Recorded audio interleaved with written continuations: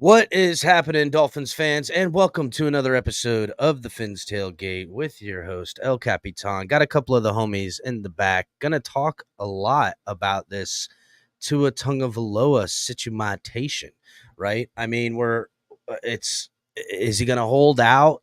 If he holds out, is it a big dispute with this contract? That's what everybody's saying. Obviously, that would be the easy point.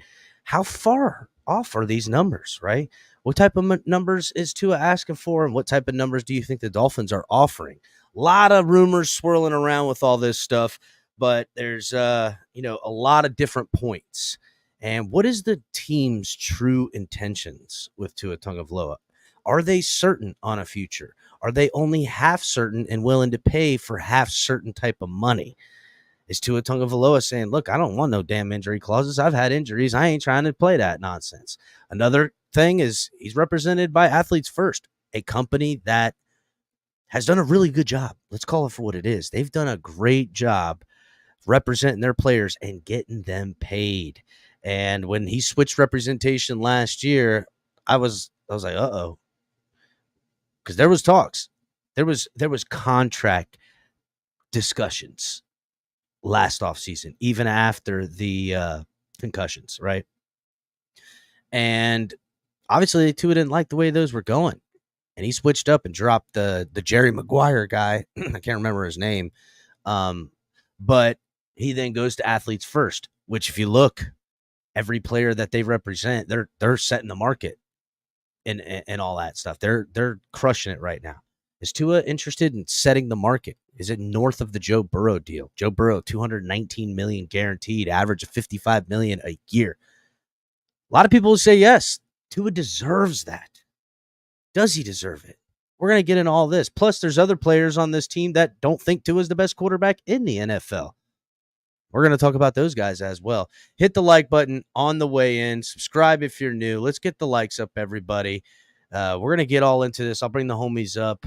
Again, share the video. Hit the like button. Let's get into it. Turner Yell makes the stop in the secondary for Denver. 1st and 10. The fake.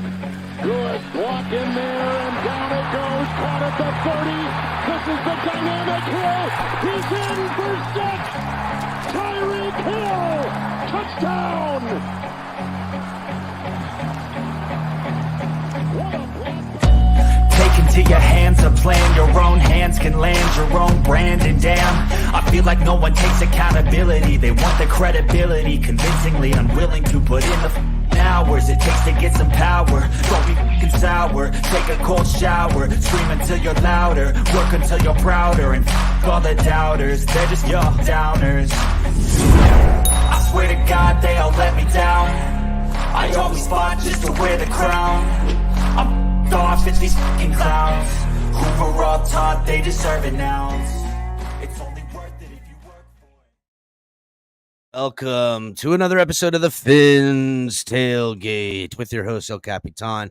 Gonna bring some of the boys up here in just a minute. Before we get kicked off, shout out to everybody in chat. Cap for Life, member up in the building. What's good, homie? Getting in here early. Same with Flava J. Always can count on the Flava J. I see Liz in here as well. B-Rob, Fins up. Michael K, member in the crib, coming here. You knew he was going to talk about everything all the time. That's Michael K's business. That's how he does it. Joe Rist up in there. What's up, Joe? Salute. Jamie in here. What's going on, Jamie? Daniel, Dad Dean, everybody hit the like button on the way in. Raul, Sackman, Duke, everybody, thank you for coming in and getting here early. Hit the like button. Let's get this thing kicked off. So, reports swirling, coming out, talking to not as involved, planning to miss OTAs. Now, this is voluntary OTAs. Starts tomorrow, Monday. I forget what time exactly, but semantics, right? We'll talk about it tomorrow afternoon, I'm sure. But a deal not being done, is anybody surprised? It's voluntary workouts coming. I'm not so surprised Tua misses it. I think it's a good business decision on his end. Other reports coming out saying, yeah, offer has been turned down. Now let's peel back the layers of what they're turning down. I said in the opening, if the Dolphins are half in on Tua, and I've got a lot of reasons why that could be the facts, then the price would reflect as such, half in. And now Tua says Tua and his camp say they want this amount. Well, I'm willing to give you this in guarantees, and you can potentially make closer to what you really want if he plays, not injured, hits benchmarks, wins divisions, all these bonus things, right? But the guarantees, that's 99.9% of the time the hang up on why deals are not done. So obviously there's a rift. Obviously there's a big gap here. And it's kind of two things, right? Part of me is like, yeah, I kind of expect it. Chris Greer, shrewd, willing to be extra patient, play whatever leverage he has. And he's even patient enough to wait for new leverage to present itself to him. So I'm just saying, right? If we're into the season and Tua's threatening to hold out and not play, that's not going to win him leverage amongst the fan base and the court of public opinion. I'll tell you what, Dolphins come out and start shitting the bed and just getting mopped all over the place by defenses because of the quarterback play, then yeah, it might pan out.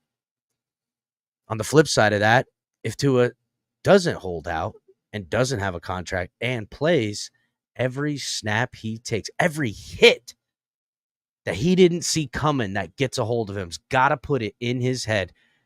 Dang, I got to sign a deal. I can't live like this. So interesting times on the horizon with all this.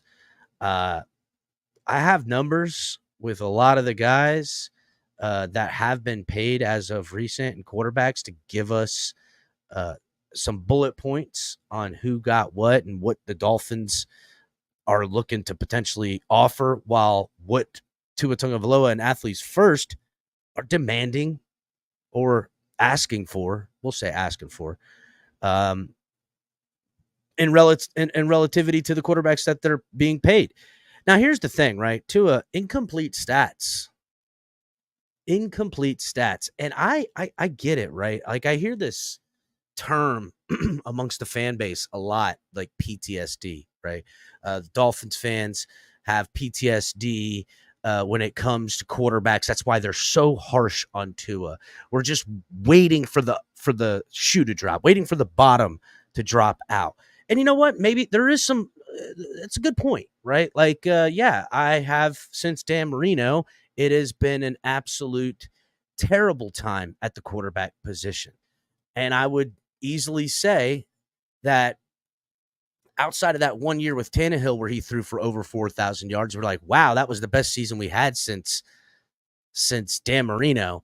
Till then, recently, last offseason, Tua Tagovailoa surpassing Tannehill's 4,000. I think it was like 4,200 or something like that. And Tua throwing 46 and being number one in the NFL and top 5 and 3 in all categories for the most part, unless you start breaking them down. Then he's number one in a category that isn't really real. And then he's number, 5 in a category that isn't really real either, or 25 or something stupid, right? My point is that we're talking about a 1 year sample size of completely healthy. We're talking about a guy who's come in with injury from college, had injuries in college, had injuries in high school, had injuries in the NFL, a scariest of all injuries with the concussions, right? Like, that's like the scariest one. Every single one's terrifying as far as like gnarly looking or how it can affect them and like their way of life. But like, we're talking about life and death when we talk about concussions and quality of life being where it's just terrible, right? I don't even want to go down that rabbit hole with that. So, in all that into consideration, with Tua limited every year, except, I mean, his third year cut short because of concussions, while last year the only year that was played in its entirety, and the result was harder time at the end of the season, put up really great numbers in the first half, 3/4 of the season, was really playing well. Those first 8 games, he looked amazing. Got to hand it to him. Then once opponents here and there became a little harder, it just, came up short in the final end of the season. The way it ended just left a bad taste in everybody's mouth. What's up, X Factor? Salute, homie. Hit the like button. Dolphineer, everybody, please. So, again, not saying that I don't want to pay Tua. I'm just saying that these have to be the honest conversations at the end of the table with the Miami Dolphins to him when they're going with a dollar figure and a time, how many years, all that stuff. And listen, athletes first, Tua Tagovailoa, got to take him to the cleaners. You got to do everything you got to do to get as much money as you can. For all the reasons I just said, why the Dolphins are saying, I don't want to give you that much money. Because of injuries, because of what has happened. Right? He needs security too. He's got a family to take care of. He goes out there and it's week 5 and gets his ankle rolled up on, God forbid, and needs surgery, and that's the end of his season. Whether it was a concussion or not, it doesn't help him in his financial situation.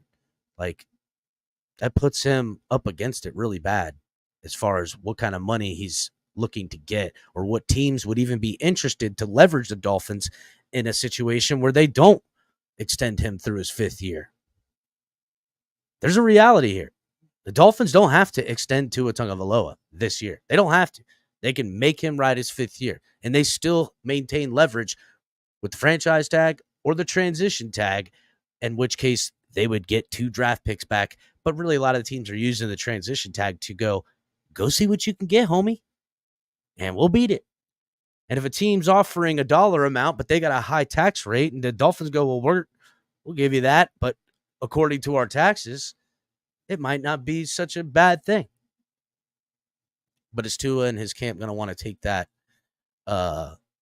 risk all year? I mean, it's a big risk. 4 seasons, only one of them played in full. So there's a lot to consider here. And it's a tough conversation because there's this, I'm going to refer back to the PTSD part of the fan base saying that me and others having the hard conversations and the hard discussions of why not to pay Tua the most money in the NFL at the quarterback position, why to strive and what sort of leverage you have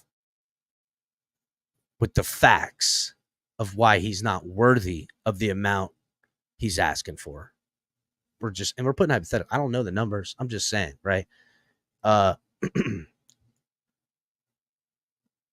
would turn that PTSD argument on its head and say, as equal amount of Dolphin fans that are waiting for the other shoe to drop with Tua Tagovailoa is the same amount of Dolphin fans that are so afraid of a life without Tua Tagovailoa as their quarterback, as we shall now slip back into obscurity, and he just ends up another name that didn't work out since Dan Marino. You understand what I'm saying here? Like, there's this 2-part argument in this fan base where they're afraid of a life without Tua because it's going to enter back to where the Dolphins don't get talked about. We're not competing for football games. We have no shot. We gotta look at the next guy and start this whole process over. As is the people that go, look, I don't want to pay him, and this process has stamped itself. It's a hard time to be a Dolphin fan right now. We got a quarterback that wants to be paid. Dolphins seemingly want to pay him. And the fan base, in reality, we just don't have all the answers I'd like to be questioned to be signing a guy for 4 or 5 fucking years. This is what I call it, dog. And I'm not saying I was going to have every answer right, but when I look at the contemporaries of guys that have signed outside of Deshaun Watson, I see why they extended these guys in some ways when they did. Now, you could say, well, Joe Burrow and Justin Herbert were bad extensions. They overpaid for these young guys, and it hasn't worked out since they did with injuries and yada, yada, yada. I would say yes, I agree with that. But that's in hindsight, right? When they signed those guys a year ago, everyone was, smart. Everything was smart, understood. And they're still not saying that they're bad, but we as Dolphin fans could say, well, they paid way too much. Well, if Tua's asking for that, why am I going to pay too much? Well, you should get more. That's inflation. Fuck your inflation. How about that? Because I'm going to show you in the numbers that those contracts got paid, and the regression happened with the Goff contract, with the Jalen Hurts contract, with the Deshaun Jackson. Why do I keep saying Deshaun? Lamar Jackson. I keep wanting to say Deshaun Jackson. I've been doing it for like 2 days now. Lamar Jackson's contract.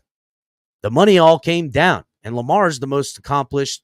Him and Goff are way more accomplished than those other two guys. Well, I don't know. Joe Burrow's been pretty accomplished, but you get what I'm point, right?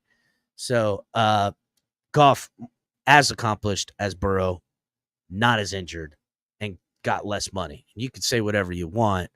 I'm just saying the facts remain. Those guys got paid a lot of money, and the dudes that took contracts afterwards didn't make the guarantees or the money that they did per year. And it wasn't subjective because of inflation, and that's the way it works. As I keep hearing, oh, well, you just got to pay him more than the last guy because that's the way it works. Well, that's just not that. I have the literal numbers to prove that's not a fact. So it's just stupid to even say it. I don't know why I keep hearing it. Y'all are fucking dumb. Why outbid myself? Why outbid myself? Who are the Dolphins outbidding right now?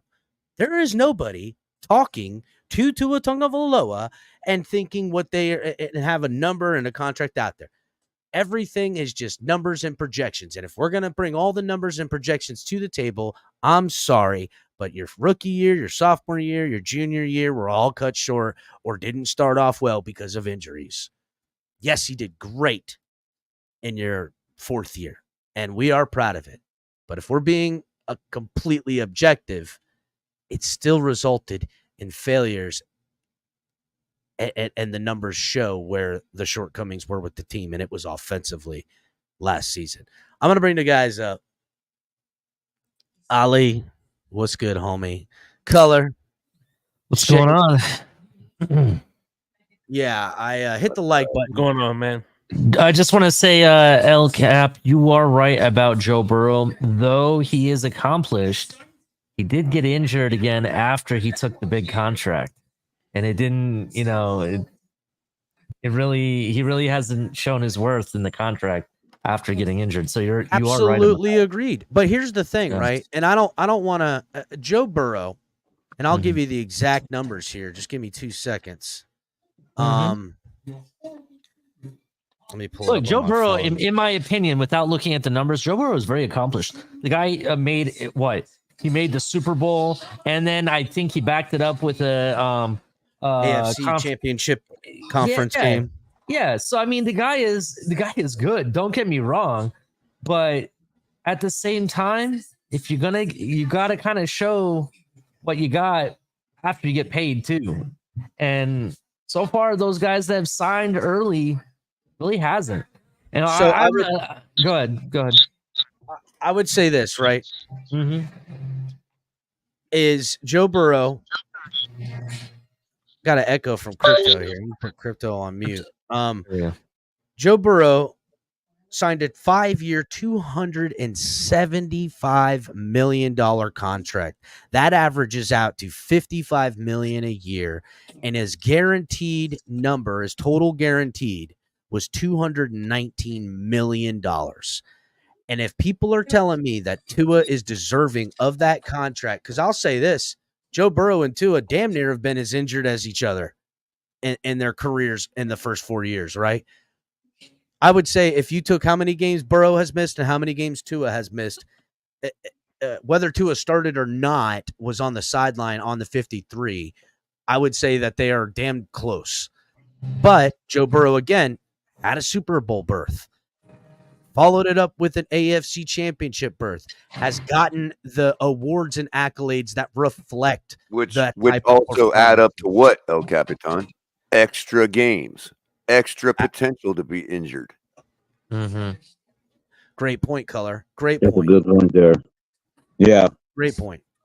And he's the only person to beat Patrick Mahomes twice out of all the starting quarterbacks that's ever played in the league so far. Wow, what a tidbit by Crypto. My point is that, and I'm just going to give you guys the numbers real quick. Joe Burrow got those numbers that I said, $219 million guaranteed on a $275 million contract, averaging 55 a year. Mm-hmm.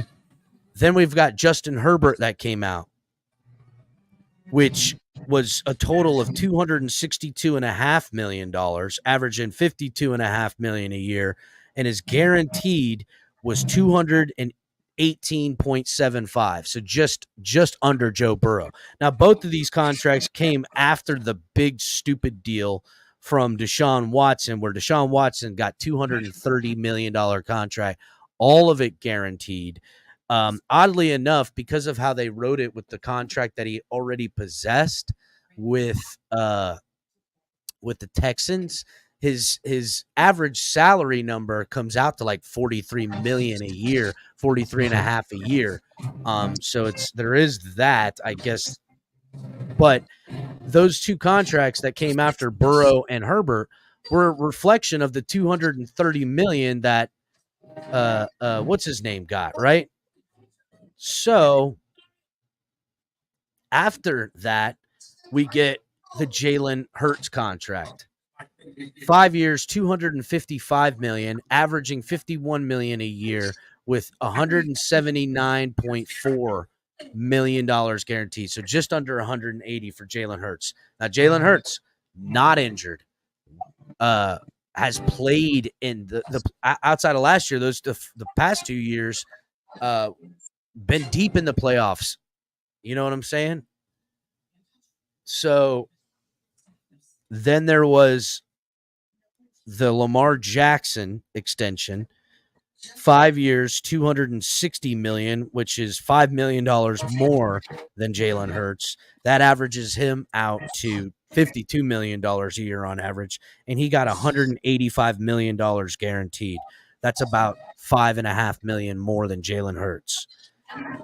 Then Jared Goff signs a 4-year extension just recently, as you guys know, $212 million, which you got to remember, all these guys were $5-year contracts. Jared Goff, $212 million for 4 years. So there is that. It's 1 year less than everybody else with that high number of $212 million. That's $53 million a year on average, and he got $170 million of it guaranteed. So what are we talking here as far as what it's going to take for Tua? What is Tua asking for? Because I have a number in mind. I believe I know what Tua Tagovailoa's camp is asking for and what the Dolphins are offering. $70 million.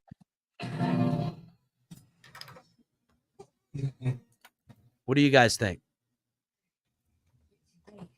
I want to say about. I'll say about in the 55, 60 million range. Close to 60, maybe 70. We have a Tua. I would say 6. I would about say 60. 50, 55, 60 around that. If he's asking for 60, then Tua actually will officially hold out for the first time. No way, Greer. No way, Greer. As much as Greer loved the kid, he is not going to budge on that number. There's no freaking way Greer would ever do that.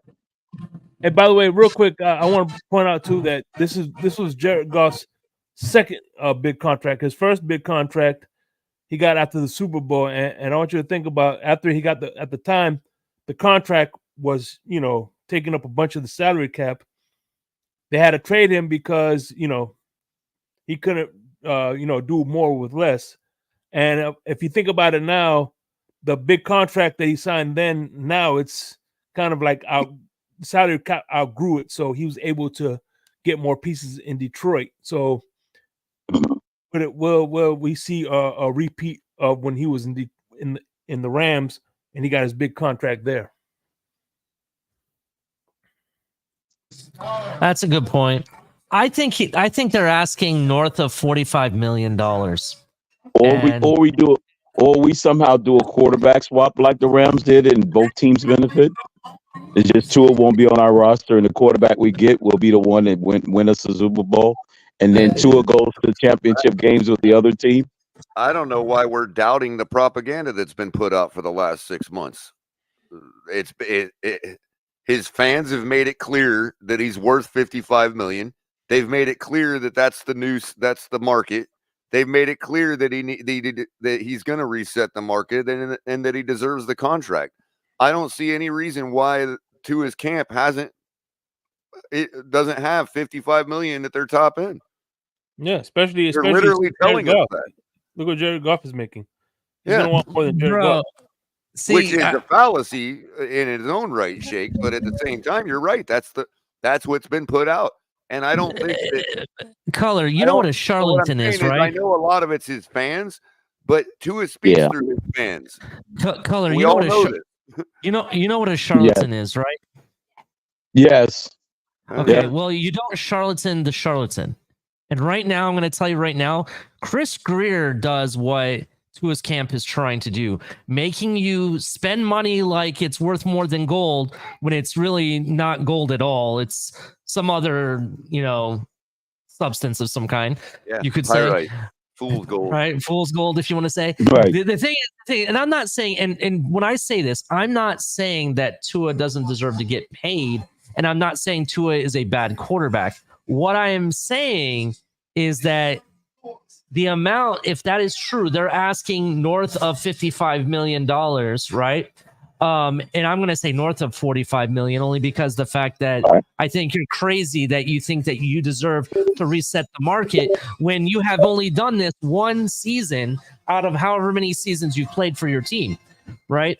I think you're crazy, and especially since you had a whole history of injuries that followed up until this point, right? Mm-hmm. So that being said, I honestly think that they know they don't have the leverage that people think they do, and they're trying to bank on the hype that the fan base provides. That's what they're trying to bank on, and I think Chris Greer, Greer is too smart for that. He will not let any fan base or hype or player hold this team hostage. If he did, Ali, Lamar Jackson would be our quarterback right now. Since he has had full control of player personnel, since he's had full control of player personnel, full control, every contract he's had, we've had outs in after 3 years, right? And I think that is really what's holding this up is one, the outs that we have, right?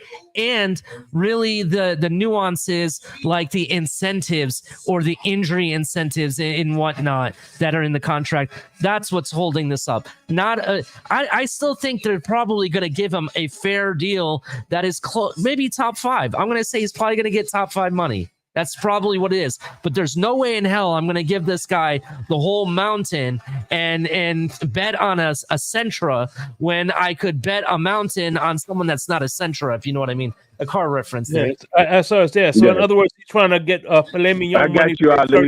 Yeah, that's a better analogy. I'm sorry. I was trying to we'll be giving Florio and those guys notice on stealing our takes with the car analogies. So yeah. Yeah, we'll be giving them notice. We'll be getting royalties for that. That's coming. Somebody timestamp the episode. Crypto is right. That is exactly the type of take they will steal from us. Someone timestamp the video. One of the members make sure to timestamp this for the Florio snatch. They already took that take, by the way. So, oh, they did. They did. Oh, fuckers. See, yeah, they already got that one. Did you say timestamp it? No, I don't. I didn't say Batman's name.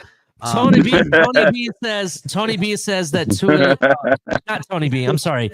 NFL is lit. The resident Chargers fan is who said this. 48 mil plus incentives is perfect for Tua. That's the most. What's the incentive look like though in that scenario? 48 mil plus incentives. That's the most. A lot of money, that's bro. a lot of money. That's a lot of money. Yeah, you're talking 225 43 plus incentives. Yeah, then now we're cooking. More than $225 million. Right. You know it's more perfect for 45. I'm at 45 mil. You know what's more perfect? 23 and a half with all incentives. He's already contracted to play for. That's what's perfect for Tua. All right. So listen, I've got some numbers here, right? Yeah. Mhm. Here's what I'm questioning on what the Chris Greer and the front office coming in with the rock bottom offer, right? 5 years, $225 million contract. And I know everyone's like, what? And listen, the guarantees are right. And I think this is a deal that Tua should take as well. This being that they're not going to move off this number. This averages 45 million a year. It guarantees 38 million a year and is 190 million dollars guaranteed for 5 years. Now, if it was a 4-year deal, it would be 4 years at 180 million, 45 million a year in salary. 38 million a year guaranteed, 152 million in guarantees. I don't think Tua would ever take that contract. He wants that 5-year, $190 million guaranteed. The contract I think they're asking for that they're gonna that potentially could be athlete's first rock bottom offer, right? It's a 5-year deal, $215 million. So it's a little less than the 225, but the guarantees reflect, right? Or no, excuse me. I fucked it up. Mm. Is 215 he is going the guarantee. solely off his own peer group, or he's going by the Mahomes standard? Because if we're going by the Mahomes standard, he should fold the tent and freaking be asking for 45 or less. My fault, right? It's 5 years, 225 million. So hitting the same benchmark in average salary of 45 million a year, right? Which it's a lot of money, but in a 5-year deal, it looks less than his contemporaries like Joe Burrow and all them. Because Joe Burrow, again, he signed what, a 200 and what was it, 230? Let me look it up real quick. Yes. Joe Burrow, $275 million contract. You're asking Tua to potentially take $50 million less than Joe Burrow. Now, if Tua's camp is ridiculous. if Tua's camp is wanting to get 250 a year and wants 225 million a year guaranteed, I don't see how the Dolphins take that off. Like that's Cap, allow me to use this analogy because this is a perfect analogy because there seems to be an arms race going on here. Listen, we had an arms race in the 80s, right? We had 70,000 nuclear weapons between us and Russia. You want to know what happened after Reagan saw the video the day after? He reversed his mind and said, we got to have a course correction here. Now we only got 12,000 nukes between us and Russia now because they felt they had to de-escalate to keep the world from being threatened to be annihilated. So you went from 70,000 nukes between two countries to down to 12,000 nukes, which is still a lot. Nukes between the two countries. I feel like that's a lot. I hear you, Crypto, but we got to de-escalate both sides are lying. We got to de-escalate this arms race to become the most paid quarterback in the galaxy. Totally, that's got to stop. Let's also not forget, and I'm not taking Cap for life stance on this because I think he mentioned it in chat. Maybe I'm wrong. Might have been someone else. Let's also not forget we can still franchise tag Tua and still be less than this amount that they're asking for. That you supposedly I said that in the opening. Yeah, I said that in the opening, Ali, right? I'd rather go down the road to that Chinese McDonald's and pay double the price for that same McDonald's cheeseburger. No, are you kidding me, man? No. Yeah. And not just franchise tag him once, you could franchise tag him twice for 2 years. We could pull off the Kirk Cousin deal that he had with Washington and keep franchise tagging. And I think there's one name that we fail to have mentioned all day today that throws a linchpin in the whole Tua camp. And thank you, Crypto, for using that analogy you just did because it made me think of this person because there is a team out there that agrees with Crypto and has tried to de-escalate this nonsense about the next quarterback that's up has to get more money, even if it's Daniel Jones. Right. The Tampa Bay Buccaneers agree with Crypto and have decided that de-escalation needs to happen. Otherwise, Who marches for a guy who has won a playoff game with two separate teams and arguably fits the same eye test as our quarterback? Who marches for Baker Mayfield? So Baker Right, Mayfield exactly, color. making, I had his numbers. Let me see if I can He find makes them. I know, way less than Daniel Jones. I know Baker Mayfield. He got $100 million contract, but $50 million guaranteed. Right. It's like 30 something a year.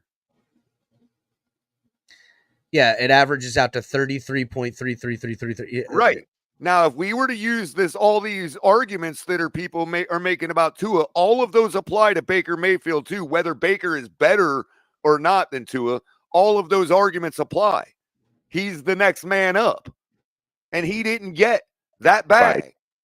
The Buccaneers, as Crypto so astutely points out, that Buccaneers de-escalated this nonsense. So Kirk Cousins' contract has to be Absolutely. taken into consideration, right? I mean, I'm not saying that, look, Kirk Cousins going towards the back end of his career, yet he didn't make the money that Aaron Rodgers did, Aaron Rodgers being a head and shoulders better quarterback than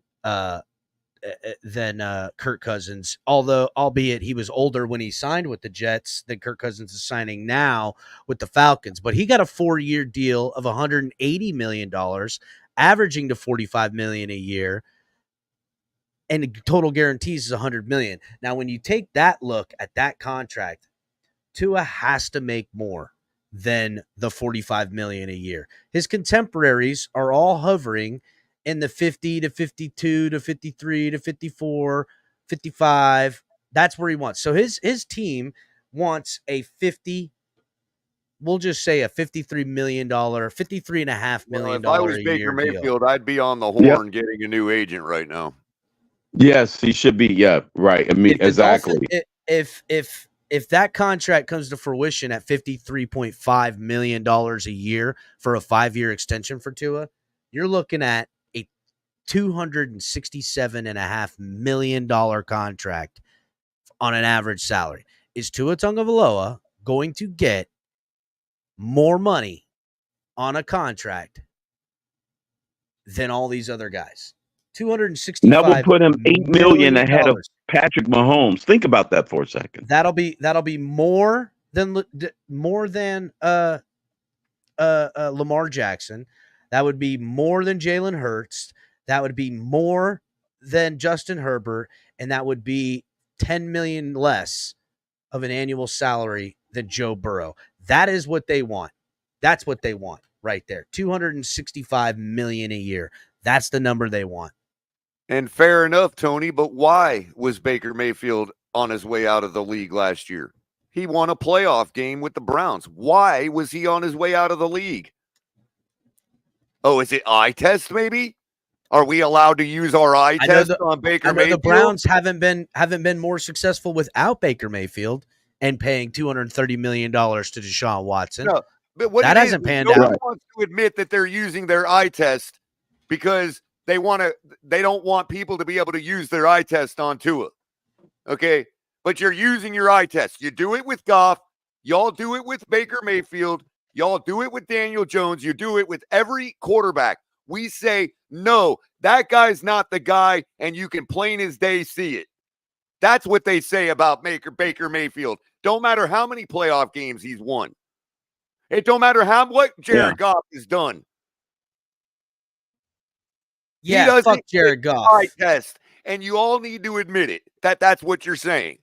Damn. And in this situation, the Tampa Bay Buccaneers are the Ronald Reagans in this scenario right now. They're de-escalating the situation. No more fucking nukes. Preach. And as far as this, we can settle at, and this is a good deal if it's $45 million. I would rather have Baker Mayfield with his deal than Tua on $45 million. Sorry. That's settling. If y'all want to settle, that's how you settle. Because what the hell is the difference between 45 and 55? You're giving the man a long-term contract. He's here. falls off a cliff next year and we've just paid him a new contract, what's our out? What if we win 4 games next year? And What's our going with going with that scenario is nuclear winter. Yeah, we are overnight the Arizona That's what Cardinals happened.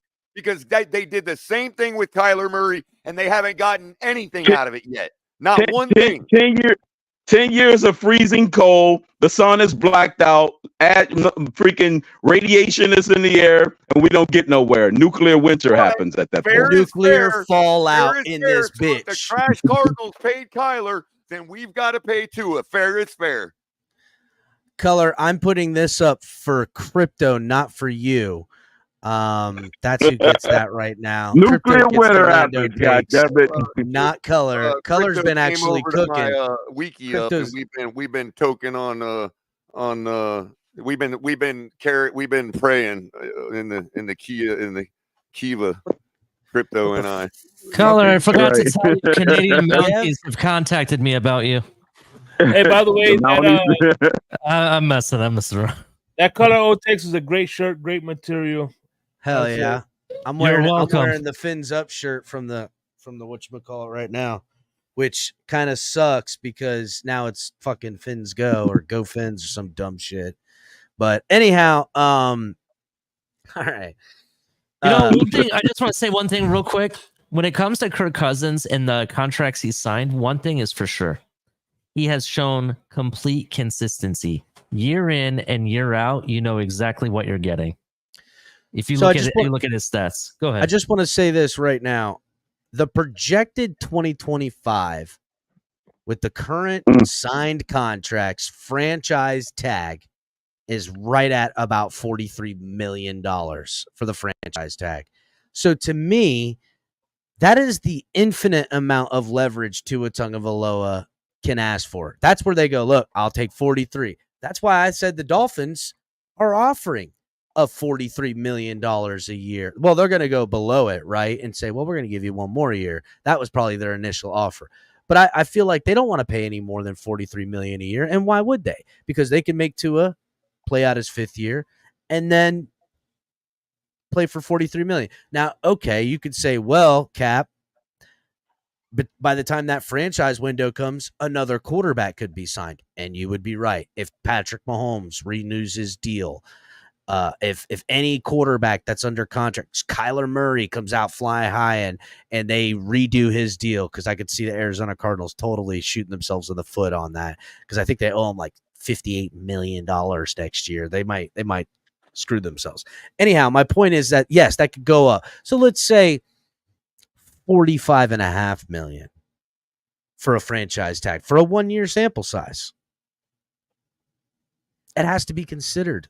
It has to be. That means over the next 2 years, $23 million plus $45 million only comes out to $68 million of potential guarantees for Tua that him and his camp could say, we want more. We want more. Right? And the Dolphins can go, well, we don't have to pay a fucking dime more than that. And let's try to come together here.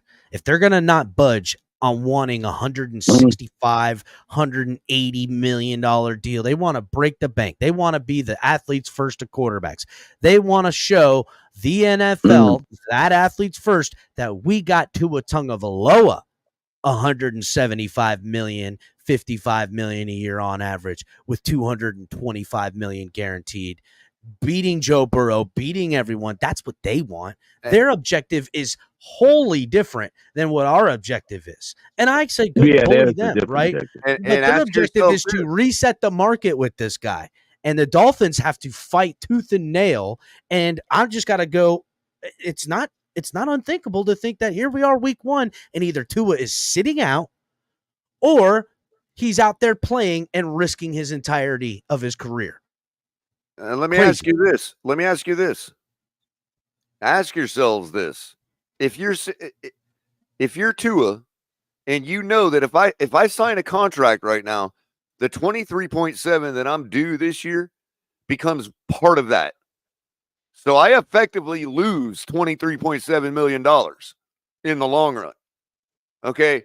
Now everybody's saying the market's going to go up if he balls out. Okay, so let's say it does, and now we got to pay him $60 million, right?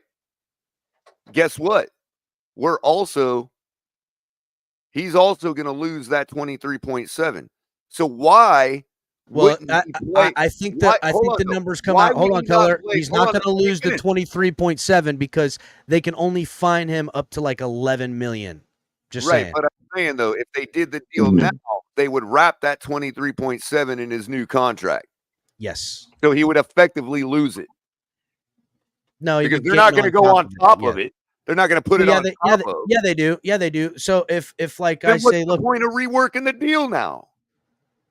oh, you mean for this year? Oh, I guess Yeah. not. So it would only Yeah, be a right. 4-year extension. I got you. Right. I feel the Yeah. Dolphins are My shooting point more is for a this. 4-year This extension is than a the question 5-year. I'm getting to. Okay, Sorry. if waiting a year for Tua also benefits him, in other words, he'll be able to capture more money, especially if he balls out. Shame on us. Now we owe him more money. But why would he not want to capture that money and bet on himself this year? That's Greer's famous words. I let the player bet on himself and he won. Right. Oh, But they don't my want to hear point that is- statement my of point is, Tua.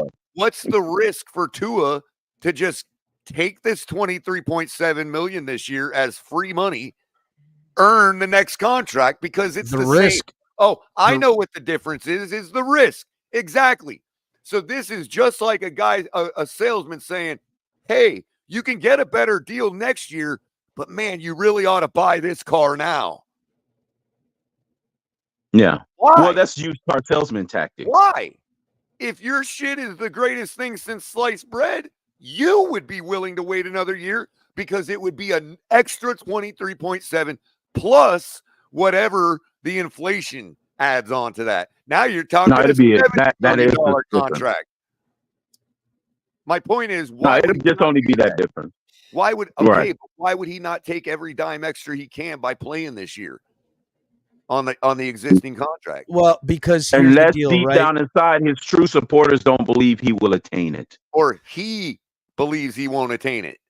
Or his Or camp he believes believes he won't attain $100 it. million obtained no matter how The it's people that sliced. make the kickback, Right. the people that make the commission, athletes first, don't believe he will attain it. That's why they don't want. No, Yeah, no see, color. incentives. Maybe not. No, Maybe not that's why they obtain what don't they're. want the, no, that's Hold why on, they color. don't want the Hold on a incentives. second. That is why they Maybe, don't want maybe, the No, I incentives. kind of maybe agree they with would that. agree. That is why they don't want the incentives. I got you right, but again, holding out for 23 million and losing that to potentially gain 100 million, because that's the Baker Mayfield floor. He would probably get that if he went on the open market. He would get minimally 100 million guaranteed, right? Minimally. If he sat Yeah, out. but that'll be over 3 years, like I'm just Baker. saying, I mean, like Baker or But Kirk $75 Cousins. million disparity is a lot. Okay, I made a guys. mistake Color. bringing up this year's money. Forget this year's money. I'm talking about this idea that if he balls out this year, we'll end up having to pay him more. Why would he not want that? I'll tell you why. 'Cause he's If he scared of getting really injured. believed in That- himself, that's why would he not do that? Color, it's the same reason why players, when they're trying to be drafted, they don't necessarily do all the workouts or don't do the combine or run at certain times. Same thing that Marvin Harrison did. He didn't run at all this entire offseason for the draft, because if he did and he fucked up, it fucks your money. So if he plays and gets injured, it fucks his money. That's why it's better for him to get the money now than waiting, because there's a chance that he may not have the same leverage, the same Ali, contract. Right, Right, being but offered. I mean, that means he don't Hold believe on, he though. can stay healthy Okay, then. but here's the problem. That's the risk of playing this game, bro. That's the risk you're Okay, taking, no Ali, matter if you're Ali. healthy or not. Yes, but he Ali, played yeah, all 17 games, Ali. Ali, Just here's the because problem just with the because you logic. played 5 Hold seasons healthy on, doesn't mean your everybody. 6 is guaranteed. Right, One but at a here's time. the- I'm gonna Yes, explain yes, it like this. Jake. That was I'm my gonna explain point. it. Hold on, color. Everybody, I'm gonna explain it in this takes for you, color. All right, I'm gonna do my own Lando takes, color. It's like car insurance, right? You can Mhm. drive without car insurance. You can get away with it 2, 3, 4, 6 months, a year, maybe never get pulled over, Just never don't get pulled over, right. I'm going to until tell you why it's a fallacy. I until already know you what you're gonna do, say. because you can pay back car insurance when you go to get car insurance. Like, hey, you've been driving, you had this tag a whole year, you got to pay back, right? That's what they do. You can't get car insurance till you've paid for the tag you've possessed backwards, right? Yeah. So you have to pay for it, but you can get away without driving. But if you get into a wreck, and it doesn't matter, Florida's a no fault state, but you're at fault now with no insurance. You're at risk of losing I get that. everything. I get So that. when we Here's use the issue. insurance thing, Tua's got to say, I need my auto insurance, Miami. Here's the Now, issue but with to him say I need saying my that. auto insurance for Okay.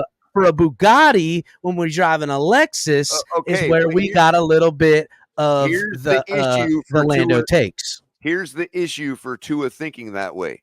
They're out there saying that he is now worth the money because he played 18 games last year. It's in the article that's one of the reasons they're saying he is now deserved the money. You can't then turn around and say he shouldn't be willing to play without that new money. If he believes in himself enough to say 18 games in, I don't expect to be injured again. I'm asking you to pay me more money because I put 18 games straight in. And they're basically saying, you can guarantee 18 more games, give me the money. When I'm saying, Right, but what I'm saying is, why is he going to then turn around and say, well, I've got to have my money because of insurance, like the insurance aspect, when he's using the fact that he stayed healthy all year to say he deserves that money? damn. Yeah, Is he he going can't to be have both. healthy all year or not? Does he think he's going to be healthy all year or not? True that. But do players also get paid just on staying healthy? It's not about staying healthy that they get paid my on. point, Ollie. That's how they're selling it, though. I could pull up the article right now, but I'm going to do it off the top of my head. This article said, he's coming off his best year of his career, leading the league with 4,600 yards, 29 touchdowns, and he finally played 18 games as if that was an accolade. Yeah. This is they're using him this playing is all what the we want games. to pay $45 million a year for. A guy that got 29 touchdowns, best in his career, 4,600 yards, and for one season has played all 18 games. Yet Color cooking. Yeah. But Joe Burrow hasn't won a Super Bowl either. So what's the difference? You know, we had similar Yeah, you see how, conversations. you see how the devolve measurement into the- changes. Joe Burrow went to the The- AFC Championship game and the Super Bowl in 2 separate years, and that equates to Tua playing 18 games in a season. Exactly. Right. That's what they're trying to equate it to. Yeah, when they make that statement Fighting for mediocrity. that he hasn't won a Super Bowl. Right. I don't want to pay the 45. No, we're not million. fighting. We're celebrating mediocrity, Color. We already have a contract to pay the guy 23.7. As pertains to this season, he doesn't. There's any more than that is throwing money right out the window. Sure, 45 is a lot better than 55. We can accept that. Why? It's throwing 45 million out the window. Hit the like button, everybody. Get the likes up. 200 in the room. Bring them likes up. Need it. Get in the poll. It's Because like the saying, poll, I can't afford the good bud right now, so I'm going to buy this dirt weed that don't even get me high because it's $10. No, you still wasted $10. yeah, stupid. Sal And you got a headache. has made his nightly appearance. The Bills are going to win 2 games this year. They're across the 50-yard line maybe 6 times in total. There you go, don't Sal. go in. You don't go in craving Coca-Cola and then go and buy Czech Cola and think you got it. That ain't how it works. Well, here I've got some. You've sugar. been buying some of that Winn I've got Dixie. some sugar. Hold on, I've got some sugar for $20 a pound. Oh, that's too expensive for you. How about this salt for $15 a pound? Shit, I get my salt cheaper than that at Aldi's. No, but my point I'm is, I saying. wanted sugar. Yeah, yeah. I wanted sugar. I'll I just wanted get some sugar. Now Himalayan you're salt. selling me Save salt. me What money. the fuck? I don't care if Oh, salt shit. saved me money. I wanted sugar. Are you trying to say Man, you don't believe in Tua? That's No, pretty we're much what I'm saying that we trying to don't. no, say. we have an Eichenberg. So No, you we know have who else we have an doesn't Eichenberg. believe? You guys know who else who doesn't believe in Tua? Tua's And I'm dad? not saying Who I'm not doesn't? saying that we here don't. We're just talking about the disputes at Malu? contract and stuff like that. But I will say there is somebody that is donning a Miami Dolphins uniform that doesn't believe in him. And this is back-to-back years where Oh we my have gotten God. safeties. Are you- Deshaun Elliott last year asking bring home Lamar Jackson. This year it's Jordan Poyer, who is basically saying that his former quarterback is the best quarterback in the NFL. Let's take a listen.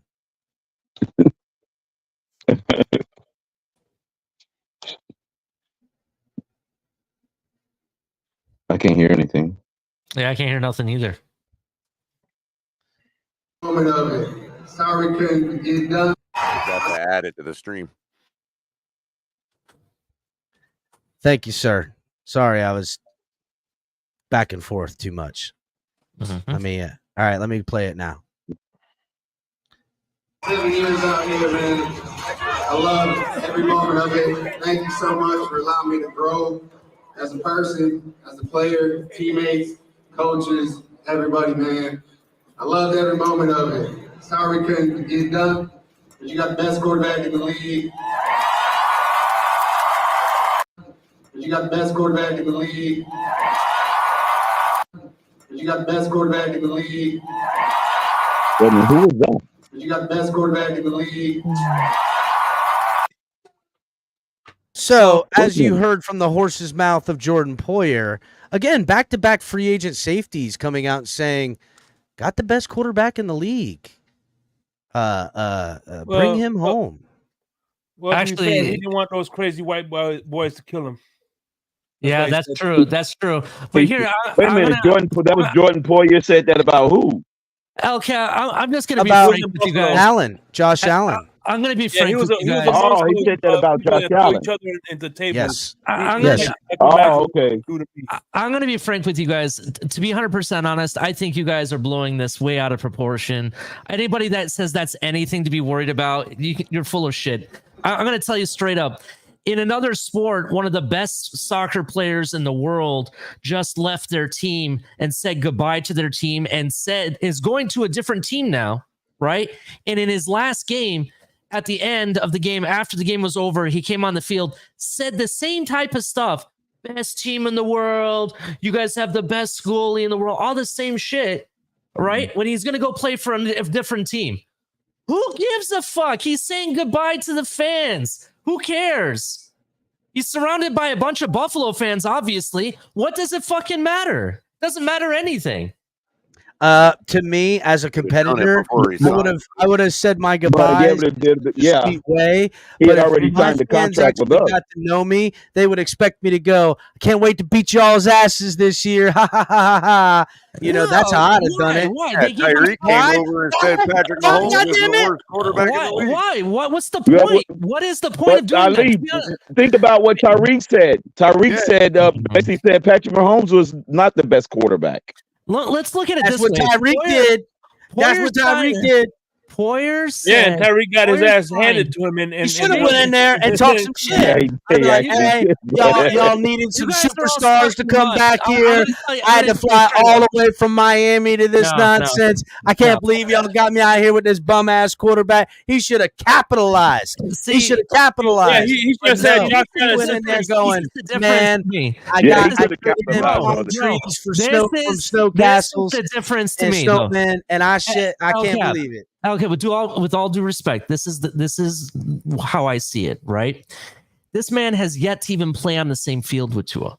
Has yet to go up against him in practice, yet to be around him. Tyreek yet didn't to be either when he made the comments Hold on, about accuracy. Hold on. But he Tyreek has gone against Tua Tyreek twice. talks out of his ass too sometimes, right? The point He I'm hasn't gotten making, passes from him. the point I'm making is that it still didn't, whatever he said still did not affect what this guy or the previous safety did on the field. They still performed. They still did really good and fought for their position, to be 100% honest. And if you didn't think that I didn't think that we should re-sign the last guy, you're wrong. I thought we should have. I thought we could have, to be honest. I think we should have brought him back because he was decent. He was productive. My point is that you guys are putting in way too much thought into what he said, and I'm not buying You don't it. have to worry about Ali. The Big O has already got a hit piece out on the guy. He's done. Oh God, the Big O. You guys are acting like Yeah. he's like the Wizard How of dare Oz. him say that He's about a big man quarterback? behind the curtain. Oh my God. So Be here's afraid. here's an odd Yeah, the thing, Big right? O's already got a hit piece on him, ready and locked and loaded. With the Big O, yada yada yada, because I know he's basically saying Tyreek Hill, this is his last year, which I don't think so. I think that's. But here's an odd take, right? Now, up until this point, if you guys have seen me, especially in the last couple of months, I've been saying that, you know, it's apparent that this deal is going to get done one way or another. And to me, it's showing that once this Tua deal is done, the Tyreek Hill deal is done, and the Dolphins are in a new window, which puts them through the 2026 season and can pivot, whether it's to double down or, you know, trade or get a new quarterback or whatever. But the team currently constructed would get us through the 2026 season and put us to the 2027 offseason for that next big decision phase, right?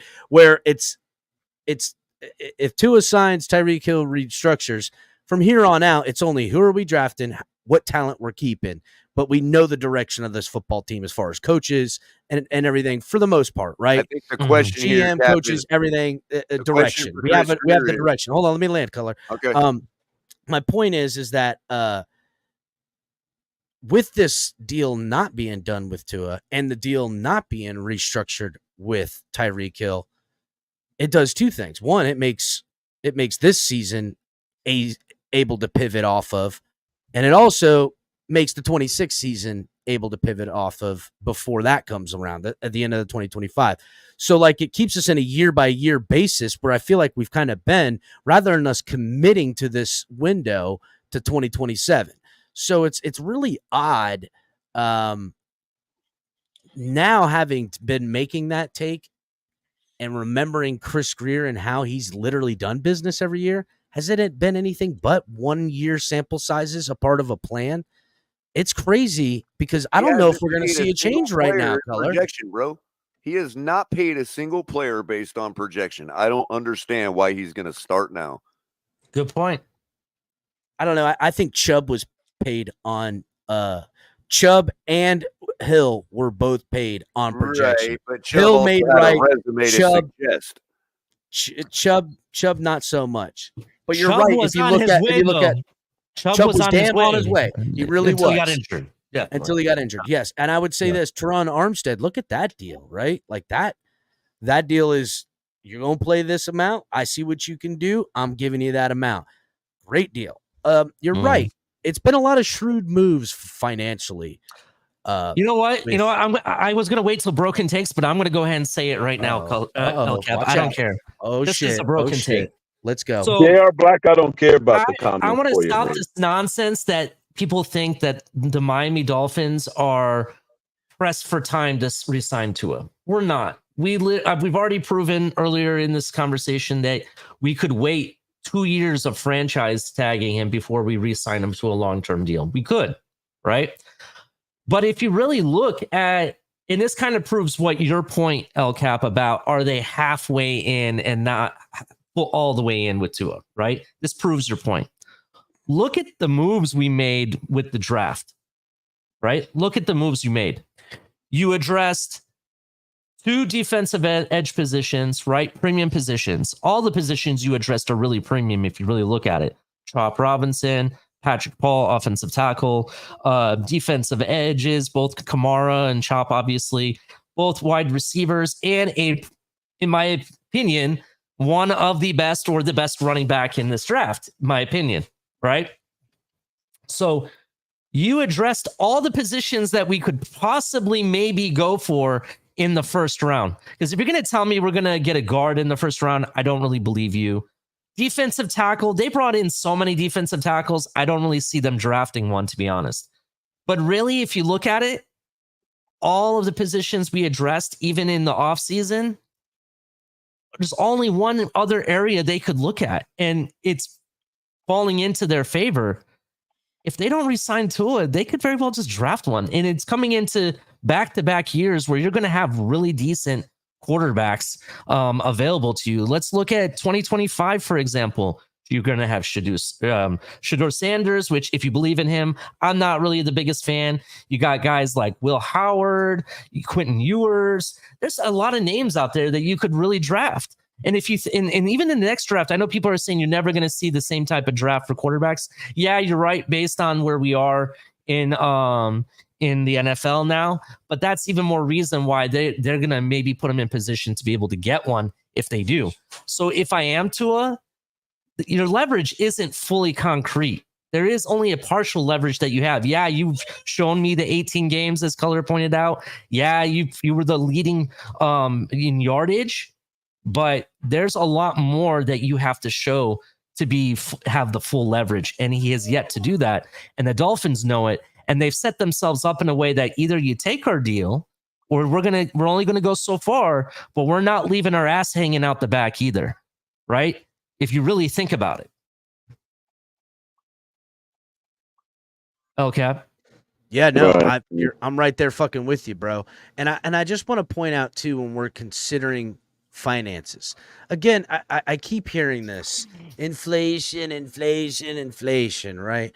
But we gotta push back. And I know we've had, a little bit about what y'all are talking about with the nuclear launches and bullshit. How you got to de-escalate this. I get the pun, but think about the other tier. I talked about all the guys who have signed newer deals as of recent, right? The last 2-3 years. Okay. And again, I'll just give you a quick rundown. Joe Burrow, $55 million a year. Jared Goff is at like 53. 52 and change, or 51 and change was Herbert, and then I think it was 49. Let me see if I can get it real quick again. Okay, so 55 Burrow, 53 Goff, 52 and a half Herbert, 52 Lamar, 51 Hurts, right? Now, again, there is inflation to that, right? But then if we go to the guys that are beneath that, the guys who signed a few years back, and we're going to try to de-escalate the situation a little bit. 43 million at the bottom of the next list is Josh Allen. 45 million, Kirk Cousins. Deshaun Watson, 46 million. Kyler Murray, 46.1 million. And at the top of this second tier of list is Patrick Mahomes with 46.3 million annual average salary. Now, I get it. When Patrick Mahomes gets his new deal, it's going to be inflated. If and when Josh Allen signs a new deal, that's going to be inflated. Jury's still out on Deshaun Watson and Kyler Murray. I don't think those guys sign bigger money to reset the market ever again. Both teams learned from their mistake. Kirk Cousins, that was his last hurrah. But those other two guys, unless they win a Super Bowl. Unless they win a Super Bowl, sure. Okay. That's with everybody. My point is that we can measure the inflation. We just did. All that, those were all the contracts of that tier of quarterback outside of Kirk Cousins, which is kind of reflectant of where he's at in his career, signing in this one and not in the other one, right? Where he was breaking the bank. He was the most expensive quarterback in the league when he signed. It was ridiculous. But when we look back at Joe Burrow, 55 million, and the rest of the guys from 51 to 52 to 53, we're looking at what? $6 to $7 million difference, up $6 to $10 million difference. I mean, Josh Allen's 43, and on the other list, Jared Goff is 43. Now, I would. Who's going to say that Jared Yep, Goff. got it. Jared Goff is a damn good quarterback. I would say talent-wise, he's not as good as Josh Allen, but I would say the record would indicate differently, right? So Yeah, again, he's there a is better this outcome. weird measurement that we got to understand. The Athletes First company projecting that they're looking for that $6 to $10 million more to reset this market. I'm saying get the fuck up out of here if you think we're resetting the market. And I gotta be, I'll be shocked if the Dolphins give him $56 million, $55.5 million a year average annual salary just to reset the market above Joe Burrow. That would be a massive bad calculation by this organization. It just would. It just would. And it would be a calculation we have no evidence to show that Chris Greer has ever made. That's true. When has Chris Greer done this? It's the same thing. The argument about the bag of weed and all that. It could apply to Javon Holland. If he wants north of $20 million, there's people in our fan base that are like, well, if he'll take 18 or if he'll take 14, it's like, no, I want the safety that's over $20 million. It just ain't Javon Holland. I don't want a $14 million safety. I would rather have a $3 million safety and take my chances rather than give somebody that's not worth 22 18. You're still got it. You got a substandard safety. If the top guys are making 22 and we get Holland to settle for 14, well, now you've got a $14 million safety. You don't have a bad one and you don't have a good one. You've got a $14 million one. That ain't going to happen. That's something that's going to want $18 million a year guarantee. Goddamn, get a $14 million value safety out of a guy only making $6 million, i.e., Poyer. Yeah, but Poyer doesn't even think he has the best quarterback. So, well, that's another. Yeah, I just meaning to say that there's guys that are equally as good as Holland that we wouldn't even have to pay 14 to. And if guys want to go too hard in the paint and using this so-called market theory, market narrative, market encompasses all participants in set market. That includes the bad, from the bad to the best, and then there's your average. That's how you get an average. You get a baseline, and what percentile above the baseline. You got the S&P 500. Only 500 companies are included. It's not the S&P. It's not 600 companies. 500 of the largest market cap companies. It's all inclusive in that market only. But if you want to talk about the total market, then you got to base it on the average of what everybody's making, not just the top guys. If you don't want to use the Mahomes standard, then you got to use the average of all quarterbacks inclusive. That's the market.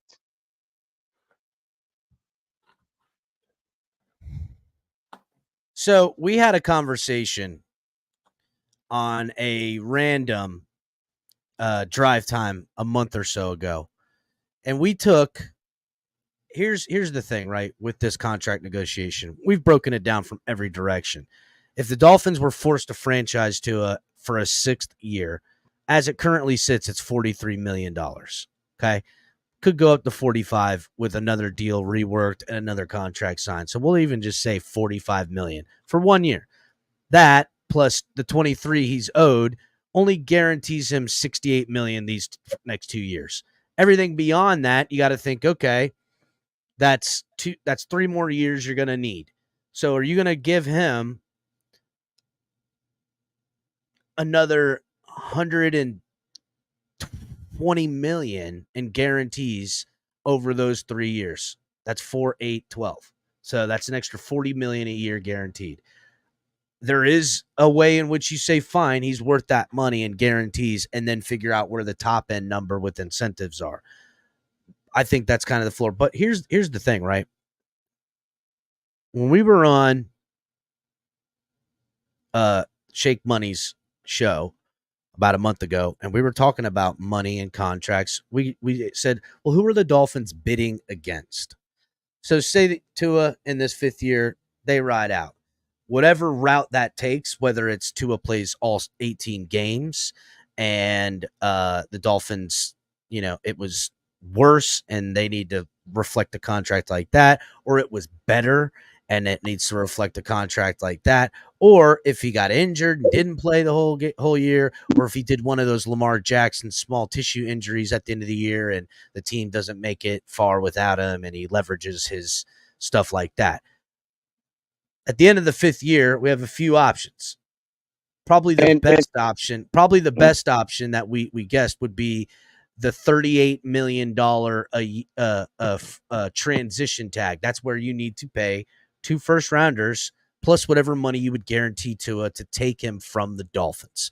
What teams would be in the market for 2 first-rounders and said however much money Tua feels he's deserving, which we're going to guess a lot, you know what I'm saying? 56 million annual salary, 44 million a year in guarantees, 45 million a year in guarantees, something like that. Maybe more. Maybe he wants 48 a year in guarantees. Maybe he wants 50. Well, his other guys are getting 51, 52. Well, we'll just say he wants $208 million guaranteed and wants a $260 million deal. And that's not out of the realm of what I think he's asking for. People are like, oh my God, Cap, what are you talking about? No, that's probably exactly what he wants. $208 million guaranteed. And there's not a fixed definition on the term franchise quarterback needed. I just want to put that out there. Now, because there's quarterbacks getting it. That's right around the market value. Okay. I see that term get thrown out loosely. What teams would give 2 you got to win in both draft picks and regular season to be a franchise quarterback? What teams at the end of the 2024 season now, because we did this before the draft, what teams would be interested in giving 2 first-round draft picks, $210 million in guaranteed for 4 years, and $260 or $250 or more $million for Tua Tagovailoa? What teams are there? So before we had the draft, we had teams sitting in the maybe, right? We had teams that we said yes to. And so we'll go ahead and I'll tell you the teams we had as yeses. We had the Saints. I still think they're a potential team. That was before the draft, and you had Atlanta. That's before the draft. Mm-hmm. I know all of this was before the draft. All of this was before the draft. We had the Titans as a yes. We had the Saints as a yes. We had the Raiders as a yes. We had and that was it. Seattle. I had Seattle. Seattle was on my list, but yeah, you got to take Atlanta. Okay, so the maybes were Cowboys, Seattle, Steelers, Cardinals. Those were the maybe teams, right? And then also maybe teams were Commanders and that's it. Because didn't the Commanders didn't they take fucking Jordan Daniel? Yeah. No, they took Daniels, I think. The kid from LSU. I already got one to add to at least the maybe list. And that's going to be the LA Rams by then. Yeah, that's true. Okay. LA, all right. LA. So the Rams were on the list, but they got taken off. So let's just look right now. Rams are a team that rather than saying giving someone $260 million, $210 million guaranteed, and 2 first rounders, because that's what it's going to cost for Tua. Okay. That's it. That's the money. That's on the minimum side. Tua balls out next year. He going to want $280 million contract with $225 million guaranteed or some crazy shit, right? What's going on, Bones? Yeah, Lewis's guy got his ass handed to him tonight. There you go, Bones. Put your foot on his neck, Bones. Yeah, AB, I kind of agree with what you're saying. No team wants to give the capital plus the contract. Right. I don't think it's Okay. going to really happen, but yeah. But let's just for the sake of argument, what teams could and would potentially be in a position to do that? I still think the Raiders Probably are the a same team. 40 you named. I think the Raiders are still a team that could picture themselves with that defense and the weapons they already possess on offense, failing at the quarterback position and looking at the contracts they already got and saying, we've got 3 years to win. We can't even afford to draft a guy. We can't wait for a young guy. We need a dude. ABAB is kind of right. He's kind of right, but only if they drop one of those things what he talked about, were they willing to do it? But both of them, no. They wouldn't do both. I agree with what El Cap is saying. I do think the Raiders are on the list now that they, to be honest, I think they flundered their first round draft pick. Just being honest, I don't think Brock Bowers was really the guy you should have grabbed. I think it pivots to a free agent quarterback next year is what it shows me. Yeah, that's what it shows me. Somebody you're bringing in. I don't see how a rookie helps that team with the contracts they got right now. Even the guy they brought in. I mean, listen, I love Gardner Minshew. I like what his heart. To be honest, I call him the new age Fitzpatrick because that's who he reminds me of. With all heart, the guy plays with all of his heart and he tries to win. You live and die by that sword. You're not building a program with the guys like those. Yeah. So that's why I do think the Raiders definitely is a place to look at. I still think maybe Seattle possibly, because I don't think they're sold on Geno Smith at all, regardless. But is Seattle in any position that they're in a win now window in that division? I think the Rams have shown a propensity to this. To me right now, AFC number one is but here's after the thing, though. Contract, will be almost 30 years old. I disagree with what you're saying that they're not in a win now mode because you really think about it. They're ahead of the schedule. They didn't expect Geno Smith to perform the way he did the year before they gave him the contract. Smith performs, then why are you getting Tua? Already, you're a year past all the dead cap. Some of the dead cap. You got to think in this paradigm, though, Ali. Geno Smith regresses. That's why you go and get it to him. If Geno Smith regresses, that program resets, which is going to happen anyhow. I don't agree with that because look who they have. Are they willing to pay a new one instead of draft a younger guy? Because Tua would be close to 30. One receivers on their team. I don't think you're giving them the credit that team deserves, bro. Let's be real. Right. I love the Dolphins and I'll live by that sword and die by that sword, but I'm going to be real about it. At the same time, Seattle still has. But look at their division, though, bro. Are they really going to compete? Yes. With the other guys, even in their division? They can beat the 49ers. Yes, Cap. You underestimate them. Yes, they will. Right. I am sorry that I underestimate the Geno Smith led Seattle Seahawks. I just can't get behind it. I'll never be behind it. They'll never one's calling him a legend, Cap. I'm not. Yeah, don't say that because that's not what I'm trying to say. I'm just saying no one said he's a legend. Come on, he's an urban legend. That's all he is. Their team is more well built than what you're giving them for. They got They got good receivers, running backs, and linebackers. I don't think we win. Throw a crazy one out there. Just for a little spoiler alert when it comes to our schedule. Crazy one out there. They'll draft a younger guy because Tua will be almost 30 at that time. Here's the thing, right? I remember why we took Seattle off because they don't have the money in 2025 or 2026 to add a quarterback that's going to demand the money. And there's no way they can give up a first rounder in 2025 and 2026 to pay a quarterback. They don't have the ability to do it. I want to say they're like they're hamstrung right now. Yeah, they'll go younger than Tua. So they're going to have to go young. That's why we took them off the list. Go ahead. A crazy one on the list. The New York Jets. They just drafted a quarterback. I don't see that happening.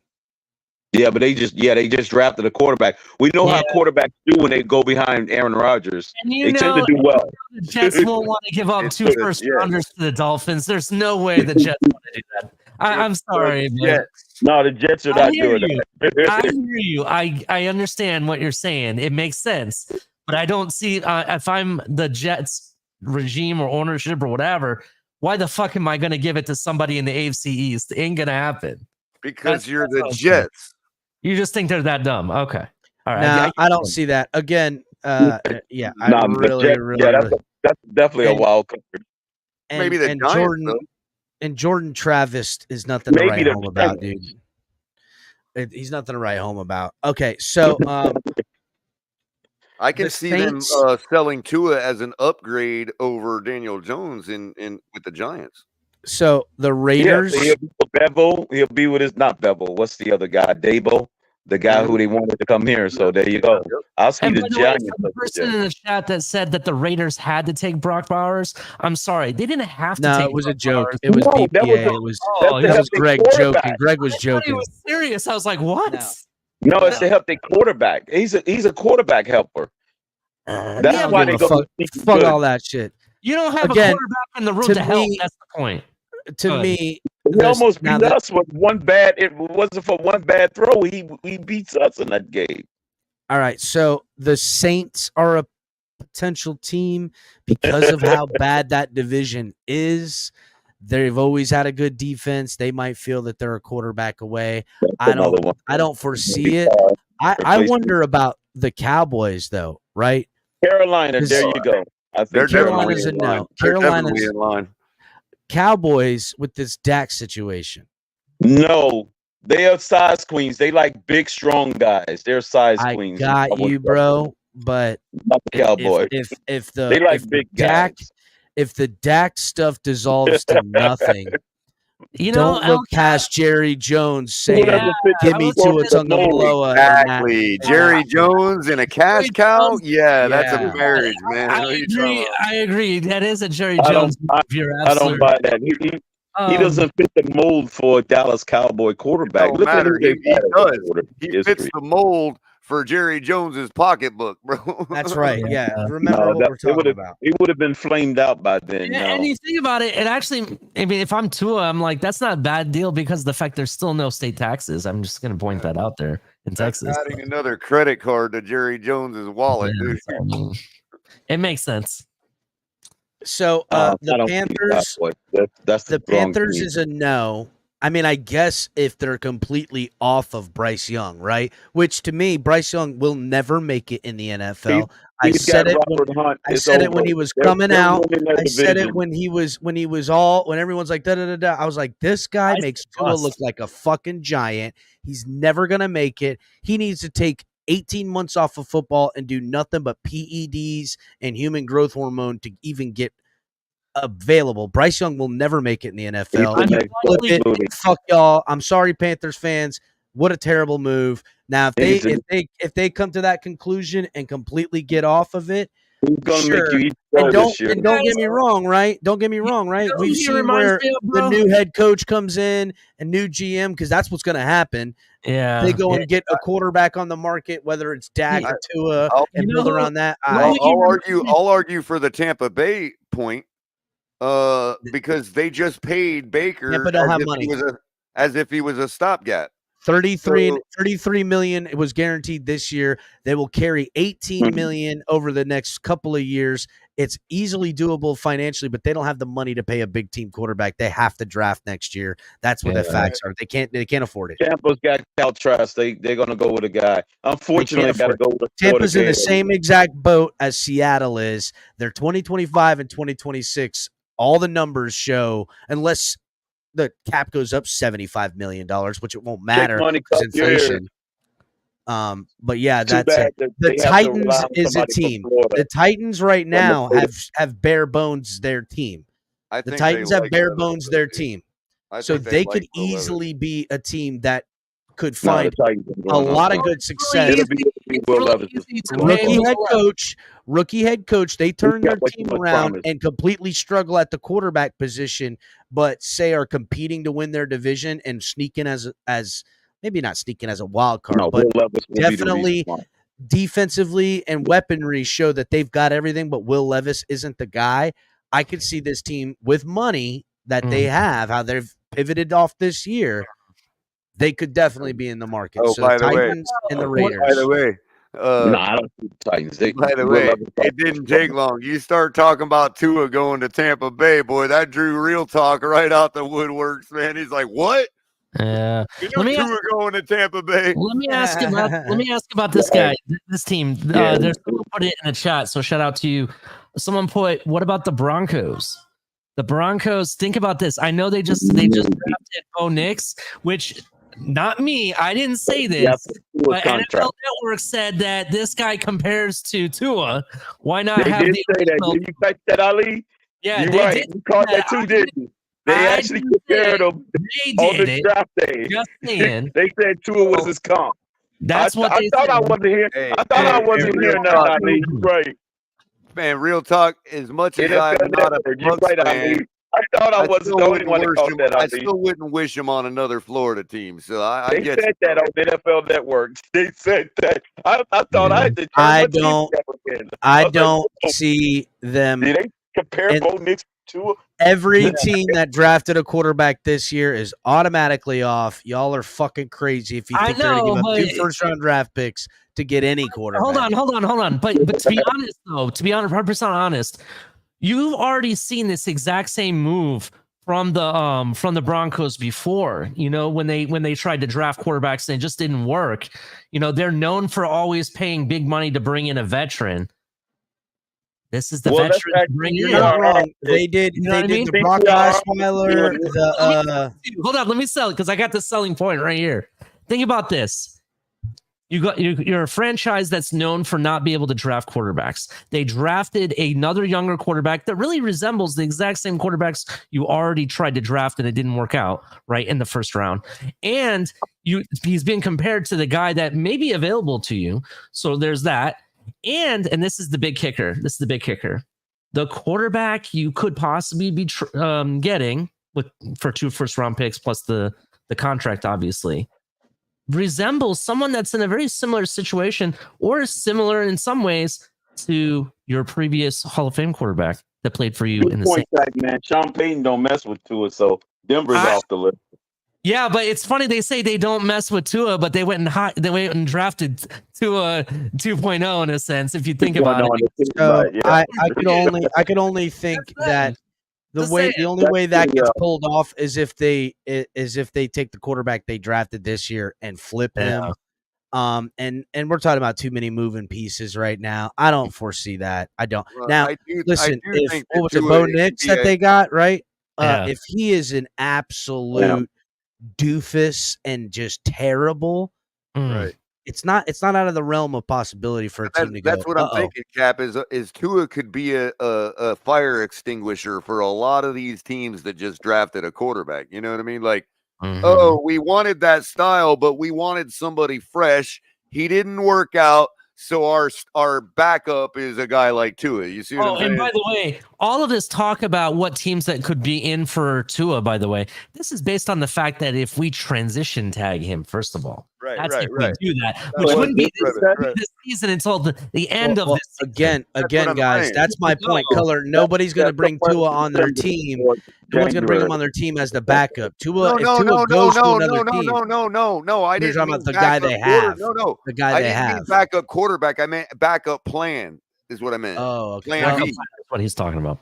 Again, bottom line is any team that spends 2 first-round draft picks will inevitably pay Tua, and that is their starting quarterback for better or for worse for the next 4 years because of what it would cost them to get the guy. So what teams would that be? Again, I think it's a real safe bet with the Raiders. That drastically reduced the amount of teams that's going to do it. The Raiders are the top team. The bigger the Raiders then. If Aiden O'Connell don't have a Hall of Fame year this year, then it will be the Raiders. It would really have to be the Raiders. I mean, what if he's leading the league in passing up the first half of the season? Aiden O'Connell, then what? You know. Then I say that they're getting closer to being off. But again, who knows, right? Because remember, up until we played them that week, Sam Howell was the passing leader. You know, all the people like to use the passing leaders, you know, as a talking point to overemphasize. player stats. Well, I'm imagining these Commander fans here in my area wasn't overemphasizing the passing leader up until week 13. Yeah, in crypto, That's what happened. another thing too. Goff just got his money, right?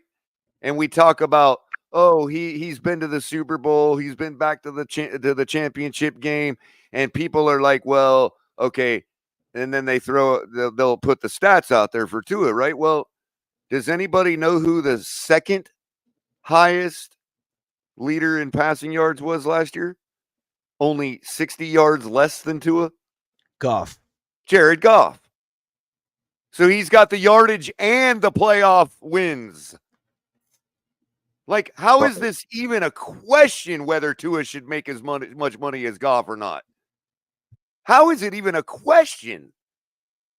Right, because he's only separated really by those 60 yards you pointed 60 out. yards, and the guys went to the championship game. Yeah. And we all know his coach is the one that spent it. Mm-hmm. Yeah, that's no argument there. Everybody, you got to be blind. You got to be like Ray Charles or Stevie Wonder to know that wasn't on Goff. Right. It's not as if we're talking, oh, Goff just had mediocre stats and he gets to the playoffs a lot. No, he was second behind Tua in yardage last year. By the way, just real quick, going back to the Tampa Bay situation, I know we took them off the list because of money and because they just re-signed Baker Mayfield. But let's say the money situation wasn't there and it was a decision between Baker and Tua. I think Tampa's out still because Baker has 2 playoff wins. That's just, it makes sense. It's already, it's kind of like the same thing you're saying. Right. People bank for the buck, right? Yeah. Tampa will be. Yeah, because I know, Bo. I know Goff has been in the league an extra 4 years. I know he's effing 29, but we just watched an effing 46-year-old quarterback retire. We're watching an effing 41-year-old quarterback about to beat us next year. Well, I don't know about all that, but I hear you. Who's beating us? Who's beating us? That's 41. Rodgers. Talking about Rodgers, but old man Rodgers, dude. There's another. Yeah, I don't know. I think it's right? going to hit the wall, and it's going to be ugly when that My happens. only point was we're talking about Goff. Quarterbacks play longer. Goff deserves less money than Tua because he's 29. Goff's never been injured. He's 29. Because he's 29. That's a ridiculous argument. 29. We've got a running back older than Jared Goff. So again, right? Crazy. To me, number one AFC team. I have an argument against them. Go ahead. The number one AFC team would be the Raiders. I would say runner-up would be the Titans, and that would all depend on the failure of Will Levis while the overachievement from the rest of the football team. And that team doing what they've done this year, getting Do we know rid if of Tua talent. likes mayonnaise? Hey, They like to pay their quarterbacks with mayonnaise. I don't know nothing about that. Hey, I will say how this, old is right? Color. Hold on, How old is crypto, Tua? goddammit. Hold on. NFC teams, I would say number one would be, well, it's a 1A, 1B, right? I would say the Saints are as much of a wild card as the Cowboys are. If Dak doesn't go, is Jerry Jones willing to draft a quarterback in the first round, wherever they would draft, and think that that's going to be how he's going to sell his team being competitive against the Eagles, who are poised to go back to the Super Bowl, and the San Franciscos of the world and stuff like that? Is he willing to take a step back and build long term? I don't think so. I think he would be a higher propensity to, if he couldn't get Dak, to go and get a free agent quarterback than other franchises. So that could be a possibility as well. And I do like the Rams possibility. That's interesting. That's an interesting possibility. I do like the Rams. I don't even think they drafted a quarterback to replace him. So Rams could be after No, they're Stafford. riding Stafford till the wheels fall off. That's why I think they're going to be prime for a guy like Tua if we're talking the time frame we're talking on a transition tag. You know what I mean? And that LA matchup would be crazy with him and Herbert in the stadium. You know? Rams definitely does make sense because of the fact that there's the connection with McDaniels Yeah, and what's his face. right. You've got a guy in McVay that is gonna coddle Tua just the same way. What other Martin teams? What other teams that are in the list of possible teams? El Cap have coaches from the Shanahan tree. And yes, I did say coddle. Well, I mean, the only other teams that were on the maybes were like the Steelers, which I mean, I guess they could still be on the table. I don't foresee it. There was the Giants, but I don't think they'll have the money. The Cardinals was one we talked about. Vikings, Commanders, Browns, Patriots, Bears. I think all those teams are off, and we took the Browns off because they can't get out of that contract with Deshaun without paying an ass load of money because of the guarantees. They're stuck with him till 2027. Don't count the Patriots out either, because it looks like they're flooding their room with quarterbacks. Like, well, not only that, early reports of Drake May are fucking terrible, dude. They're terrible. Yeah, I got a question to the panel. Did Tom Brady stop becoming a franchise quarterback when he turned 30? Did Belichick try to trade him? I'm just curious. He did try to move off of him for fucking whatchamacallit at Jimmy Garoppolo. Don't forget that. Yeah. Well, by him drafting Garoppolo, he still in his mid-30s. In his mid-30s, they drafted and wanted to move off of him. And then he won 2 more Super Bowls before, retiring. And then little known factoid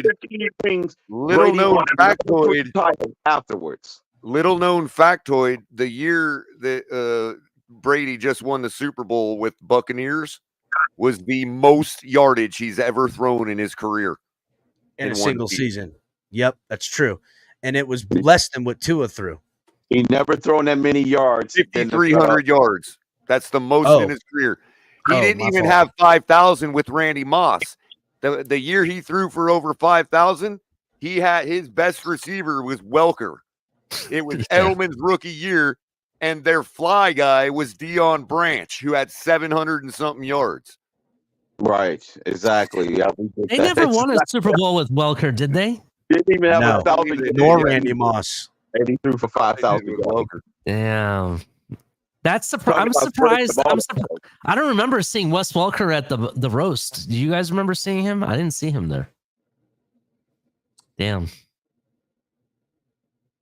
Yeah, he only threw like 48 or 49 something with Randy Moss on the team. Yeah, he never had a 5,000. Never had led the league in passing until he got to the Buccaneers, right? Or the 5,000-yard season. So let's circle back. Let's circle back, right? I think we found at least one and maybe 2 potential high bidders, because it's only going to take one team that would say, hey, we're willing to give him the money he's asking for. We're willing to, give up 2 first-round draft picks. And I could really see the Raiders being in a desperation or a perceptive, like, this is our time.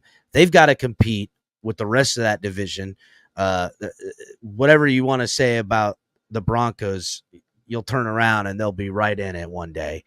But Patrick Mahomes, and then now new head coach in the division with a young, talented quarterback in Justin Herbert, if they want to keep pace with teams that have answers at quarterback potentially with the Broncos, are they willing to ride it out? This is the Raiders always playing catch up at the quarterback position in that division, have been for forever, all the way back to when they thought they had it with Carr, again and again. I'm just saying, good quarterbacks, but just not nuns to get them over the hump. They've had good quarterbacks, but never the best quarterback in their own division, right? Yeah, throughout the years, they've always had competitive quarterbacks. But they and a great defense, but never made it. Listen, they had one fucking year was the only time they ever really had lit it up. Quarterback in their division. Second to last year of Carr, when he really lit it up, it didn't really matter, did it? It didn't. So anyhow, my point is that I could see the Raiders being the top choice, but that's the only potential team we'd be bidding against next year, outside of a bunch of other wild cards like the Cowboys, the Titans, All that other Right. stuff will present itself to us between now and this time. To me, it's the Raiders that sit alone. Now, when we're to circle back, So the money that I Tua and wasn't in his a camp. buying mood Hold on, the other Crypto. day. Hold on, I think Crypto. We're circling I back. think God damn I it. think I think I'm buying now. I wasn't in a buying mood all week, and now I'm buying your argument a little bit. I might be making a purchase here, El Cap. So keep it up. I A might be buying purchase some here. of Tua Tagovailoa? Is that The your train of thought there. I might be buying a little bit. okay, I got you. Well, so here's the thing, right?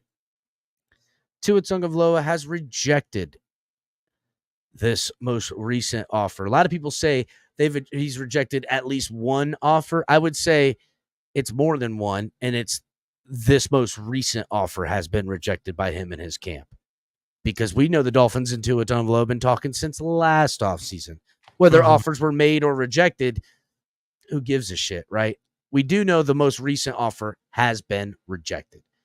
And we do know the representation that he possesses with Athletes First.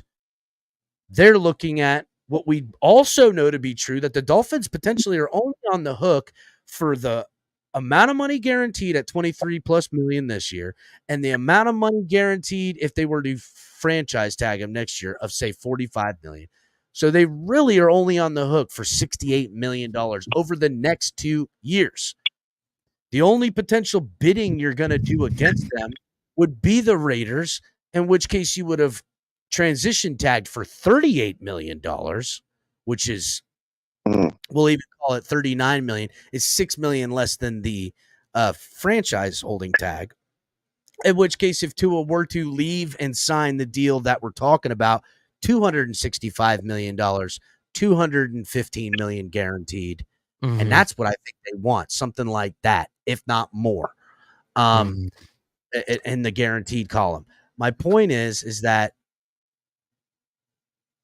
would be the only other recourse. You lost him. You got 2 first-round draft picks, and now you have to pivot your football team with either a Dak Prescott that's out there, which I would say don't fucking do that either. You know what I'm saying? I would rather stick with Tua than go with Dak. Fuck that. I don't like Dak Prescott. Let me ask you this, and please correct me if I'm wrong. The Raiders have released Garoppolo, right? He's no longer on their team, right? No, I don't think so. I think he's still on their depth chart. I don't know. He's still on their depth chart. Okay, because I thought they released him. Because the reason I'm bringing this up is because I tried to look at their cap space, and they got they'll have $30 million at the end of this year, at the beginning of the new year, is to play with, right? So do they have the cap space is question number one. And number two, when I'm looking at it, it looks like Garoppolo is still on the roster, but I don't know. I thought he got released. El Cap had to step back, I guess. So if someone can confirm that for me, that would be great. Because here's the thing. I think Dak Prescott, I don't want to have to spend all the money. You know, he's an option. But I still think if it's a stopgap year, let's say it's a Band-Aid so you can draft somebody, the guy you want, because like I said, in the next 2 drafts, there's going to be some quarterback names. So don't be scared thinking there's no quarterbacks. I still think that they might, for a stopgap year, they'll take somebody that they're comfortable with and somebody that they know already. And from the 49ers, McDaniel knows very well Garoppolo, knows how to use him very well, in fact. And according to the guys in the chat, he's currently with the Rams. So it looks like he's being stored with McVay. Oh, he's with the Rams. Oh, right. Okay. But that could be seen as storing him with a friend. You know what I mean? Yeah, that was my thought process. Now that I know that, then okay, we're fine. Forget it then. But that was an option, though. That made sense to me. Like, okay, maybe you got to wait a year. Why not wait a year and sign a guy for, pretty decent, fair money for 1 year? Sign well, I'm just saying it still could be done. I mean, you could look at it like he's in storage with the Rams right now. You know what I mean? Yeah. Go ahead, Crypto. Oh, remember 'Cause I just saw a little comment about first offer, last offer. Well, my philosophy is when you want a house and you see a house and you cover the house, you take it off the market. You don't go in this back and forth, tit for tat negotiations. There's an expiration date, no pun intended, on contract negotiations too. You can't And do if it everybody is so sure that we can afford the big money, then what crypto is saying is right. If Tua said I want 55 and we could afford it and we truly wanted him, the deal would have been done already. Yeah, that's why. I agree with you, bro. I agree with them that. At that price. And here's another one. We're doing a Christian Wilkins negotiated. Most likely the first offer was declined by Christian Wilkins and it escalated. So it doesn't mean it's automatically that just because the first offer was a Greg, all of a sudden that Greer's going to come off his number. They thinking that, because he rejected the first offer, Greer is going to fold. Where's the evidence that Greer? Now, wait a minute here. Hold on a second. I got to, Bryson knows I love him to death. But Bryson, do you not see your logical fallacy here? He says a house negotiation is completely different than a contract negotiation with a player. That's bullshit. Wait a minute, guys, wait a minute. Yet his first statement was, y'all don't know how negotiations go if y'all going crazy that the first offer was denied. I thought these were different types of negotiations than what we're used to. Which is it? So in other words, if it's not like a house negotiation because it's football, well then us speculating about him turning down the first offer and all that is also football. But Bryson, the premise of how this is where I disagree with what you see what I'm saying, though, right? Yeah, I do. Negotiations are negotiations. You can't say, "Oh, it's not like a house negotiation," but it's like every other negotiation. But technically, it is. Hold on. I like the fact that he used the house because the house is very similar. Think about this. One, the older the house gets, right? That takes money off of the house because of depreciation, right? In addition, location, structure. There's like different levels to this that you can't equate to a house purchase. And legally, crypto would have just simply coincidentally chosen a different analogy. It's still a negotiation. Yeah, I agree. But to the house one I actually like that a lot more so than even a car purchasing a car. Because the fact that you think about it, there's so many different factors could go into how much you offer versus how much is being asked, as well as agents are involved. Buying and selling agents are involved in house purchases. So their whole job is to promote or de-promote the product, basically. Just like an agent, I'm trying to promote it above. It doesn't matter if there's other buyers because if you get an indication, if you really want the house and you get an indication that if you say no, they're going to raise the price, you're going to buy the house right then and there if you really want it. That's what crypto is trying to say. Crypto is calling into question. What crypto is doing is he's calling into question their actual belief in him. If it was there, the deal would have been done for whatever the frick money he wants. Exactly. You see the house you want, you squat in it. Nowadays you just break into the thing and squat. Exactly. Well, yeah. Oh, God. If crypto would have used a different analogy, I am 99% certain that Bryson would have just said it's not like that type of negotiation. Like he would have, if crypto would have said it's like negotiating a pizza, Bryson would have said the same thing. Pizza negotiations are different. And see, here's the thing. I do agree that we as a fan base is flipping out over nothing, to be honest, because business 101, and I learned this even in high school, even I'm in high school, junior high, you're always going to lowball your first offer. You always do that.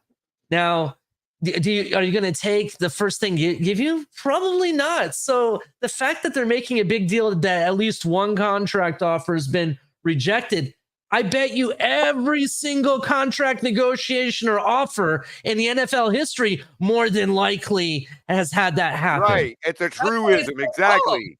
It's It's so a dumb. truism. But what we are saying is this. Boy, these patterns look coincidentally similar to every time this has ever happened to any team for the last 30 years. Yeah. We're watching the Damn. same thing happen.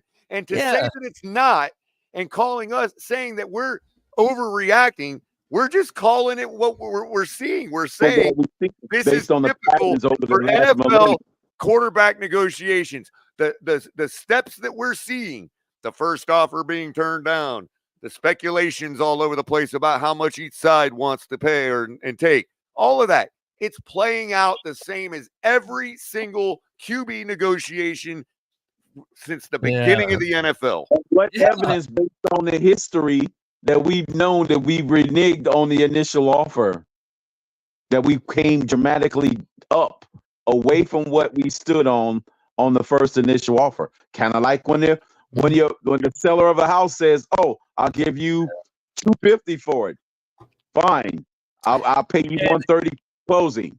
And if he like goes down to that, then guess what? He moved off his original stance. Yeah, and like I said, like I said before, Chris Greer, since he's been fully in charge of player personnel, and I say fully, like he's not sharing the responsibilities with someone. He is always stand pat. Like, I'm not gonna walk away being the loser here. I'm always gonna find a win in this, and he's not gonna let anybody hold the team hostage. And I agree with that premise. Keep doing what you're doing, Chris Greer. Right. I support you. Don't get off the ground. You have on they another have no note, leverage on you. I'm just on telling another you. note, what I'm really trying to point out is that it's a lot like politics. Every time they introduce a new candidate, they go through all the same talking points again. Same with these quarterback negotiations. Every single time you get the player advocacy group showing up in the public. Oh, players need to be paid. Oh, you can't blame them. You get all the, the agency haters groups show up. Oh, these agents, they're raking the all over the coals. It's playing out the same way it does every single Real time. talk. Do you even know what the offer was? Do you even know? Were you in the room? Do you know that he even got a second, third, or fourth offer? Oh, I guarantee he didn't take the first offer. No one ever takes the first, right? Yeah. Here's the thing. I just dropped the link because I see people in chat crying about it. I just want to say this real quick. He ain't going to use the link anyway, bro. Rashad definitely ain't going to use the link. Chris Greer standing his ground. Stand your ground. They don't need to be up here. Listen, I was actually dropping it for Bryson, who is in the back. I want him to come up. I know Rashad's pussy ass ain't coming up here. I will say this. I'm only going for about 20 more minutes. Right. And then I'm shutting it down. So we'll get through some of these things. But I did want to say something real quick before I got a phone call. Jimmy Garoppolo, backup quarterback to the LA Rams right now. Yes, that's what they confirmed that for us. They confirmed. Yeah. What I was saying, just because I think you may have missed it, you were on the phone. I was saying with that was the fact that if we're really gonna move off and we need a stopgap guy, why not go with somebody that your coach has familiarity with, and it would be easy for one season so you can bring in the drafted quarterback that you want. And that makes sense. I'm glad you asked that, Ali, because that's I think all I'm that's saying. Precisely what we're trying to do by lowballing Tua. Lowballing Tua is the same thing as stopgapping with another quarterback. It's the same thing. That's what we're trying to do. Okay. Real quick, because I want to get to somebody who just showed up in the back. Jimmy Garoppolo being the backup quarterback in for the Rams makes the Rams a less likely opponent to take Tua in an open market setting, like we said before, because they have the position with the Jimmy Garoppolo as the stopgap guy to then draft. It looks like they got a year out ahead of that. Now, maybe they could say, hey, their division's up for the taking and they want to go with Tua. That would be something to be later revealed. But real quick, I'm going to bring this person up first because I said we're only going to stay on for like another 20 minutes. As a bitch ass hoe, he shows up with a face on it. Rashad not backing down from the call out. I said that. He only came up here because I said that. Yeah. That's right. He's like, oh, I ain't gonna show up, huh? Goddamn. I expect to see you. What's up, fellas? Look at here he come right now. Rashad, tell us why. SoFi Stadium. Crypto just barreling. Tell us why, Rashad, Tua is worth $265 million with $220 million guaranteed. Go ahead. 265 million. Jesus Christ! What are y'all talking about up here? That's what we heard the going rate is, Rashad. That's what Athletes First would be asking for. Holy cow! See. What we've been talking about all this time is how Greer has messed up. We didn't bring in a backup. Now Tua has the leverage and blah blah blah blah blah. I got a question. Who's offering 2 first-round picks for Tua? Well, that's the thing we've been talking about. That's what we want you to answer. And we've come to the conclusion that one team that does have the draft capital and the finances to pull off a move like that next year, and by current contracts might be in the market for a play now quarterback rather than having these contracts with a rookie guy in 2025 trying to bring themselves in this window because rookie quarterback can be great, but if you got aging guys under contract, by the time he hits where you need to go, those guys' contracts are up and you're just spinning your wheels, right? So they might be in a situation where they need a guy. That is the Raiders. The Raiders stand alone as a team that could pull off a move if the Dolphins were to transition tag him and they were to offer. That's the one team. Do it. They'll give us 2 first-round picks. He says, "Do it." He goes, "Do it." Let them pay Christian Wilkins because that's what y'all forgetting. $110 million. Max Crosby, Devontae Adams, and then they will have to make Tua the highest paid quarterback in the NFL. You know why? Because then Tua will really have the leverage because you just gave up 2 first-round picks. And you know who else they're still paying even after next year? No, they will be giving us those picks. Rashad. Wait. Do you know what's That's funny? what I'm saying. You know what's funny? If we're to do this hypothetically and get Tua and pay that $265 million, whatever it may be, right? And give up the 2 first-round picks, guess who they're still paying?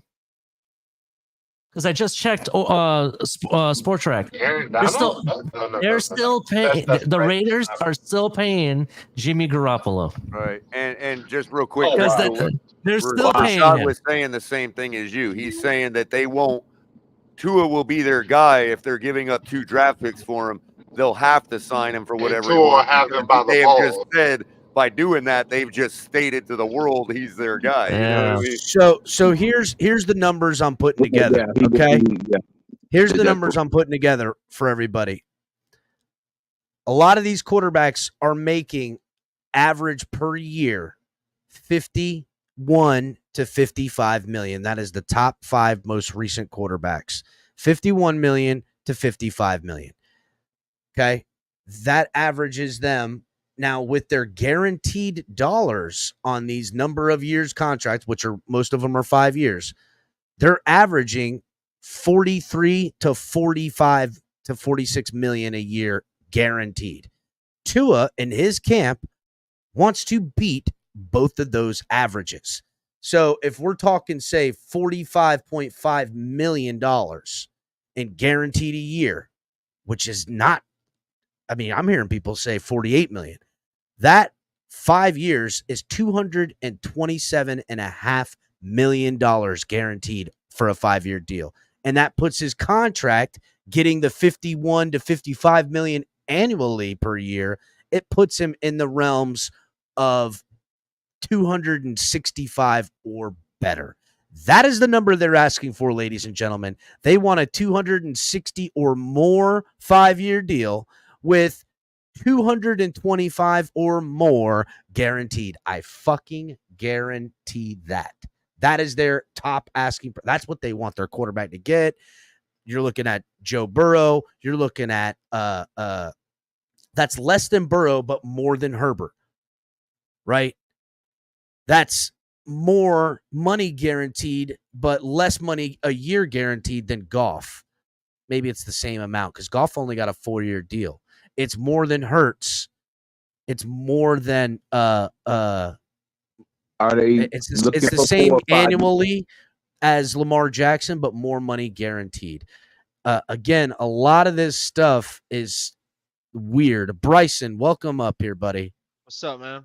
What's going on? No, man. I just kind of want to explain my point. It's kind of hard in the chat to do that. Go ahead.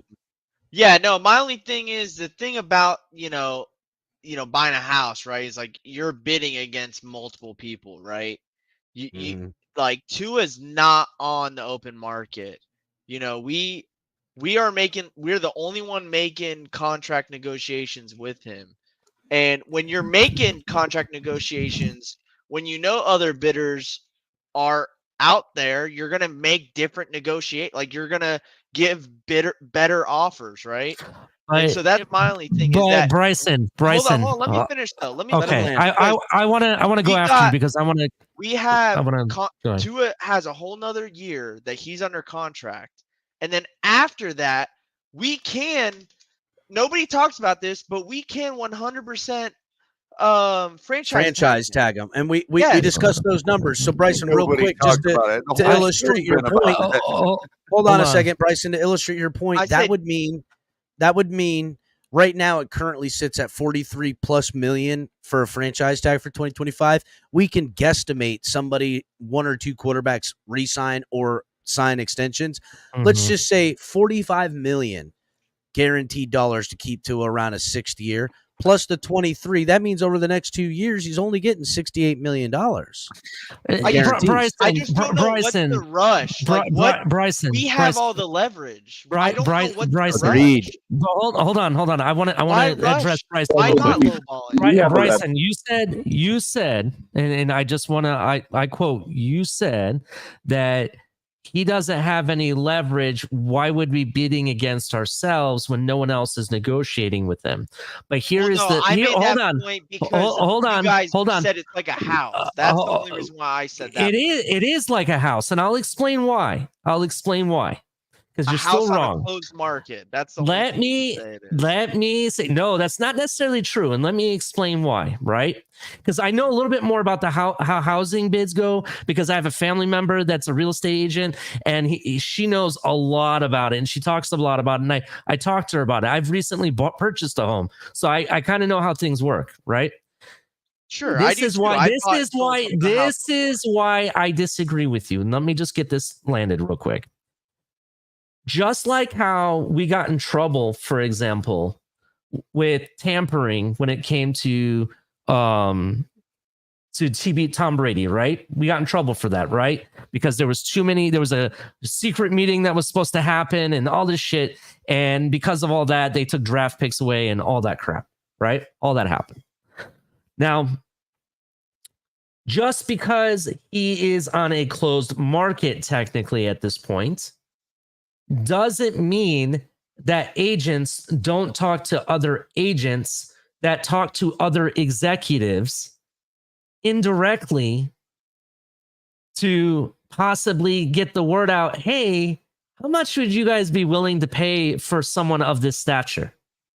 Right? Just because they haven't come out and identified, him actually doing it or him actually caught red-handed talking about it, doesn't mean it doesn't happen. That's what I'm trying to point out. So let me ask you this. How do you think that the agents of Christian Wilkins knew to stand pat where they were and knew that they were going to get more money? Otherwise, the offers that we were hearing, if I was Christian Wilkins, I would have taken any one of those personally. Right?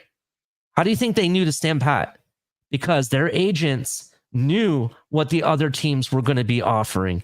They knew that they would get the max amount because they talked to people. Now, it may not be Sure, known who they yeah, talk the to, NFL is but they well do. networked. I'm not arguing against that. I'm But just that saying argues that, against what you're saying, though. That's no, I'm arguing just at the saying fact. that there's No, actually you're thought, saying I actually thought, No, he's I coming at it actually on the thought, other angle, Ali. We can force him to play for 2 years for yeah, 68 that's what million. I'm right, saying. I'm not right. That's exactly what disputing I'm that. saying. I'm not That's wait a disputing. minute. That's where No, the you But I'm guys not are taking hold different on, Why you arguments. hold turning on, up, You're Ali? disputing. hold I am going on. to turn it up. Turn That's No, where my the whole that's I where the am. hold No, on. my whole go ahead, Hold go ahead, concern on. Colin. is That's Go where ahead, the Colin. us Go ahead. misunderstanding Go is ahead. at. him under That's where the contract. That's misunderstanding it. is that he's actually agreeing with us.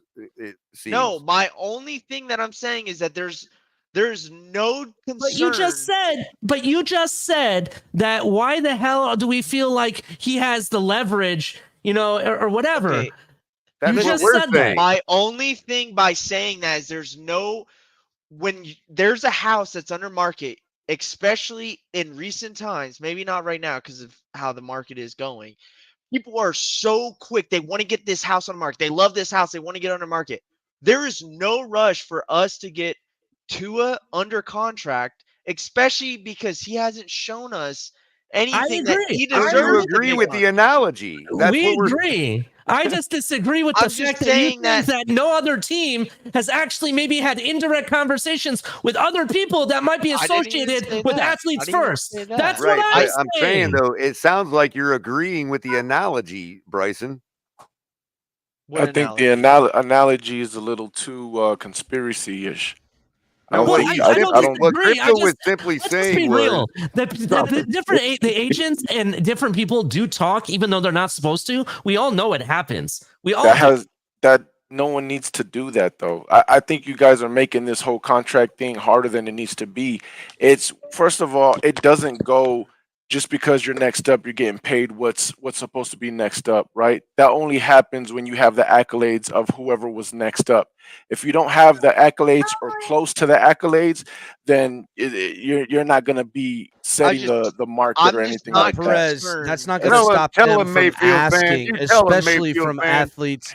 Listen, Perez, I agree with that take, but it's not going to stop them from asking, and it certainly isn't going to stop the They one definitely organization, athletes first, that are really I'm asking for the bag in all their positions right Yes, I'm now. just not So concerned or everybody goes frustrated high. that the first offer was denied. That's all The I'm saying. agent, and this is the reason why you should be, because And of I course disagree. I everyone agree knows with that, the actually. agent goes high, the team goes low. Everybody knows this. I would agree that you Mhm. should be frustrated with not agreeing with the first offer because, as I think it was Captain that said it, everybody doesn't agree to the first offer. Like nobody when I agrees to asked that about first offer. Herbert, but here's the Mhm. difference though. When you hear that someone's not agreeing to the first offer, that is from most of the time coming from the team. It feels like they're trying to set you guys up already, like they Oh did no, with Wilkins, I like put they I'll did push with back on everybody that, Perez. else. I'll Yeah, push that's back all. on that, Well, Perez. keep that mark down slow. I promise you it's not coming from the team and that it's coming from athletes first. Number one, Chris Mm. Greer likes to work in the shadows. That's how vampires work, number one. Number Mhm. two, athletes first is That's really good at what they do as far as juicing up their players and saying the right things to the right people. I'll give you a for instance. They represent Javon Holland. Javon Holland, since the jump, since signing with them, has made no qualms about him wanting the bag and to reset the market. And if you look, even with time missed and production not being what it was as far as what his rookie season was, they're Mhm. putting him in every graphic in the top five in safeties, no matter what. And I would say his play last year definitely doesn't say top five safety to me, but the graphics are still coming up saying that. Graphics don't And mean nothing though. I got Graphics you, mean but nothing. how do you think that shit gets around, right? Like It where's the doesn't push? matter. Bro, when you're in a contract situation, the agent can only bring in facts. He can't bring in what PFF said. He can't bring in No, the stats absolutely. of That's this. exactly It's what they only do, Perez. okay. They So what I'm scour the internet for those that are loyalists and they juice it up with the memes and the bullshit. That whole deal. These guys don't just have reps no more, dude. They've got multimedia fucking yes, organizations. I They got get their own that. personal ones. They got the ones from the representation. Those But guys none that are of all that fine with none athletes of first. that They None all of are that on their matters own when team. you're on the table talking contract. None of that crap matters. The only thing that matters is what the agent can bring to them, right? Well, So when I you would say that, disagree because hold tons of on, teams get pressured from their fan base and other areas to The get a deal agent has done. nothing. And, That's and, why he's no, making these the leaks come and out. they use that. They These use leaks that. are coming out one Whether day before whether OTA. that The matters to agents have you no or not, knowledge. Perez, no, and no, whether it matters or not they're to trying Chris to Greer bring is the, no. debatable. they're What But I'm that is trying to saying, bring that is the pre- move. That is the they're what move I'm trying right to now, bring buddy. the pressure of the ho- fan base to bear on the organization. That's what they're only that's only to sign, not the dollar amount. So what I'm trying to explain is the dollar amount that they're asking for the Dolphins is not something outrageous. It's not something that they can't go somewhere else and get it, right? So when you're finding out that the offer has been denied, this is a step to show whether it's the team that's getting you guys ready or the agent that's getting you guys ready to say, hey, the first offer was denied. This is probably It's not the going to go agent, right. bro. He's It's trying to probably use not us. going It's to not go gonna right. work. So I got to It's push not back gonna on that, work, bro. Perez, They have because no right leverage. now I got to push back on that because right now the Dolphins are negative $3.5 million over the cap next year. Cap will go up, but they're certainly not going to go up enough to pay $45 million for Tua Tagovailoa for 1 year and have to figure out re-signing. Well, you can do all this, but now you're making the team stress out, right, with the money. They still got to worry about re-signing Waddle. They still got to worry about re-signing Javon Holland. Still got to worry about re-signing Jalen Phillips. And they have guys that they're going to get rid of and free agency and rookies and put $45 million against the cap. Because the negative $3 million that the Dolphins are, none of that's for Tua Tagovailoa in projection. You're making my point, though. If he had the goods, then none of that would be a concern, Cap. Here's the thing, real quick. How are you making? How is that making your point? Because that's their leverage. That's the team's. That's the organization. Right. Yeah. But that plays no factor in the contract. They can't say, "Oh, okay, let's lower the contract because the team has cap problems." That's their problem. As an agent, this is what I'm bringing for my employee. This is what he deserves. This is what he's going to get on the market. I don't need to talk to other agents to find out. I know. It's premature. It's 2 years premature. We don't have to talk. We don't really have to talk until another 2 years. That's the point. But the price is going to do nothing but go up if you can't afford it. Oh, hold on. As an agent, care about what the press thinks. I understand. What I'm saying is, we have a franchise tag if needed, and we have the time if needed. There's no leverage. This is, again, you guys are trying to make this like some type of conspiracy. Oh, the agent is just saying. It seems like if the press is a matter. Who cares about the press? It's about the organization. No one said nothing about the press. What I'm saying is, you did. It's in black and white. No, I didn't say nothing about the press. What I said is the contract's in black and white, right? It's they know what the contract's going to be. He's the agent, bro. The agent knows what the numbers is going to be. He sees that. Okay, and that's why he's trying to use us as leverage one day before OTAs, bro. You're saying he knows what numbers it's going to be, Perez. What numbers is he knowing what it's going to be? Because of production and everything like that. So he's just going to take the calculus and go, well, Goff got this. This guy got that. Let's do that. He can't do that though. He can't say Goff got this. You don't understand. The representative doesn't say this, that, or the other. They go, my quarterback is the best quarterback in the NFL and deserves the most money. That's what they're going to say. But again, you have to come with facts, bro. Agent's not going to just come to you and say my quarterback's the best quarterback. I think Perez, I feel like you think agents are these clear thinking, non-interest in their own thing. When the reality is they would come in there and lie on their whole fucking mother and family and grandmama for their client. Cap, they do that when the lines are blurry, right? When your quarterback has accolades that you can argue, yes, they can come in and they can cap, point intended. But when the lines aren't blurry, that's the point. So that's the point. He doesn't have any accolades right now. Yeah, What is Tua worth? I don't know what he's worth. I don't know what the numbers are with the percentage of the team he should be getting. The around percentage that of the salary Baker Cousins screen that you guys were talking about earlier. No, it's not even Baker. No, it's not even Baker because Baker is from another contract. That's why you keep saying the press. hold on. You guys are dealing with Tua, who you guys drafted. It's a different situation when it's your guy that you drafted going to a second contract. It's different. You can't really say, "Oh, we're not going to do this. We're not going to do that," because it's the second contract. We Either have the you want him. No, you either want him or you don't want him, right? What Now, you if he mean, came no? from He another could- team, Perez, that's not how it works, dog. It's That's not not like, how oh, it I works, want though. you and you're going to play Perez. for the money I want to pay you Perez, for. so- It's No. I want you. So now because I want you, it's a bad buyer's market for me. So I'll pay you whatever you want because I want you, rather than the So- flip side. I don't want you. Or It's something not, like bro, Perez, it's you're not acting like bro this number. number is an easy number to come to. When I'm telling It you, is. well, No. then what is the number then?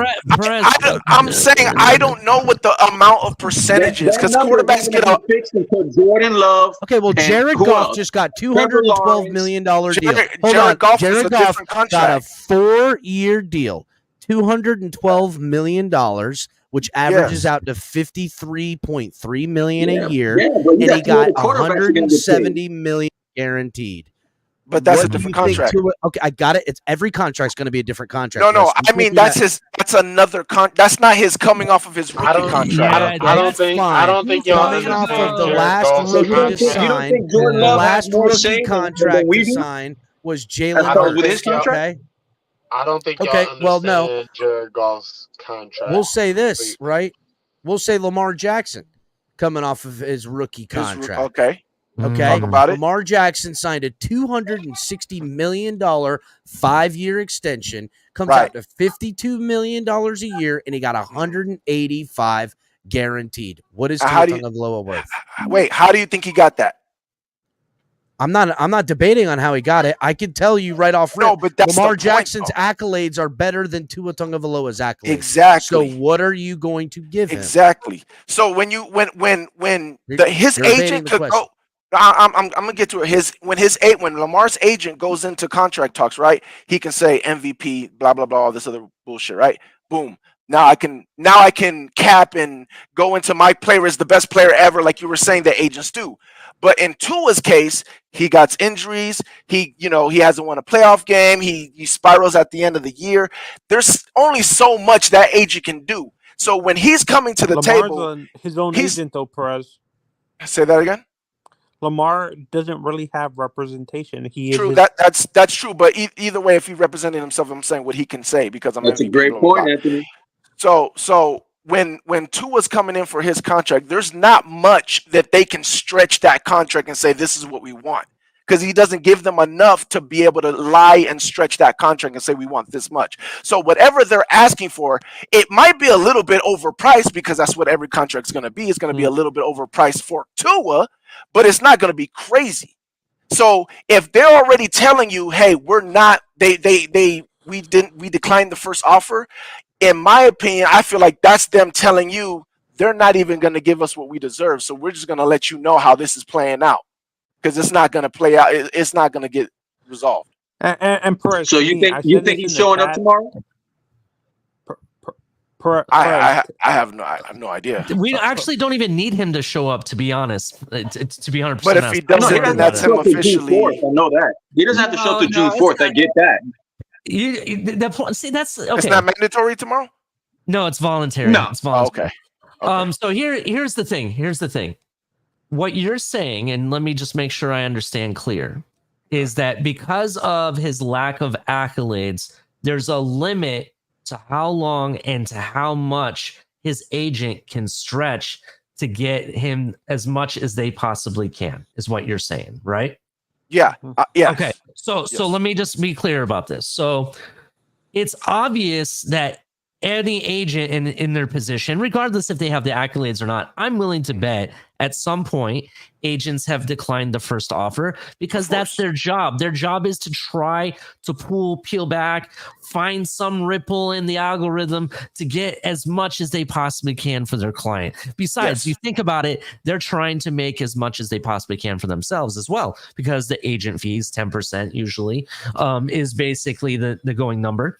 The thing is that all of the fan base and the media and everything are on a hoopla over something that happens every year in almost every negotiation. Very, very few times have you seen it where they made one big offer all at once and they went ahead and negotiate and they went ahead and said, okay, that's a good deal. We'll take it. Right. Very few have you seen that. Are you talking about all positions or are you talking about the quarterback? I'm talking about quarterback position. Okay. Right? Especially And I nowadays think with the reason all why the... it's so So like, did you hear about he's the so offer that, polarizing, that that's why it's Herbert so that Herbert declined? No, I don't follow Herbert, so I don't know why he declined or agreed to it. To be honest, Ollie, but go ahead. Ollie in Go the ahead. chat say said So- this. The only So the reason why I Go ahead. bring that up is because there's a difference between the regular negotiation. Right now, we're not going to do that, and you guys are staying in good terms, and you're negotiating. You're going back and forth. This number, that number, blah blah blah. There's a difference between that and the difference between, well, I'm going to put this out there because I don't think you're playing fair ball. And that's what I think. I'm speculating, obviously. I have no idea, but that's what I think is happening. They're putting that out there because there's no, this is not. And I was saying earlier that your speculation is based on patterns we've seen in the overall NFL for the last 30 years. No, So I'm in agreement with you. My speculation is based on Chris Greer's actions. Okay, in the okay. last But I here's get the- it. I here's get the it. thing, All I'm though. saying is I agree Can I with say you something, based please? on the fact that Hold we've on, seen this for Anthony. Just 30 hold on for me years. 1 second. We'll definitely allow you to address the panel. But one last comment, Perez. While I agree with you, I definitely understand where you're coming on. But at the same point, the argument can be made that Chris Greer in his camp may have put that out there to make Tua look bad as well. I that's what I think personally. So that's So- what you think it's from Chris Greer's side, is what you're saying. I think it's from Chris Greer because I feel like every time he does that, he gets the fan base because I hear it all the time. Color knows. I'm always in your guys' spaces. I hear it every time. Every time we hear that first offer, all of a sudden the fan base, So he's Tua there got asking a for new too much. representation, a and new they agent, and you feel- think it's Greer? I'm saying I think it's Greer that put that out there. He got new that- representation, and you offer. think it's Greer? I'm saying I think it's Greer that put it out that they didn't accept the first offer because he likes Okay, the so fan. he just He got lets new the fan base. representation, and you think it's Greer? Yes. It's possible. It's very possible, Cap for Life. It is very possible. It's logical to assume that the organization wants people to know. Anthony, that he Anthony's been turned down trying to their say first something. offer. Go ahead, Anthony. Yes. Go ahead, yeah, Anthony. yeah. I've said this in the chat multiple times.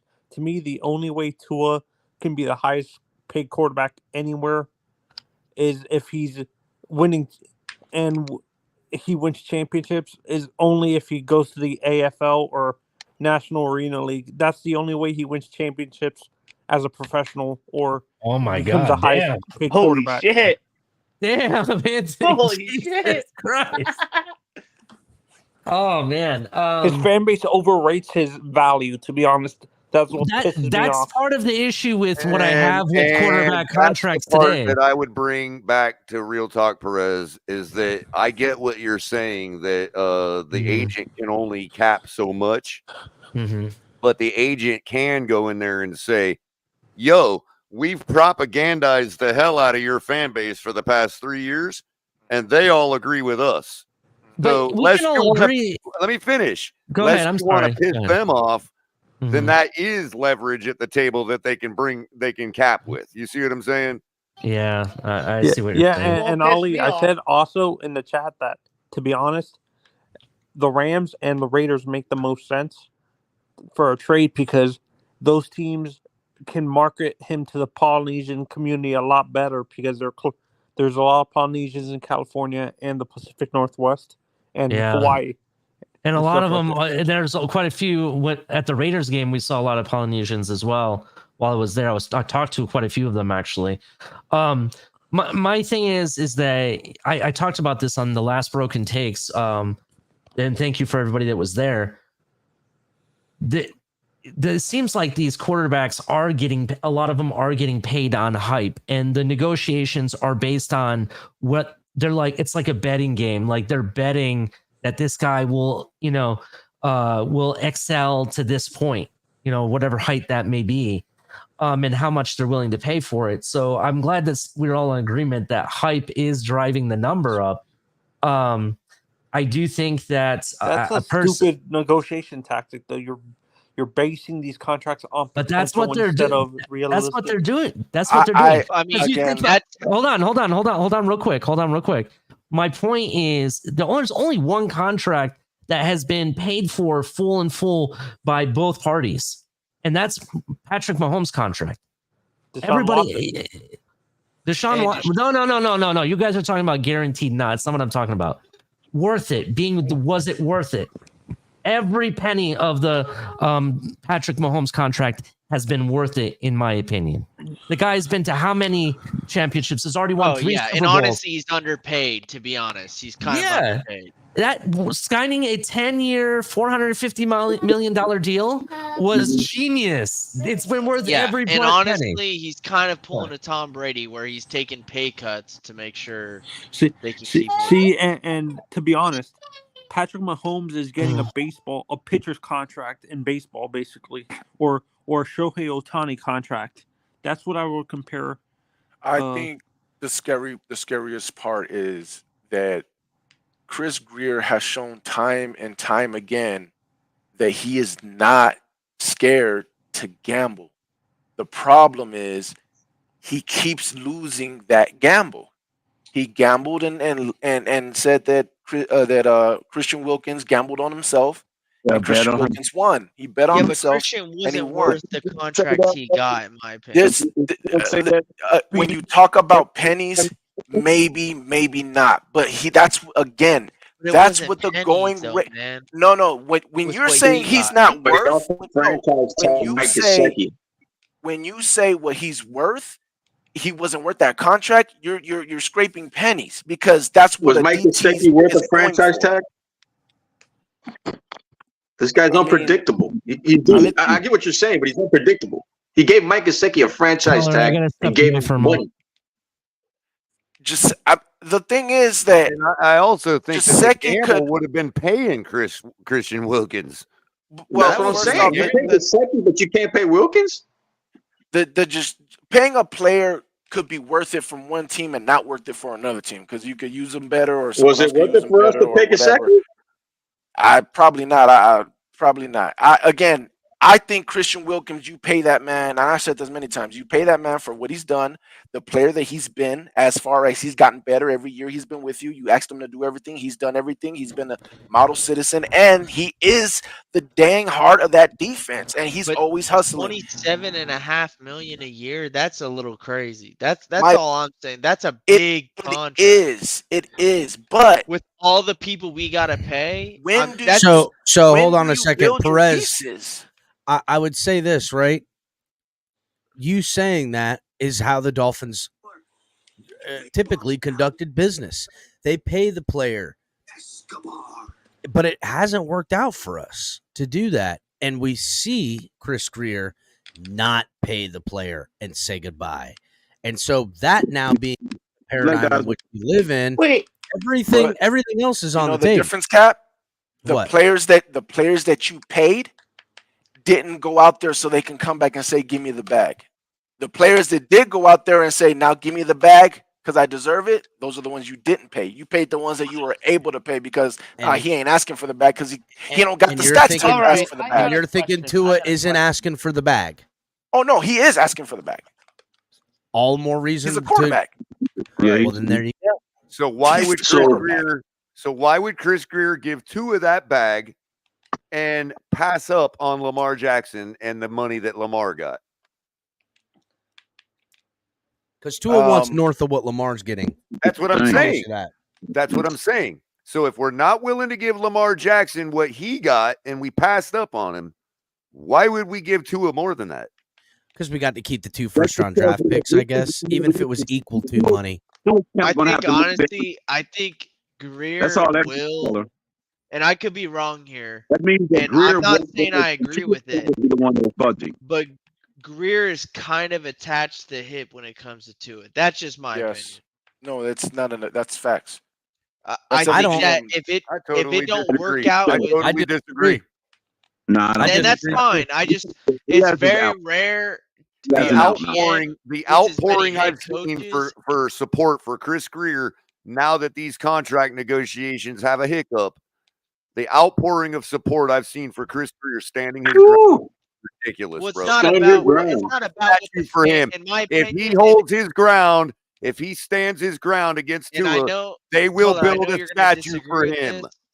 I know you're going to disagree with this, but it's not really matters what the fans think. It matters what Stephen Ross thinks. Can I say something? And Because you're brought a point right there. Well, I would say again, Bryson, Stephen Ross has wanted Lamar and Tom Brady since drafting the guy. Why does everybody not let me finish what I'm saying tonight? Greer sold Tua to Stephen Ross and told, like you said, no, we don't need to go get Deshaun. We don't need to go get all these guys. And if it fails, Stephen Ross is going to say, hey, there is evidence that Chris Greer worries about what the fans say and that Ross does too. Sure. Okay, there's evidence of that. What evidence do you have that Ross is going to hold Tua over Greer's head? Historically, when it comes to the NFL, historically, GMs don't. What evidence do you have that Ross is going to throw Greer under the bus? GMs don't get 3 head coaches. They don't get 3 quarterbacks. They don't get this many. Are you going to answer my question or not? Yeah. GMs what evidence don't get do you have that Ross is going to hold Tua over Greer's head? GMs do not get that many head coaches and that many quarterbacks. All he needs to do is type of production without their ass being on the line. The question. Can I they still have not won a playoff game. And if he keeps saying, about other GMs, I asked what evidence you have. Can I answer your question, Color? I have evidence that he pays attention to what the fan base says. What evidence do you have that Ross is going to throw Chris Greer under the bus for Tua? Color, I'll answer your question. They don't produce. What do you mean? If they don't produce, it's going to be his ass. You think they keep losing? When I agreed with Bryson, you have that Ross wants Tua to work out? Color, hold on, I'll tell you, Color. He don't give a fuck who it is. So if he doesn't care, then why would he hold it over Greer's head if Tua fails? Color. Because he sold it to him that they need to stay with Tua and not go to all the other options. How do you know that? Because they had the opportunity to get Lamar and Deshaun Watson. Show me the evidence that he sold him and that Ross was that. I don't know that for a fact. I'm just stating that because they had the opportunity. Well, hold on, Bryson. I say, hold on a second, Color, because it could be equally the other way. Maybe it was Chris Greer bringing all these options while Ross is saying we want to keep Tua. Cap, that's true. But I'm just saying is we know that these players were open and wanted to play for Miami. What evidence do you have to make that statement? But they wanted to play for Miami. They're not playing for Miami. So when I said that I agree that he's cuffed to Tua, right? I don't think that necessarily means that he will get fired if Tua goes, but he's definitely cuffed to Tua. Like if Tua goes, it's going to take a hit, and I think the evidence of all that has to go all the way back to he ain't gonna take a hit with this man. What's your coach before McDaniels? I will write a letter to Stephen Ross thanking him for not firing Greer. What was your coach? I agree. I agree that he's not going to take the hit that people think, because if you really think about it, look what John Lynch did. John Lynch traded 3 first-round picks to us and picked up what's his name? Trey Lance, only to drop him. Yeah, and they went to the Super Bowl though. They still figured it out. We haven't that's not the same thing. In less than 2 years, that's different. Game. Yeah, that's not the same. You built their team in 2 years. The Texans built their team in 2 years. He still was okay because they're a different team. Oh, no, you mean like the Chargers giving a contract they're basing it off of the accolade. That's what they're doing. The Chargers giving I see what you're saying. I don't disagree on that.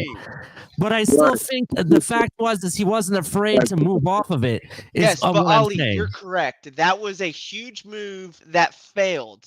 But that wasn't his first huge move, though. They figured it out, and it turned into a Super Bowl. And they didn't win it, but at least they showed up to the game. How big here's the other. How did they figure it out if they fired him? They didn't fire. They fired. You mean Trey Lance is who No, they fired? They didn't fire him, Ali. Your answer was correct. They didn't fire him. That's how they Exactly. found out. That's a completely different situation because But the GM here's the thing, makes though, the situation to make sure they can contend in a Super Bowl. But Bryson, We haven't even won a playoff game. We are nothing like the Niners. Bryson, hold on. Prior to that, they made a similar move on the defensive side, and they, after 1 year, they let that guy go too. Right? Why not? And they didn't win the Super Bowl. So yes, I understand. My point is that the 49ers GM, why is it okay for them to continuously get passes after making these massive moves, right? And that are failures, and just move off past it like nothing happened. Because, like you said, John Lynch pretty much built his team with the draft picks we got from here. The 49ers went to the Lynch Super gave Bowl us so much 2019 capital. and 2023, bro. This is a different situation. Real talk. I wish that was our in problem, that we accomplishing can't the win same the amount of Super Bowl. accolades with or without Tua since career has taken control. I Yeah. wish. So why I wish that was our be held problem. We can't win a Super responsible Bowl. for Tua's Man, failure? we can't even win a Because playoff game. you guys let go of that first coach, the black coach. That's why you chose Chris Greer over that coach. That was the first. That was the first time. I don't care what people. Hold on. This is my last Yeah. take because I do have to get going soon here. I don't care what I know we're trying to say that, Tua does not have the leverage that, that people say he does. He does have a little bit of leverage, and that little bit of leverage that he does have. He has a lot of leverage. Hold on. Get out of here, a lot. I disagree. I disagree that he has a lot of leverage. He does have a little, and I'll tell you what that is.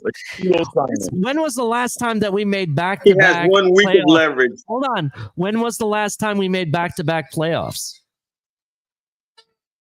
It's been a long time. Both back-to-back playoffs almost consisted of a back-to-back collapse.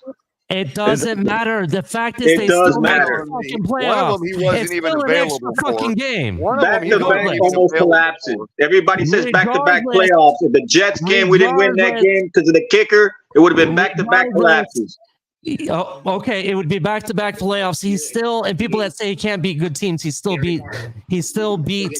And that was a game Tua didn't even play in. That was Skyler.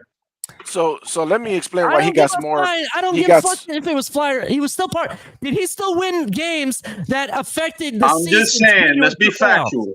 He got more leverage than you guys think. Again, so if that's the case, then who marches for all the other playoff winners that didn't get that kind of money? Say what? Exactly. What about them? Ain't they a part of the market? What's the question? The playoff winners that didn't get that money. Yeah, wait. Well, hold on. What was the question though? Like what playoff winners didn't get money?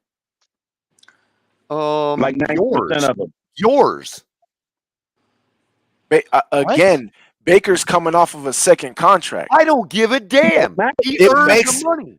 No, it makes it. That's what you guys are not understanding. That makes a difference.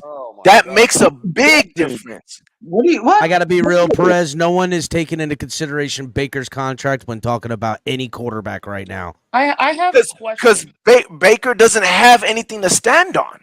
What are you really? talking about? Because it's a second. It's a Tua have to stand on. What do Tua have to stand on? So let me hold on. Playoff games than we did. What are you Hold talking on. about? He didn't have any leg to stand on. He didn't have a leg to stand on. I'll tell you the difference between. Tua have to stand on. I'll tell you the difference between Baker and Tua. Right?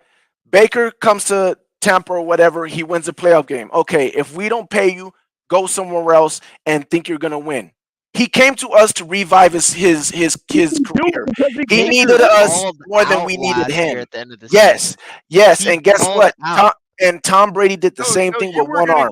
So you guys are going to roll into the playoffs last year with Kyle Trask. Is that what you're saying? That's not even the same thing.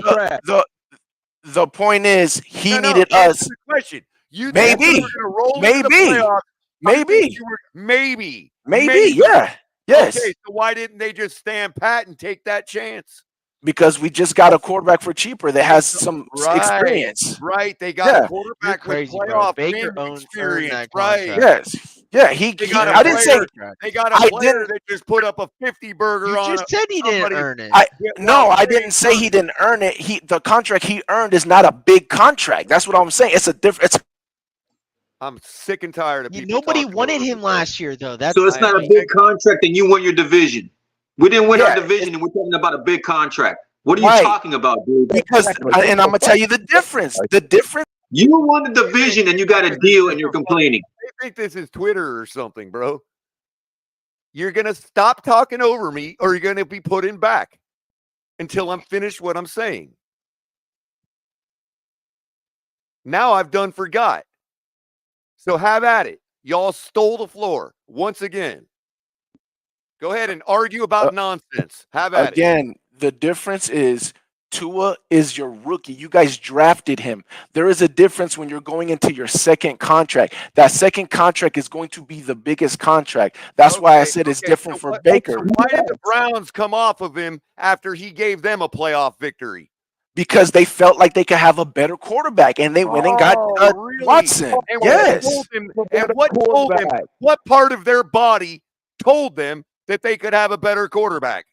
They felt like Watson was the best quarterback. What part of their body told them that they could have a better quarterback? Their brain? Is that what you're looking for? Their eyes. Okay, so what's your point? Yes, so what's your point? Somebody else doesn't pass the eye test either. But we're not allowed to use that. No, you're fine to use that if you want. Again, I am saying Tua's. I'm saying and I'll keep using it until the eye test changes. Color. So when Tua goes to the Dolphins, he's gonna say this: try to find someone and who we're can gonna run say this. 23.7 million. That's what we're gonna say. He's gonna say, try to find someone that can run this offense, because you know this offense is tailor made for Tua. Oh boy, because Tua's the first quarterback that's ever lived. That's an indictment on the head coach. Whatever. I would tell Tua, son, this is what I would say if Tua told me that. If Tua told me that, I would say, guess what? Go form your own team, Mr. Coach, because you obviously think that we really.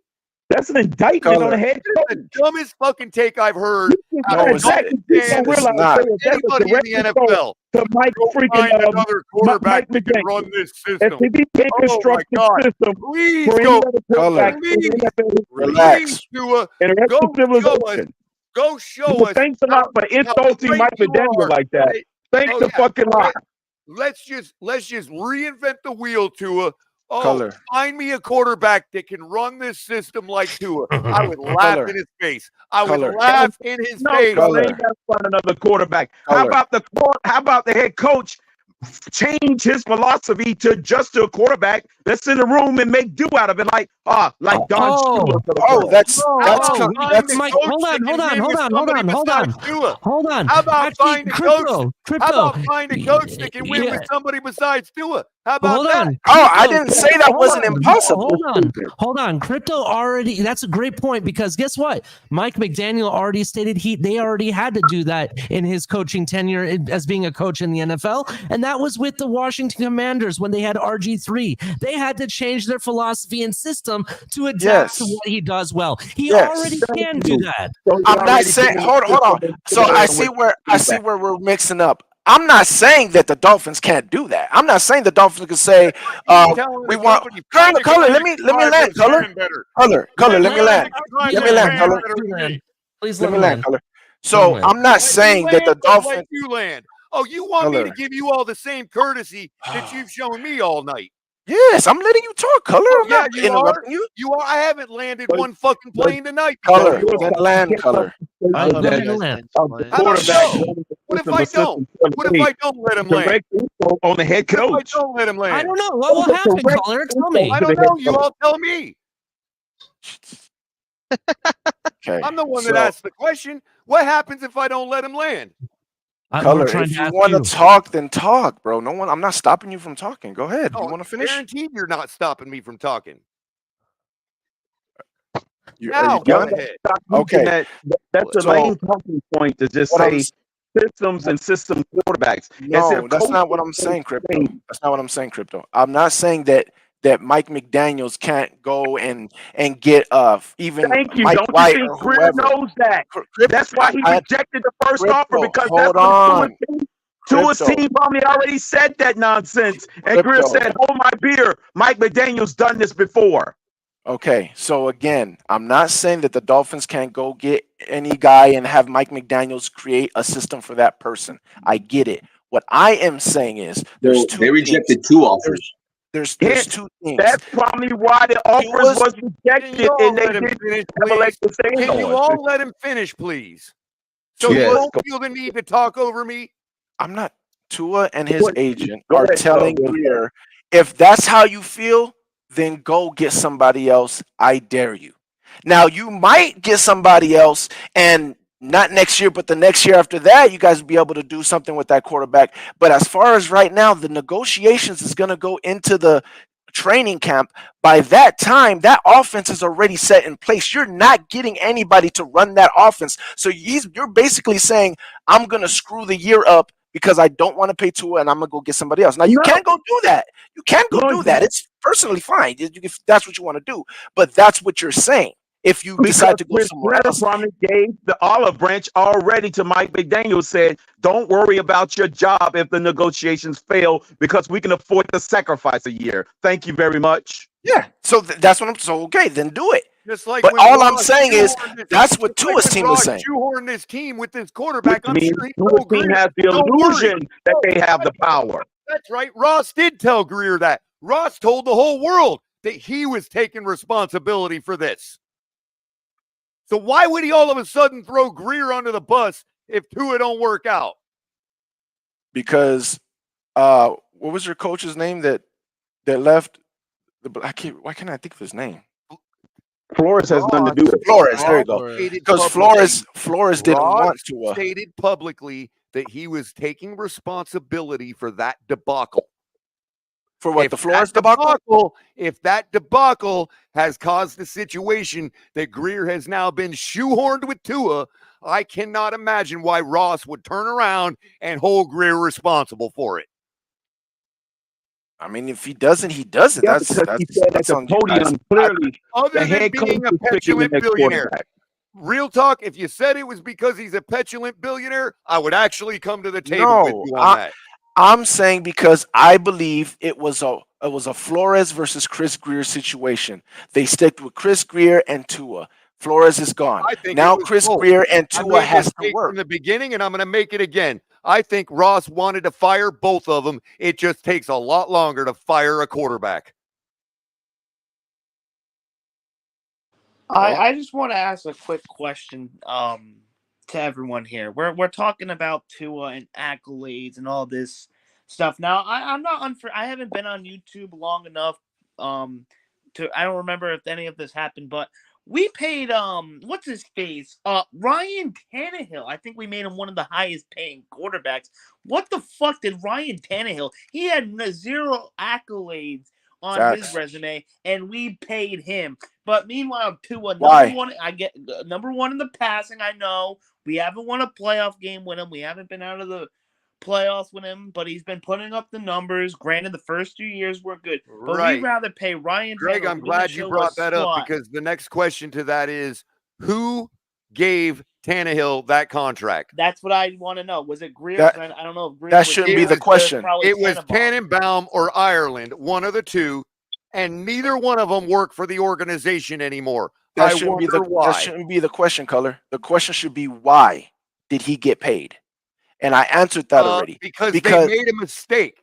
No, Color. Because when your quarterback that you drafted is going into that second contract has to say, you are my franchise quarterback. If it was the second team, it has, bro.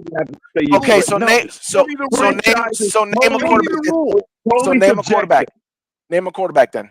A quarterback is a franchise quarterback when you win in both seasons, regular season and postseason. No, I'm not saying he is a franchise. I'm not saying he is a franchise quarterback. Show me a quarterback who got paid their second. Who? Josh Rosen. He got paid a second contract on the same team? No, I'm talking about a No, guy no, that they got didn't out get in his paid, first year. They even tested though him he was out. a 10th overall pick, 9th overall pick. What about him? What? Why isn't They he got included? tested, moved off of him. He's saying no. What you That's guys are not what not I said. understanding.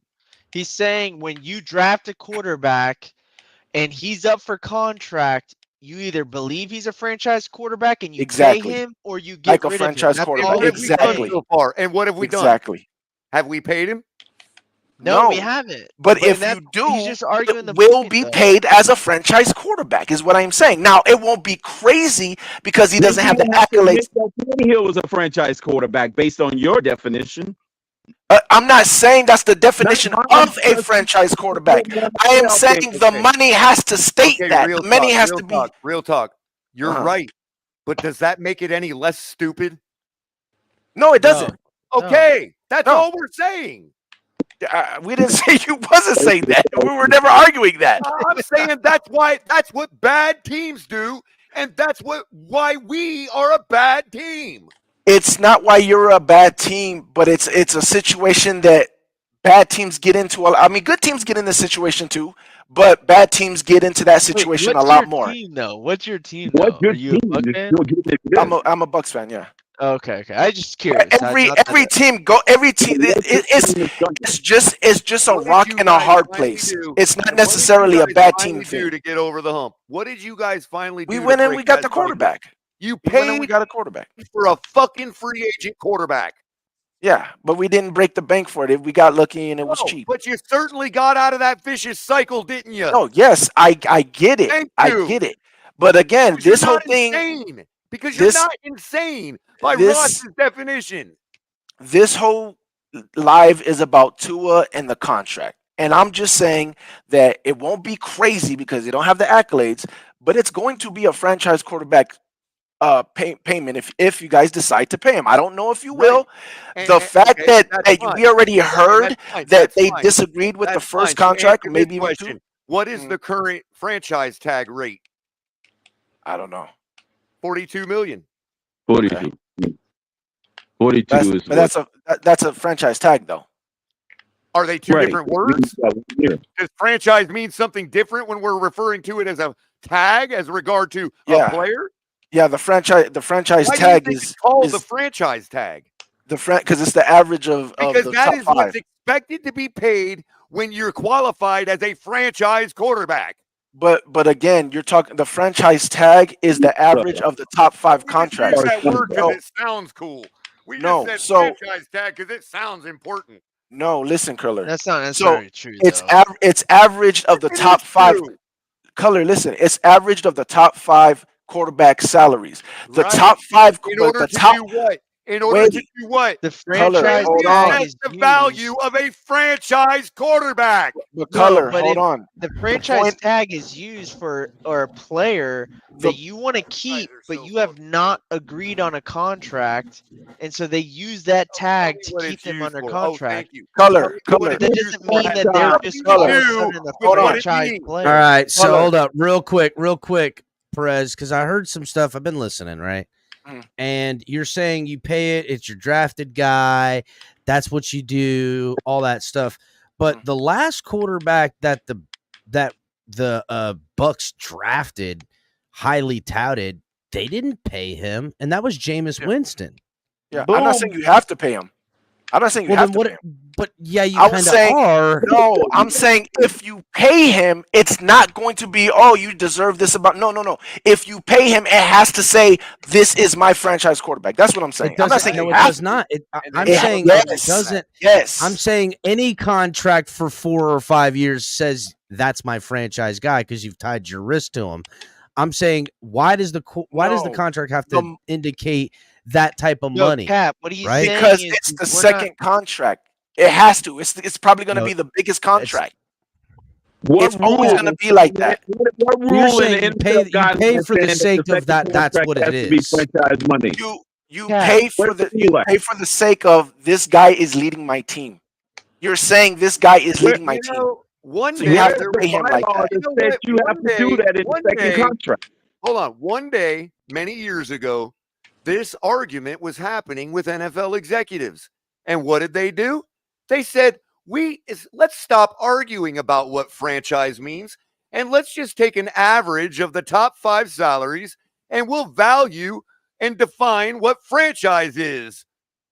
Yeah, but a And they franchise called it a player, you give franchise a tag. multi-year deal. You don't give a the 1-year deal franchise to a the franchise franchise tag doesn't mean that's what you pay a We gave the franchise franchise quarterback. tag to I Jizeki. didn't He's say not a it franchise means that's player. what you pay him. I said that's what it means, what the value is. No, it doesn't. That's the average of the top 5. That's all it is. Okay, fine. Yeah, but Fine, wouldn't you say fine, the Mr. top I'll 5 use in any any word I want position to. would I'll be use any considered word I the want to franchise describe guys anything. of those Sure. 5 teams? Well, I'm Because you're glad not you asked that. no drafted guys making top 5 in their I'm position. glad you asked that, because if you go look at the top 5 guys, right? And you Uh-huh. obviously number 1, Mahomes, right? You would never say no. Mahomes is number 6. No. I'm talking about ranking the top 5 quarterbacks. Name it a veto? Why Okay, didn't well, we're talking about money, not quarterbacks. Because if you're just going to put top 5 quarterbacks, you could say whatever you want year in and year out. We're going to just talk about what you can nail down on, and that's money right now. No, and what do you think the transition tag? Because what does the franchise tag have to do with the top 5 quarterbacks? Nothing. Because you could have number 3, 4, 5 all be under rookie deals, and the franchise money doesn't reflect that. No, no, definitely yes. Not no, it's yes. It's the top 5 salaries, bro. That's right. What top 5 salaries. Yes. Patrick Mahomes isn't one of the top 5 salaries. I understand, but what I am saying, I'm trying to make a point. It was meant to set the value of a franchise quarterback in the NFL. That's what franchise tag is. Nobody has to Go ahead. argue What's about the it. point then? So nobody has to do what we're doing right now. Color. So out Hold of on, all let me the hear 'em. people, right? If you could pick your first franchise guy, who would it be? It would be obviously Mahomes, right? But that's not how the franchise tag would work. But okay, go ahead. Yeah, Mahomes is number 1. We're not talking about that. Okay, we're not talking money. We're taking money out of it, Color. Apparently, for some reason, we'd only been talking money, but we're taking money out of it for this. So Mahomes, who else? So what I'm saying is, Mahomes, that's 1 of 5. Yes, I'm just talking about Mahomes. So Mahomes' contract is not going to be the same as everybody else, right? Even though that is the best freaking quarterback. Be less than the franchise Color, tag? slow down. Be less than the franchise tag. Mahomes is making $3 million more than the franchise tag today. The same point over again. And I don't understand where you're going with this, Perez. What about Mahomes? Because there's 5 other quarterbacks. There's 5 other quarterbacks making more money than Mahomes right now. So I don't know where you're going with that. When you talk about the market, based on your argument, Trevor Lawrence will be getting more money now. When I talk about the market, they're not going to look at Mahomes. They're going to look at the guys that signed in the last 2 years. Mostly the last one. And if you're going to go with market, they're not. They're not. Contract. No, when you're talking about the contract, they're not going to just go off of the last guys. They're not going to say, "Oh, this guy got this guy got that, so that means he gets this." That's not how it goes, bro. Hold on, I just want to know. Color, I want Perez to decide to tell me how do they do it? How do they do it? How do they do it? Franchise tag. They because those guys that have just signed have different accolades. They can't overjump those accolades just because Tua's the next up. That's not how it works. So they're going to see those contracts and they're going to say, well, Tua don't have those accolades, but he needs to be up there somewhere. So where is he going to go? And then they'll find his place. So by that measurement, Tua would have to now start from where like Kyler Murray and Deshaun Watson is at number 7 and number 8 in the top 10 quarterbacks, because Kyler Murray is making whatever he's making, and it averages out to like 6. I think it was 60. It was 46.1 and $1 million a year annually, not guaranteed. 46.1. I'm just saying. Hold on a second, right? I'm gonna take it. So 46.1. And 46 million. We're just gonna go do it. We're gonna say 46.2, just to put them right over both those guys, right? Underneath Patrick Mahomes times 5. That's $231 million for 5 years is Tua Tagovailoa's contract. Now, what are the guarantees, Perez? I don't know what the fucking guarantees are. The guarantees will be, but no hurt, but Jalen Hurts. That's what they could be arguing about. I personally think they're arguing about a whole bunch of what do you call it? Incentives. Yep. Yeah, And I I agree. think that's where it's going back, because I think Greer's putting a shitload, which I can't believe I'm saying it, in his defense, it's due, because there's a lot of shit that he has to protect himself with Tua, unfortunately. And I think that's the shit that if you want to be owner, that's how he separates himself from being tied to Tua. Platitude, bro. Complete platitude. I would say so. You're saying put yourself there, real talk, because that right there, by definition, separates him from being tied to the hip to Tua. No, Real Talk has made it real difficult to project the numbers with Tua because you're all over the place, right? Like, I'm trying to find your logic in your argument, and you're saying this, that, and the other, but I'm telling you that record. I'm just saying that divided by 5. The franchise why would, tag if the would be Dolphins are going to pay eliminate Tua this argument. $46.2 million a year, I'm sure that's the deal that can get done, right? If it's $230 million a contract with 46.2 annually, the Dolphins would love that contract. I'm telling you that Tua Tagovailoa and his representation will not accept that offer at the current juncture. So do you think they're offering him how much? No, that's the number you said. Because you said okay, I'm just going to say it clearly again. If they were to franchise him next year, it would cost them $45 million in guaranteed money. Okay. Okay. That's $1.2 million left annually than they would give him on the Patrick Mahomes, below Patrick Mahomes, because you're talking about not in line, not what the recent contracts are. Remember, Patrick Mahomes signed that deal 4 years ago? This season will be 4 years ago. So we'll be playing on the fourth year of that deal. You want Tua Tagovailoa to be bypassed by Jared Goff and everyone else because of the accolades factor. And I'm telling you that am I in agreement that that's where I would be stern with the talking table? Yeah, but that's just not how it works, right? They're going to ask for more than that. Now, I'm thinking more of $45 million a year guaranteed, not his annual number. The annual number of the top 5 quarterbacks making annually will be $45 million guaranteed, but they're actually potentially could make 51 all the way to $55 million a year.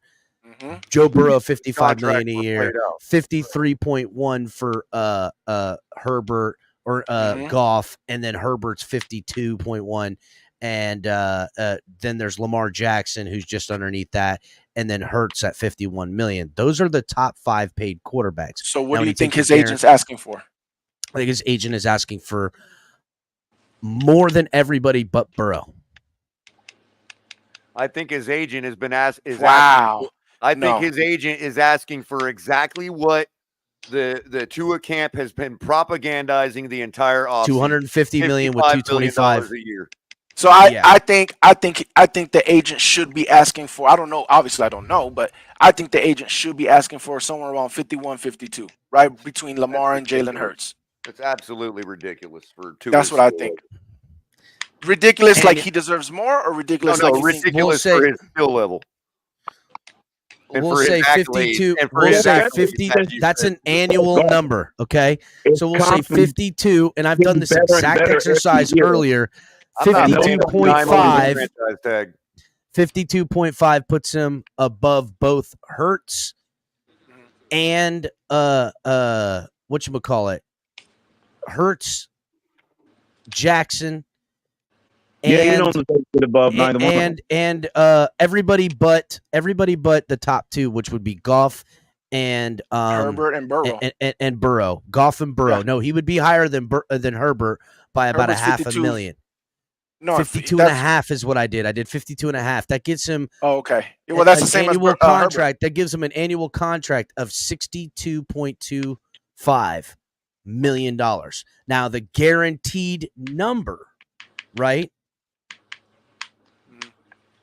that Goff, the guaranteed number that Goff, that Jared Goff got a year, the guaranteed number that Jared Goff just got a year was $42.5 million. Tua's going to be selling fucking business model books for the rest of time. Okay. How to make $100 million for doing absolutely nothing by Tua Tagovialoa. Listen, Jared Goff got $42.5 million a year guaranteed. Burrow and Herbert are just under 44 million a year in guaranteed. Y'all want to call him the GOAT of businessmen? I'll go with you on that. Now I'll give it to you in this perspective. I'll give it to you this perspective. Lamar Jackson took $37 million a year in guarantees. On his second contract, mind On you. his second contract, he took $37 million a year. And we turned that down. So, for Lamar Jackson. El Capitan, tell me, what do you think Greer is willing to pay him, average and guaranteed, and what do you think Tua's team is asking for, averaging and guaranteed? I just told you. So yeah, you told me Tua, but I would say Tua's team is asking for a $265 million average a year. A $265 million 5-year deal. That would mean that would average at, hold on a second. That would average at $53 million a year, which would put him just above Goff and just below Burrow. And Burrow got $219 million guaranteed. Goff got $170 million guaranteed in 4 years. So hold on, I would say 44 times 5. He wants 220 of that $265 million to be guaranteed. He wants to be guaranteed $220 million. What's the lower? Which is like a couple $100,000 more than Burrow. So his annual cost will be less than Burrow. His guaranteed money will be more than Burrow. And I promise you, that number I just gave you, 220, 225 in guaranteed, 265, 270 in annual spending over 5 years is the exact number they are trying to get and will fight tooth and nail for it. And that'll change everything. And what do you think? And what do you think Greer's trying to get? Real talk. I don't think they're willing to give a dime over what Lamar Jackson made, simply because if we were willing to do that, we would have just got Lamar Jackson. No, it's not necessarily true. Captain, what do you think? What do you think? So I wrote it down earlier. Let me see if I can find it. I mean, I get that you disagr't with that, real talk. I got it. But can I you got the poke deal. a hole in that logic? I don't. No, it's I get the logic. I just I think circumstances. Fair enough. That's all I ask, is that people recognize the logic. That's all I'm saying. I would say the Dolphins would give him $5 million more a year than Lamar Jackson guaranteed. That's $190 million a year. That puts him or $190 million over 5 years. That puts him with $38 million a year guaranteed. And I would say that they would give him a $250 million deal. So at $250 million a year divided by 5, I mean, that's simple math. So it's 50 a year. So that puts him at his 50 a year mark. That's 1 million less than what's his name, Hurts, and that would put him more than Hurts and I would put him more than Hurts and whatchamacallit in guarantees. Hurts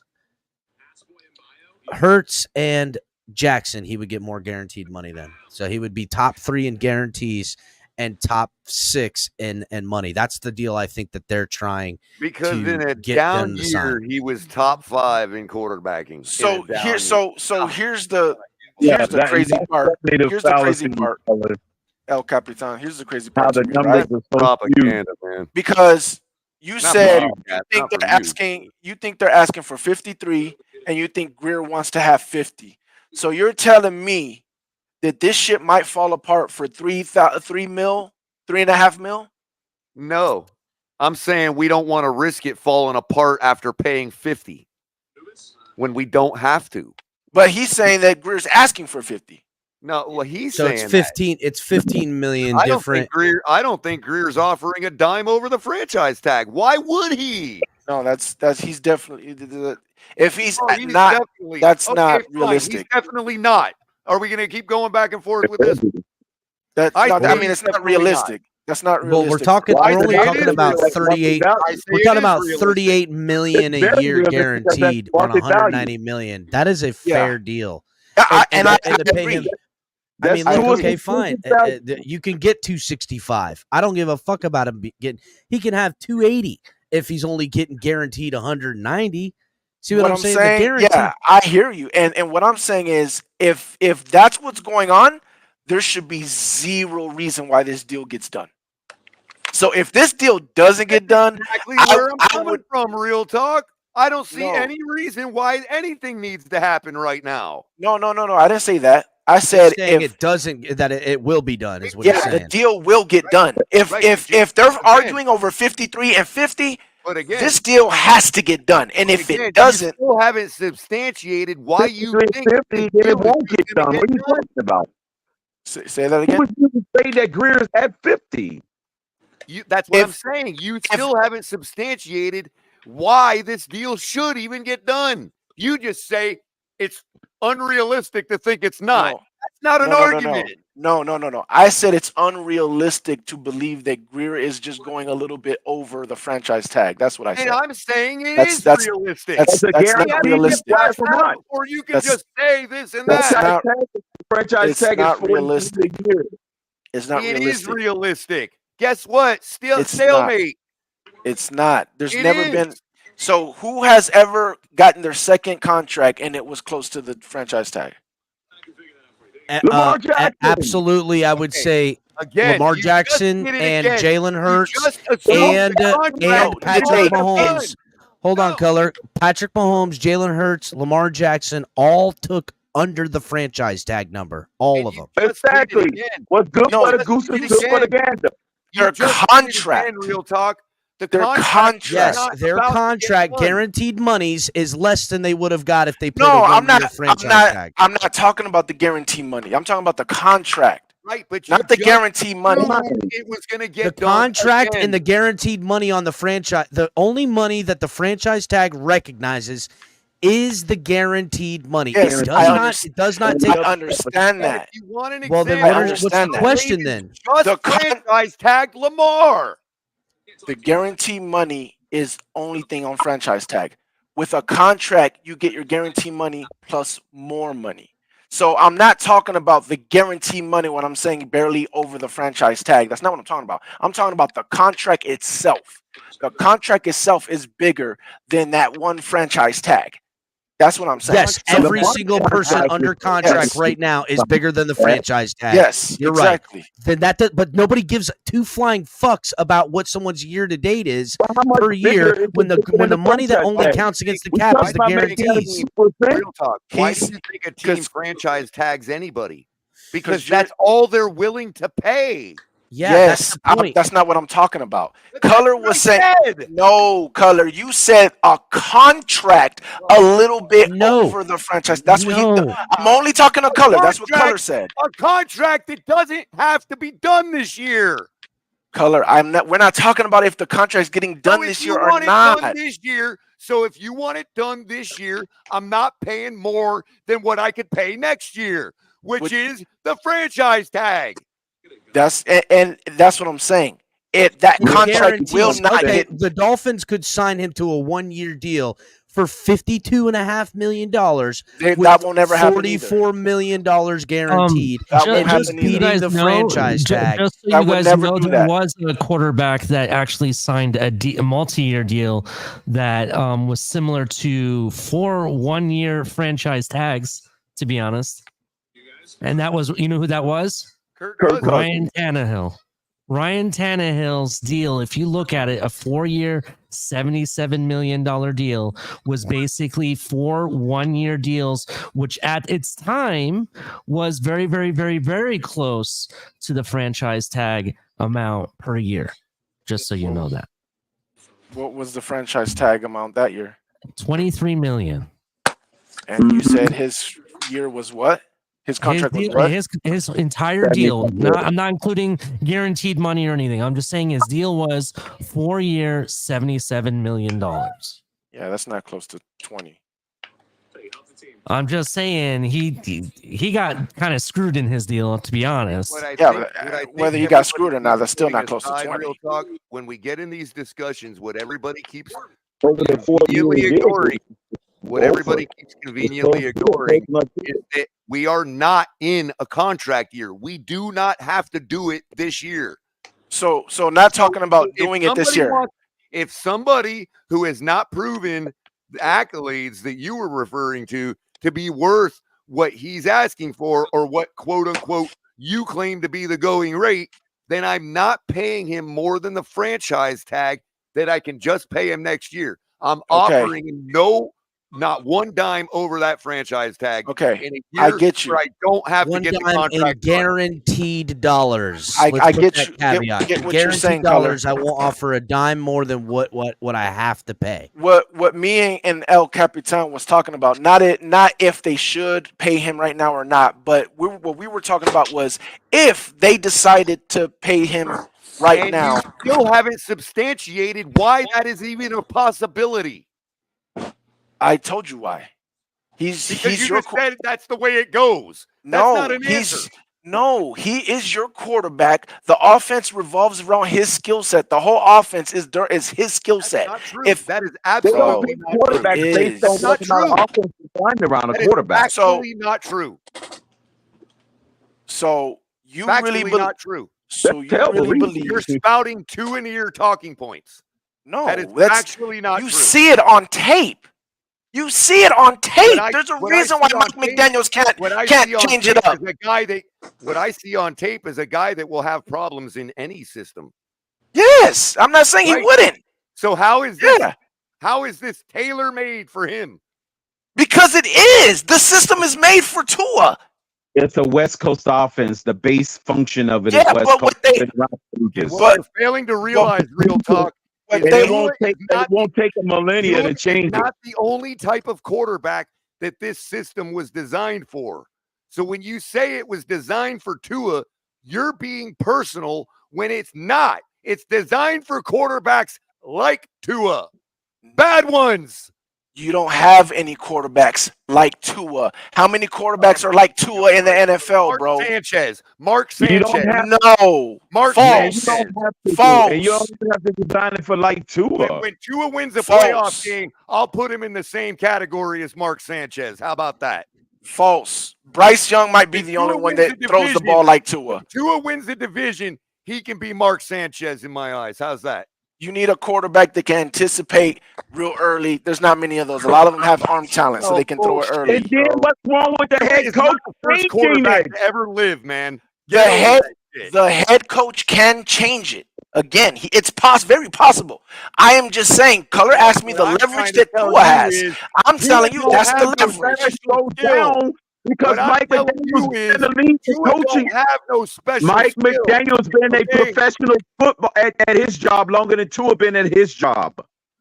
I am not saying that Mike McDaniel cannot change the system or have a brand new system. That means, by definition, this pseudo leverage that you think Tua may have over him is fraud. No, it's not. Whether you believe it's leverage or not, that is what they can say, and I'm sure that's what they're saying. Go get Tua as much as Tua needs him. What are they Prove saying? it. Real talk. Prove it then. 29 touchdowns. Prove it then. 4,600 yards. And Prove it the first then. time ever that he finished the whole season. That's what they're bringing to the table. The whole point is their agent is saying, then prove it. If you think that's what you can do, then do it. That's the whole point. It's not that if I believe it. You can say that to them. But you just said that they don't cap. How is that capping? He's saying you want to take the risk, then take the risk. But these are the risks you're taking. You either have your franchise quarterback that everybody has been already used to, or you go with somebody else. Because everybody's been used to him. Okay. Yes, the system is tailor-made for him. This is the height of defeatism and mediocrity right here. I gotta say, it's dissolved down to It's That's an dissolved insult down, to you Perez, realize that's to technically an stick insult with to what Tua you too, know, because it no means matter only one what, coach in the rather than entire universe, an entire galactic We're used to universe getting fucked. can make Right. an offense Okay, for so him. let's just keep bleeding out That's the ass because technically we're an used insult to to getting Tua fucked. as well. Bro, the point is you either pay Tua to be your quarterback or you go with someone else. Like, it's that simple. I'm not saying that we've got that you 2, maybe 3 Okay, you years pay to him to be not a have to quarterback. go That with doesn't somebody mean else. Why we And that was should Keller's entire point. You're saying The that you Tua have did to not pay him to go with by a someone else. freaking Keller's point bonehead. is, no, I don't. Not this year and not next year. You don't have to, because the franchise tag will be probably $45 million next year, which is still saving you money if you pay Tua this year for next year. El But we're Capitan. not used Hold to on, saving money. wait. We're not used to saving money though. You literally do not have to give him a contract. We have established that. We understand that. That is not what I am saying. I am saying if you don't give him a contract because he's saying the things that I'm saying that he's saying, and you do take that route where you franchise tag him, you franchise tag him, right? Price goes up. It only goes up. And you get more in the hole, and you can't afford him. The price is going up no matter what he does, bro. Nah, it's not true. In fact, the Dolphins will tap into 2026 after a franchise year of $45 million with a clean slate of over with cap going up somewhere of 130 to 140 million in the good. Real They talk, could pay and you're him sitting here $60 million saying- a year and not give a fuck. You're sitting here saying And that we guaranteed should pay money. him money that he hasn't earned. So that You tells me that you understand when you have You're guaranteed talking money, you about can't cutting move it, off right? your nose to spite your to God, face I'm is gonna what you're fucking- saying. I swear to God, I'm going to bounce No. the next person that freaking interrupts me like that, man. I swear to God. You're sitting here saying that the guy has not earned a big like that big money, right? Okay. So if everybody thinks he's going to get it anyway, then the price is going up whether he balls out or not. Yeah. But the difference is if you go I would into rather stop paying that stupid price. But if you do the franchise tag, you screw yourself up salary wise. You can't move that money. Yes, you do. Just like doesn't matter. It doesn't matter. We could move all of the rest of the money to not be screwed. We would lose nobody. Just like we screwed up our salary cap by not doing this deal last year, right? I like what El Capitan just said. You can move everybody else's money to not screw up the salary cap. So let me say two things. We just did that this year. Let me say two things. One, they were trying to press us to get everybody's thing to us first before everybody else just to get underneath the cap. So that's how we know that this is nothing but pure propaganda. One, you know, Turn up, crypto. Trying to say that we needed to get a deal done before the league just started. You know, once you get that franchise tag, you can't move his money. That's one. And now they trying to say it for next year. I ain't buying that. Not a bit. That would be another player that you didn't give him a contract, just like you didn't do Wilkins, just like it looks like about Holland. I don't know where that's going. Right. You really think other players are going to let you move their money? Any different than But any don't other you understand? Not paying Wilkins and not paying Robert Hunt allowed us to not be forced to pay Tua. That he can go get quality safeties in the draft or in the offseason. There's no pressure to do anything with Holland. Yeah. So again, I ain't sweating Holland's ass none neither. Exactly. He's the most expendable. Because Chris, if that's one position that Chris Greer has gotten right, and that's the safety position. Holland has no freaking leverage. Zero. You guys keep talking like it's you guys and Stephen Ross against the team in the NFL. That's right. That's which exactly is bad. how we talk. No, And we it's fight terrible. against our team and our fucking fan base. We don't have to. We don't have to follow. I'm sorry. We don't have to, I get we that. don't Hold on. have to Perez do gets to take a sigh of make relief ourselves and not feel worry good in about the it. He got eyes to see a of our Super Bowl peers. recently. But the That's what we're reality saying. is, before Tom Brady, when your franchise did something different, and you're talking about doing all the stuff that franchises do without Tom Brady coming to their football team, is why you guys didn't win shit before Tom Brady and why it looks like you're not winning anything now without him, because you're talking about continuing doing the same patterns teams continue to do. And I'm telling you that that's not how it fucking works anymore. It's not. So the reason why we won a Super Bowl was It's Tom because Brady. it's because we drafted a whole bunch of people and we were able to pay everybody we wanted to pay. And everybody, and we had someone like this motherfucker high as fuck. Hold on. Goddamn, you high as hell, Perez. That caused a 46-year-old quarterback to throw for more yards. It wasn't the number one passer with 5,300 yards in a COVID year that came out and won it. It wasn't the GOAT Tom Brady doing it. It was the organization. Jameis Winston in his last 3 years was throwing more first and second in passing yards. And they didn't pay him. They didn't pay him. They got rid of him and went and got Tom throwing Brady. interceptions. Because he was throwing interceptions. Yes, missing a million offensive linemen. Tom Brady did not go and win the Super Bowl by himself. That defense was in there. Nobody wins the Super Bowl by themselves. But your organization said, we're not going to pay the young guy on upside market value. We're going to go and get a free agent guy and take a step back and get all of his friends and win it. We drafted everybody and paid who we needed to pay. So that is what I'm saying. Up to the Tom Brady year, the entire time with Jameis Winston, they were just preparing for Tom Brady, is what you're saying.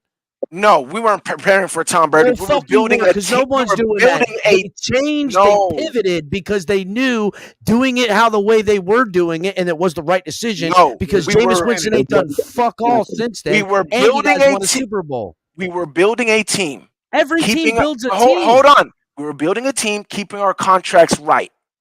Once we had the team, there was only one position left, and it was the quarterback. We gave Jameis a chance. Saying. We only have one position that's exactly what we're saying, Bryson. Right. We only have We are there. If you give with up $1 this billion football team. to Jameis while you were waiting on that quarterback, did you give Jameis $46 million a year annually? No. And 37. No, why? Because you went and did something else. Wait. So I think you guys think I'm saying you should pay Tua. That's what I think is going on here. Because I've never said you guys should pay Tua. You're giving us fallacious reasons as to why we're this motherfucker's trying to play a Jedi mind trick on us right now. No, all I was doing was telling you what is going on both sides. What Greer and that team is. Your arguments are fallacious. They're not. You have to keep up with the Joneses. It's not necessary. Of course, you don't have to pay Tua. Let me say it like this: if I was you guys, I would not pay Tua. I would have went and got Lamar Jackson. I would have went and got some other quarterback. I don't like Tua at all. I don't think he's good at all. Let me ask you this question: I don't think it goes now. This is your out, but I don't think you're going to take it. I don't think you're going to take it. But this is your out. You want to leave Tua? Leave him. This is your out. I said last year. Hold on. I said last year you guys were in a bad color. All I'm saying, real talk, is Chris Greer's patterns and track record over the last 4 years tells me that we are going to take this out. I said the same thing. That's why I heard when they said this contract's not gonna. We declined the first offer, the second offer. I'm like, oh shit! It sounds like they're preparing the fan base to be like, oh yeah, we were never gonna pay him. Like it sounds like you're preparing them. I don't know if that's what's gonna happen. Here, the first words in my head. The first words in my head when I saw this report was, "And so it begins." Right. That was the first words in my head. So yeah. I mean, we have seen this across the NFL start the same way every time. The player advocacy groups gather up. The NFL executive propaganda gathers up. The team's propaganda gathers. It's all the same patterns. Right. So all I'm saying is, because again, I would go somewhere else. It's not good enough to come out on the positive end of that bullshit. I said last year, Color, I said you guys are in a fucked up situation. I said that last year because everybody was saying, well, he has this year to prove it. He has this year to prove it. What I said was you're in a fucked up situation because if he does prove it, next year coming up, which some people say he did because he stayed healthy. If he does prove it, it's still only 1 fucking year. It doesn't mean anything. So now you're gonna give him a contract because of an anomaly year? Like you're in a bad situation. That is what the sycophants believe. Right. So now he stayed healthy. He gave you a whole bunch of yards. Now his agent can say, "See, we proved it." Do I personally believe it? I can't go back to last year. I got to assess my situation this year. And when we are going to the table and talking money to a Tagovialoa in his camp, I say, yes, I would like to sign him. I don't want to sign him for that. I want to go to this. You don't want to sign for that? Well, you're going to play on your 5th year, and we'll see what happens next year. Oh, you think you're going to just go into free agency? Well, no, I'm going to franchise tag you and keep you here for $45 million, which is still less than the probable projected average of what you were asking for in guarantees. So if I'm going to play it in every direction, the Dolphins don't have to pay him this year. They don't have to pay him next year, and it's not going to hurt us in any way, shape, and form, leverage-wise. And all I'm saying, just count to 20. I promise I'll be done. All I'm saying is if the contract does get done, it will be between 50 to 53. I believe it will be. It will not be under that. If it doesn't get done and you do go the whole franchise route, that's fine, but you're going to end up having to do it again. That's one. Right. And number 2, you're not going to be able to move that money. And number 3, it's going to fuck up the rest of the players because it's another player that you didn't pay their money. Real talk, I agree with you. But that means that we have to go back and substantiate why we think that is even going to happen. Because the fact of it is, we have no incentive to do a contract right now. None. The only incentive that Greer has is to not look like he was wrong. That's the only incentive he has to say that. I knew you were going to say that, and I've got a rebuttal for it. Okay. If he pays Tua this contract that's more money than anybody's comfortable with or thinks he deserves, right? He gets the bag, let's say. And then let's say it falls apart like a lot of people expect it to with him. You don't think that Greer's going to take that same hit then and there? Oh, yeah. No, of course. Then what's the difference? The difference is you taking the hit now or you taking Greer. If I was Greer and I know I'm headed for that, no matter the outcome, then I'm rolling the dice on somebody else, because if that somebody else wins the Super Bowl, it don't give a shit if he was wrong about freaking Tua. The difference is this, Color. You either admit you're wrong now, which looks bad because he's just coming off of being healthy and a whole bunch of yards, or the fan base has changed. If he were to do it now, he would have support 50% of the fan base. Or if he does it later, Color, and gambles and takes everybody if Tua fails, bro. No, but hold on. Everybody if Tua fails. But at least he'll have an out if Tua gets hurt. If Tua doesn't get hurt and fail, I think he has the same type of L. If Tua doesn't fail because he got hurt, he still gets an L. If the contract is signed, if he does a new contract for big money and Tua gets hurt, yeah, he's done. It's his. We all told you this was going to happen. Everybody knew it would happen, and you still gave him a big contract. That's my point. He has more of an opportunity to get out of it and save face now, while 50% of the fan base would build a statue for him for standing his ground here. And speaking of that, I was going to say that was my angle. Best opportunity to get out of it is what I'm saying. Real talk. It ain't getting no better than this. So let me ask y'all a question then, because this is I'm wondering about this. If that's how you guys feel, right, that you guys would build him a statue from getting out of this, why even want him to give you pay a franchise tag like that? I don't get that. Well, I don't understand why you would want to keep a quarterback, because it only straps us for that year. Yeah, but you got to realize us Dolphin fans that don't want the deal to happen are not concerned about money. We're concerned about tying ourselves to him for another 4 years. That's what I'm saying. Why would you not about money? Why would you not just want him $90 million a year? Why wouldn't you just want him to just walk? Just tell him to walk. Like, not even give him a franchise tag. Just trade him.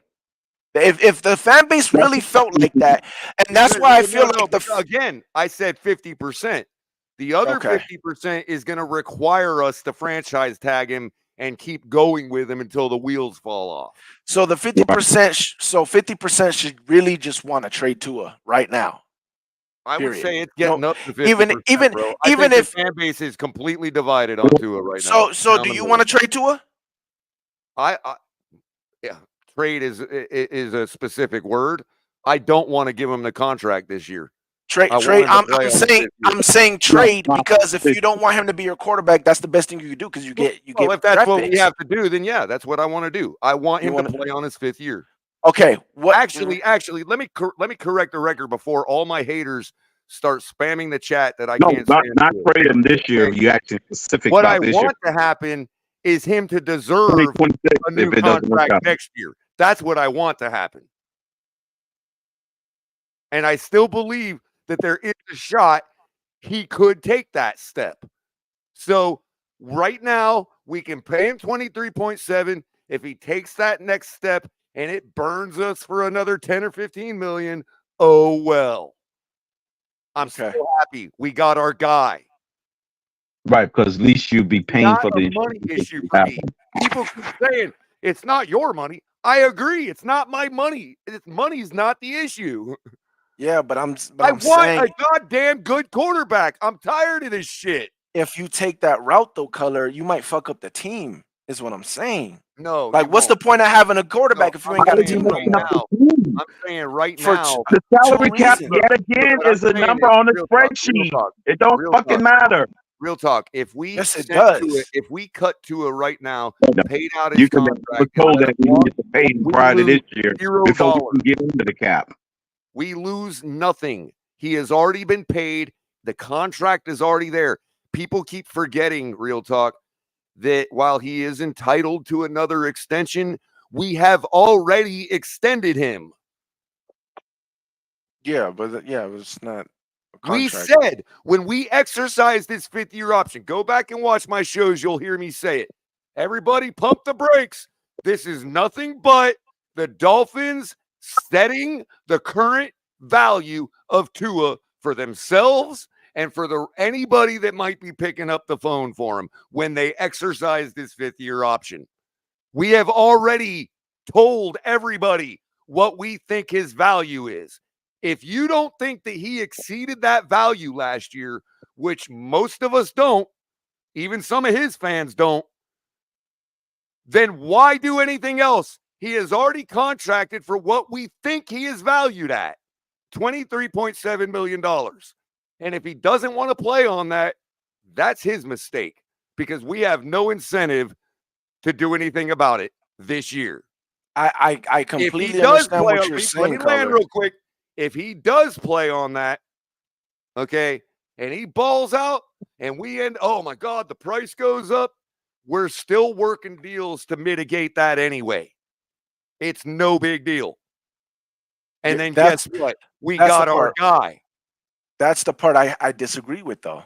Like, I hear everything you said. I get it, except for that last part. The guy, though, real talk, what I'm saying is next year, let's say we play him on the 5th year. He fails again, and he's not our guy, right? If that's the case, we're doing something different altogether, whether it be draft a new guy. And you got more than enough money to reset your franchise anyway. My point is, if he's not the guy, then that also inherently will validate that Skyler is good enough or Mike White to be a stopgap.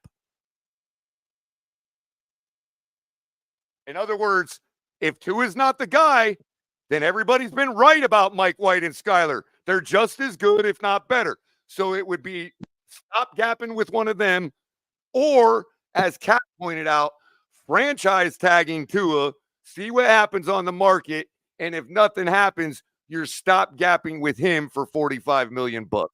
But that's the easy part. That is the toughest route. That's like the worst that could happen to us. It's not. Because not. You're right. It will hinder us on other contracts with guys. That there will be a domino effect. There's only the one other player, and that's Waddle. Okay, I'm just acknowledging that there will be a domino effect. My point is, but it don't matter. Waddle will still play. I'm with you though, Crypto, that Chris Greer has already proven to be able to work that shit out. He just did Exactly. it. We You were just told used for the a year example straight. this year. We were told for a year straight that all we have to do to clear up all our cap issues is sign to a new contract. We have cleared And up that was all our cap before the issues, league year, and caller. we have not I'm not letting signed a them new forget about contract that. with Tua. How much he was pushing that one. They How said did we you- needed to get that done before the league year started. And that's why I'm actually pleased with Chris Greer. I haven't waded in on the Chris Because Greer he argument like everybody manipulated else. it enough Dog. where he Okay? can figure out to do all that before even touching Tua's contract. And that's what I'm telling you. Real talk is, I'm at a crossroads with Chris Greer. I can either say he's the worst we've ever had, or I'm building a statue for him. It all depends on what he does with Tua right here. So bro. let me say this, because you sound, when you said about the cap, like, oh, they said we had to do this to get clear of the cap and blah blah blah blah. You were in all them spaces. You know damn well that's what they were saying. That's all they were saying. I feel nobody gets done unless Tua gets done. I feel like you guys are falling into the same traps. Of Saint believing fans, them? No. Saint fans We were just falling get into. shouted down, and everybody assumes we believe them. No, so it's called a platitude. Saint fans believe that the cap situation ain't real either, because every year they're like 60 over the cap, and every year they clear it. But what Saint fans are now finally figuring out is their team is old, and their team has been getting depleted. Because they're not cashing in. What do you mean they're not cashing in? They're not cashing in. They're not getting the job done. They keep kicking it down the curb, but they're not actually coming through with getting the job done. And their right. Getting that part. But that's what I'm saying. That's what it sounds like you guys are doing when you say, "Oh, we cleared the cap." No. Our team, their roster is terrible compared to our ours. team is getting We have hope. better. We just Right. need a quarterback. I'm talking about the salary cap. Because right now you guys are saying like we're not worried about the salary cap, and I agreed. all When you them said guys are when you mitigated. said All no, them when you guys are said mitigated everything by making Super Bowl money, bro. All No, them no, guys no, would be no, no, mitigated. no. Listen, when you talk about, if Tua doesn't work out and you guys do this and that, that's fine. Again, that's the easy part. Let me ask The you hard something, part I get what is you're saying already. What I'm saying, what I am I want saying? to ask you is, you guys are a couple seasons removed from a Super Bowl. Are you with your team right now? Are we what? Are you pissed with your team right now? No. You're happy. You're content as a fan. Yes. Yes. Why wouldn't we be? You have to win the Super Bowl if we won a first. Super Bowl and then Right. couldn't sign everybody else and went back for a Right. couple years, Of course. like, But you're saying franchise tag them, and then the year after that. And what I'm saying is you're kicking the can. You're kicking the can, and if he works out, not if now you somebody got to. picks up the phone. This is why we had the discussion about other teams. Franchise tag and then transition tag. What if somebody picks up the phone? I'm saying if you guys decide to keep him again, when you talk about getting rid of Tua, that's easy. That's the easy part for your team. Right. I'm saying prolonging the contract. Let me clear that up. I'm not advocating for a franchise tag situation in order. No, I know you're not. That's not. In other words, keeping him in that case is out of my calculus. You know what I mean? No, I understand. You're talking about different routes you guys can go. What I'm saying is, if that's the route you do go with the franchise tag and all that stuff, it's going to mess up the salary, your salary cap, because eventually you're going to have to pay him that bag if you keep deciding he's your guy. He falls out, and we have justification for paying it. Iffy, right? That's As we iffy. keep Yeah. saying, Chris Greer will make sure that all that money is kicked down the curb, dude. Yeah, but if he balls, remember if what he I balls, said about Ross and how he said he was taking responsibility for the Flores debacle, right? If he balls out and But you hold give him, hold on. If it comes to a situation where, in order to protect our cap, because Tua ends up balling out and we didn't do the deal this year and now he's more money and whatever else, if he ends up having to pull out his pocketbook to put his money where his taking responsibility mouth is, then I don't care if Tua costs more money because he balled out. So what if Ross he balls needs out? to come through. Ross needs to make it happen on the side, the way Jerry Jones does. The way we all know they can. in order to take responsibility for the Flores debacle like he claims to have taken responsibility for. So you have a Because team that right is now. the trickle-down effect as to why, like you said earlier, that is the ultimate trickle-down effect as to why we're in the particular angle we're at with Tua right now. Color, you have a team right now. Would you agree with that, though?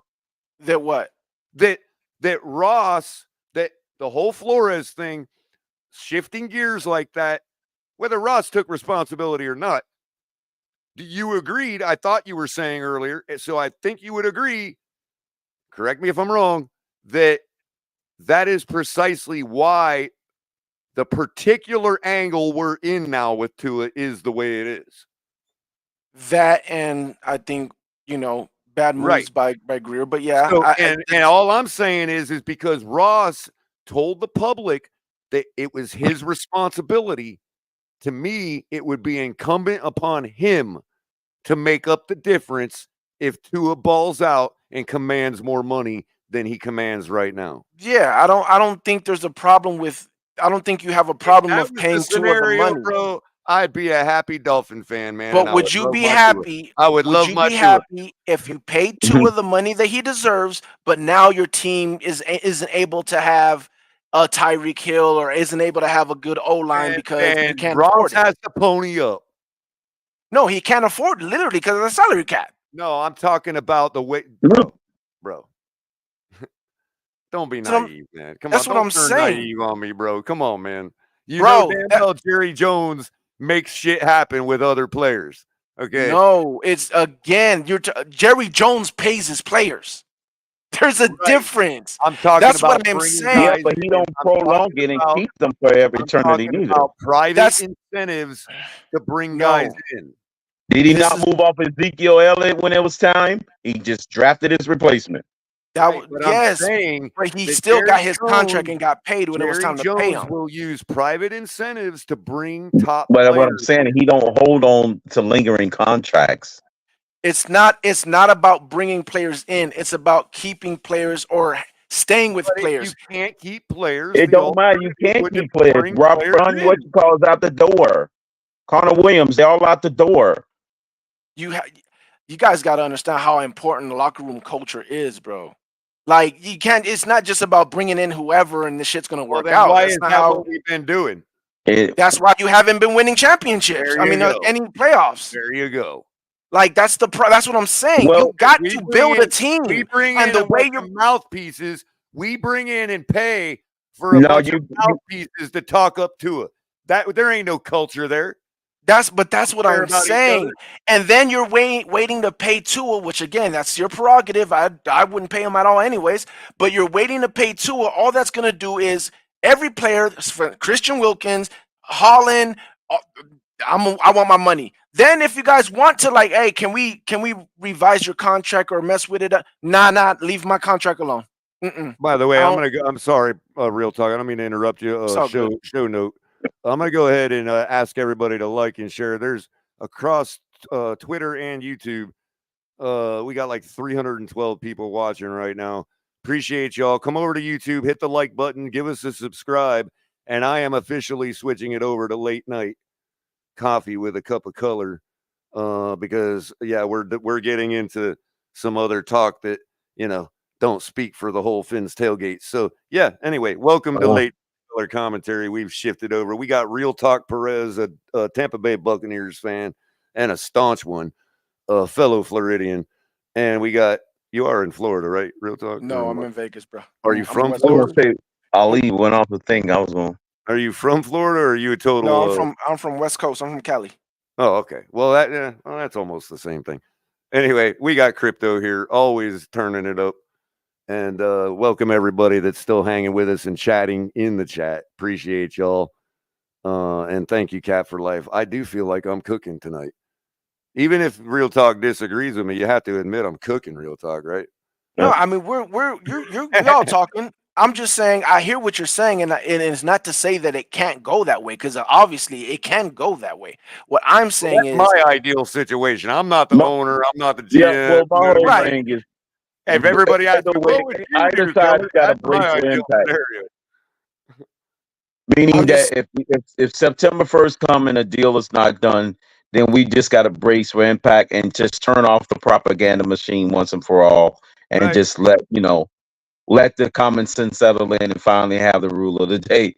The overhyped machine doesn't have to continue no more because we know what really went down if September comes and goes and no contract is signed. Hey, real talk. We have predicted this every step of the way, bro.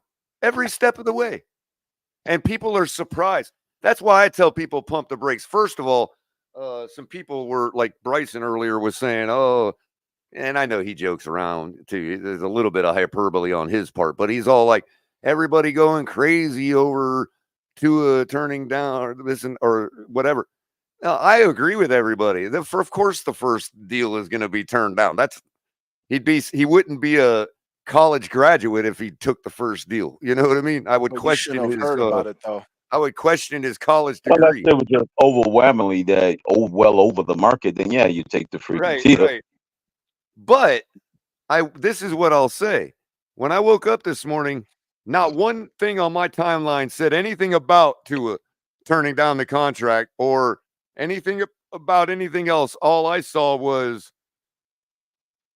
why is everybody this and that? All I saw was a bunch of spam from Tua lovers complaining that Tua haters are bitching about the contract, about turning down the contract.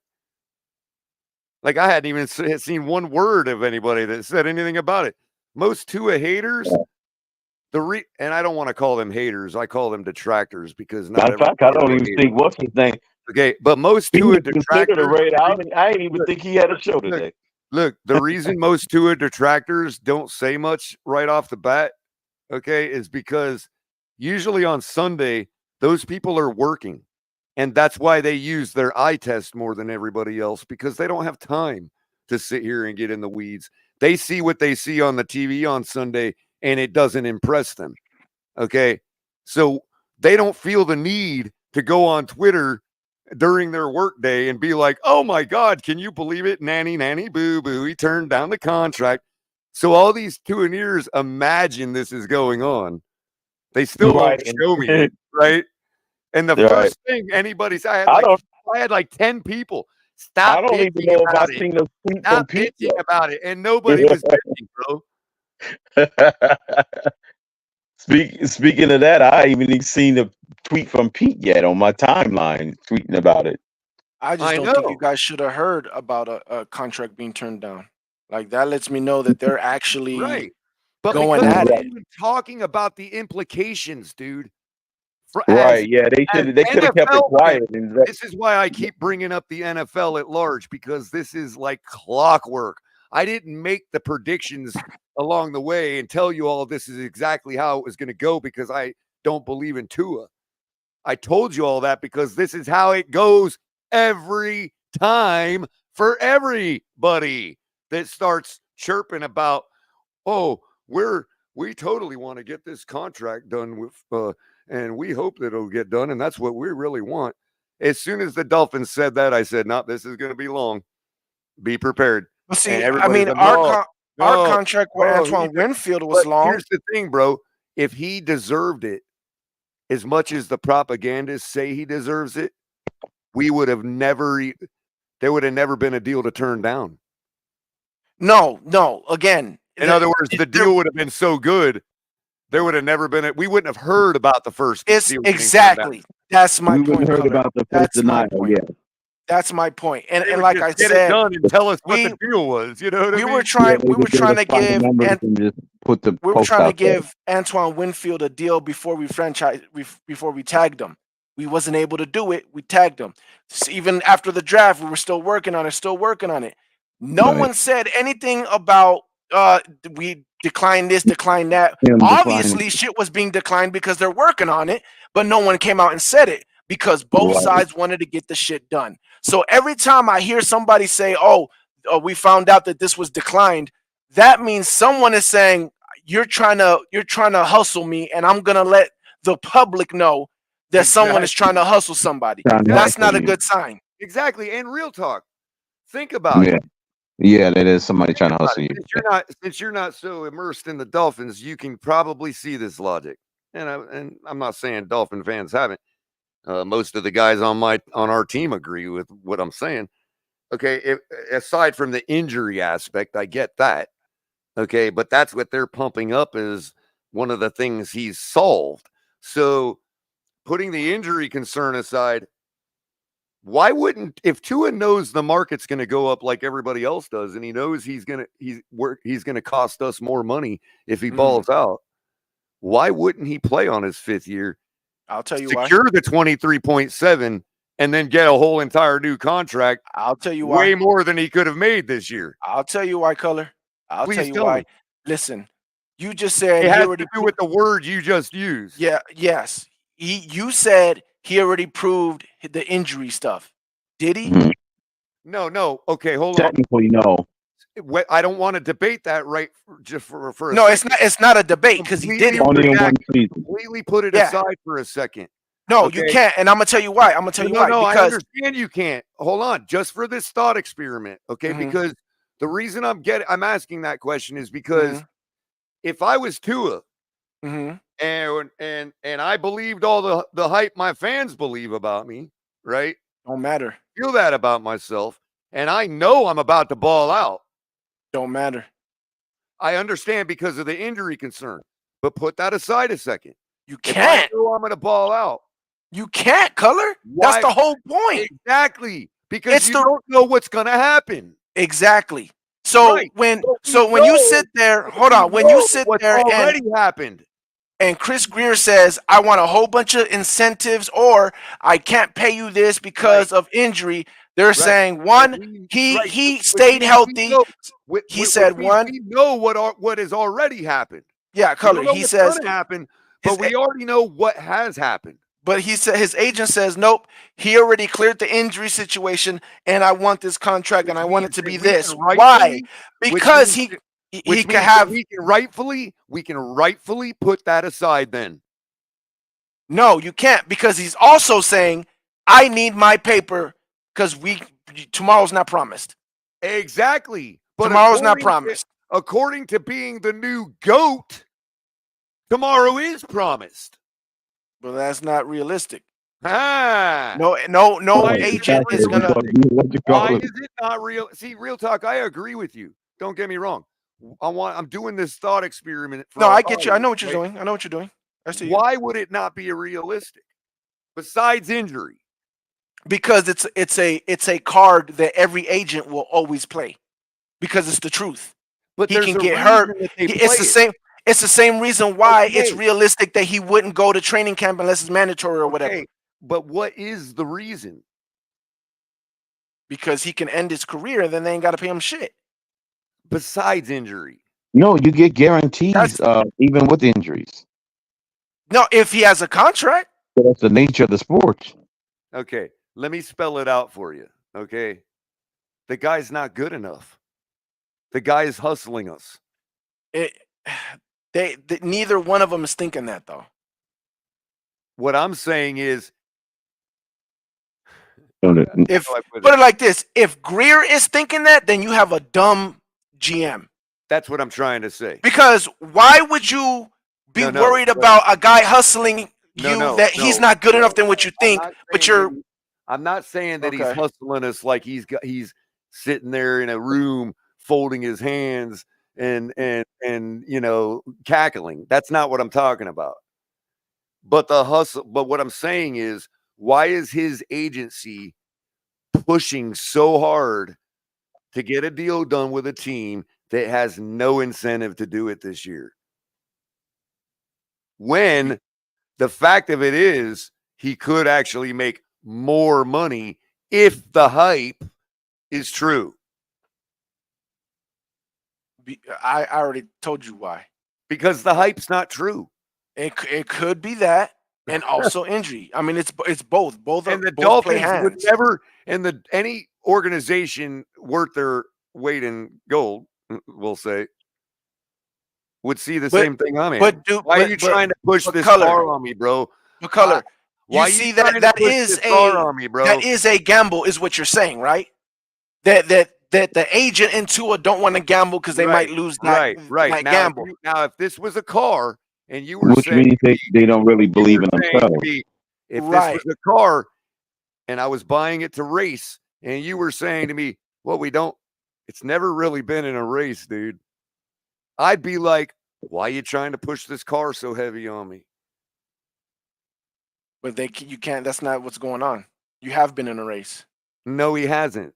He's been in a race. What do you mean? Okay, and what He's happened? played a whole in that season. race? He played. He had a whole bunch of. He had a whole bunch of yards and got in the playoffs. He didn't even qualify. He had a whole bunch of yards, a whole bunch of touchdowns, and you got in the playoffs. No, he didn't get a whole bunch of yards. We've already demonstrated that 4,600 yards is mediocre. Doesn't matter. 4,600 yards is not mediocre. It is mediocre. No, Based it's not. on the last 10 years of production at that position, it's at the bottom. Based off of what? The average of the last 20 top passers in the NFL. How many quarterbacks have 5,000 yards? Oh, you're talking about awards. I'm not talking about Brady awards. Had over 5,000 in 2011. Yes, exactly. Yeah. That's you're saying one person. That was 13 years ago. Yes, I know. And Drew Brees consistently had 5,000 yards. How many people have 5,000 yards this year? That's the point. This year. Nobody did. Okay, so that's a cap in Tua's feather. He almost had 5,000 yards. Last year did. No. Somebody the year before did. 400 yards away. It don't matter how many people did it. It's right now out of all the quarterbacks. That is reality. That is pull up this article. That is reality. Real quick, I got to pull up this Golf article. was 650 yards behind him. So you saying Golf almost had 5,000 yards? Yeah, if you have over 4,500, that's close to 5,000 yards, in my opinion. You're 500 yards away from 5,000. Now you do get an extra game, but again, none of that. That's the point. None of that matters, though. Drew Brees did those in 16 games. But Crypto, it's not about what you're doing historically. It's about what you're doing now. When you talk about contract talks, they're not going to say, "Oh, but so and so in year 2003."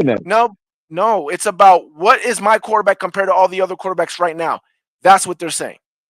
Period. Yes, but that's saying in the microcosm, you don't do everything in a microwave society, is what I'm saying. Right, you have to do it over an average. Okay, and I get where Real Talk's coming from. So let me say this, Real Talk. But you can't make contract on 2-second results. Okay, right. So Tua threw for 46-24 last year.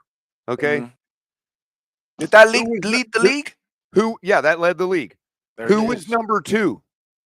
Jared Goff, I believe. You said he was like correct. 5 yards or something like that. 60 yards less, roughly. Okay. Yet when Jared Goff announced, I understand what you're talking. It's different because it's his second contract. I get all that. But when Jared Goff's announcement came out for his money, there wasn't even a debate. It was 2-ear spam full of, well, he's definitely getting more than that. I mean, that's because of fanatics. 4,600 yards. When the man we're talking about, Goff, ultimately did the same thing, yet did what else?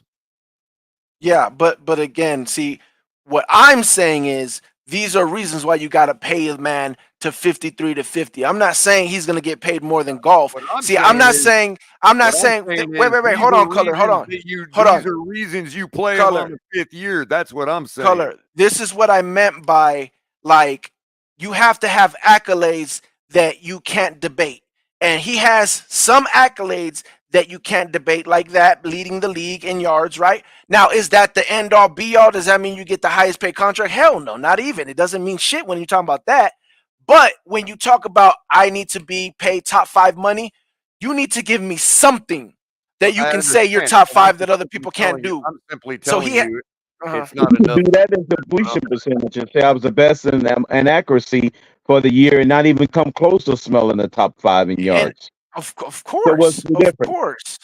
There is no difference. What I am saying is all you need as an agent, you need something to stretch. Do you know how many yards that the Super Bowl champion threw for this year? No. 4,100. Yeah, it doesn't matter. I know it doesn't matter. It doesn't matter. It apparently does to them. Yeah, in Because they're contract counting talks, it 4,600 matters. yards like it's You the end all listen. be all. You have to distinguish. You have to let go of fans talking, players talking, and contract talks. Well, I don't Contract interact talk with is anybody but the fans. completely different. Well, I It don't is, interact with anybody but the fans, bro. but what I'm saying is, when I'm talking about contracts and the agents, these are things that they say. Boom, you can't deny this. Right. Boom, you can't deny this. So how come Say- how come I'm called an idiot and don't know what I'm That's talking from- about by all my fellow fans when I'm saying the same It's thing you are? it's the same thing when I say, bro, he was healthy 1 year. It doesn't mean shit. But guess what? You know what that agent's gonna do? Boom, he was healthy. Can't deny it.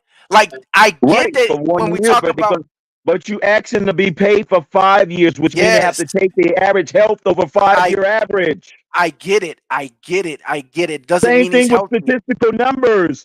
Did you do this over a 5-year average? You're asking for the next 5 years to be paid for. As fans that are That's looking why at it Greer and is not budging. as fans that look at it and see the numbers, we understand it doesn't mean shit. We understand it's still not worth this. But as an agent who's in contract talk for a Right, I get the client agents that who's try to going sell you on what you right, did in 1 there week, and is no denying it. the team is trying to sell them on what You have you can't done over dispute the it. average of 5 years. Right, no, but the team that's not something Greer has. He can't say that. Like that holds no weight, is what I'm saying. Greer can't say, but he's been hurt here, he's been hurt. Da, da, da. Greer can't Yeah. say that. None of that shit matters. What matters is what It will happened matter last year. No, because if you're injury prone and you only played 1 full season, right. no. He's The gonna only say, thing, what the is your only average thing, participation over the last 5 years? And then we'll go from there. but it doesn't bring down Tua's value. What you're talking about is all that does, it gives Greer an opportunity to say, we're gonna have to put this in It does bring down incentives. value if you ain't if you can't No, overcome it by winning playoff games and getting deep playoff runs like Joe no, Burrow. that's See, not he a thing. overcame. No, Joe That's Burrow not a thing. overcame his injury average because he No. overcame it when he did play. He's more efficient when he plays. So here's the thing. When a quarterback So they takes a can't team to the they can't NFC use the injury Championship, excuse on Joe Burrow check it out. because when he participated, he maximized his participation by getting to the Super Bowl. Listen, when a quarterback takes their team to the conference championship or the Super Bowl, they can use that as leverage for contracts. If a quarterback has never won a playoff game, you cannot use that as leverage to bring the price down. It doesn't. Well, in this case, if it was Yeah, like you Jared can Goff's because you case, can bring his leverage to no, go no, up. no. If it was The Jared hell Goff's you can. case, like the third contract, yes, you can. But for this contract, for a player that you just drafted going into a second contract, it bears no weight because that's a team accomplishment. It bears That's no weight. BS. No, it's not. That's the way it is. No, it's not. Because it's a team accomplishments that help you get those yards when Tyreek is catching 2-yard slants and taking it 90 yards. That's a team accomplishment. I agree. I am just telling you, as an So agent, that's what I'm saying. You're talking in circles when you say, well, it's a team accomplishment for the win side, but yet you don't want to say it's part of a team accomplishment when some of his receivers take a lot of his slants, his 15-yard in cuts, and break it for an additional 60 yards. Because again, which allow him to get an extra 60 yards beyond golf. Because the conversation in a contract talk is different. That's what I'm saying. I agree with what you're saying. I agree with what you're saying. I'm saying when you're in contract talk, it's only good for one side, and the other side it's not good for. You can only boost up the contract. You can't diminish a contract. When you're in this contract talk, you can't.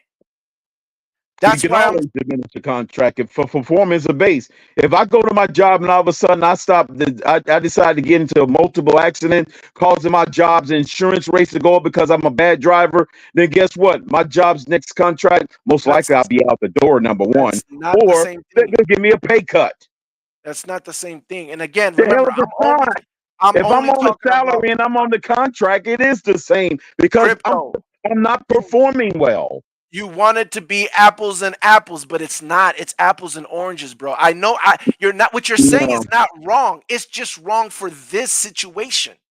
It's not the How is it same not wrong? It applies. because Employees are employees are employees. no, because it doesn't. It does. It's not the same. Contract talk for the second contract is not the same as a contract talk Where do for you need to prove to me and giving me a rule that's saying that's the law in the NFL that all second contracts have to be paid according to whatever criteria? There's no guidelines on that. That's just assumed. So The again, NFL, first of all, the NFL GMs, there's one of the people that makes the market. They could pull back and they could do austerity too. It's not the government, the only people that can practice austerity. These billionaires can practice austerity too. I would They could also pull back on money too. the quarterback that was GMs don't that make the had as market. little accolades as Tua does, and They pay them. not Who's that- writing the checks? I'm talking about the owners. Who's writing the checks?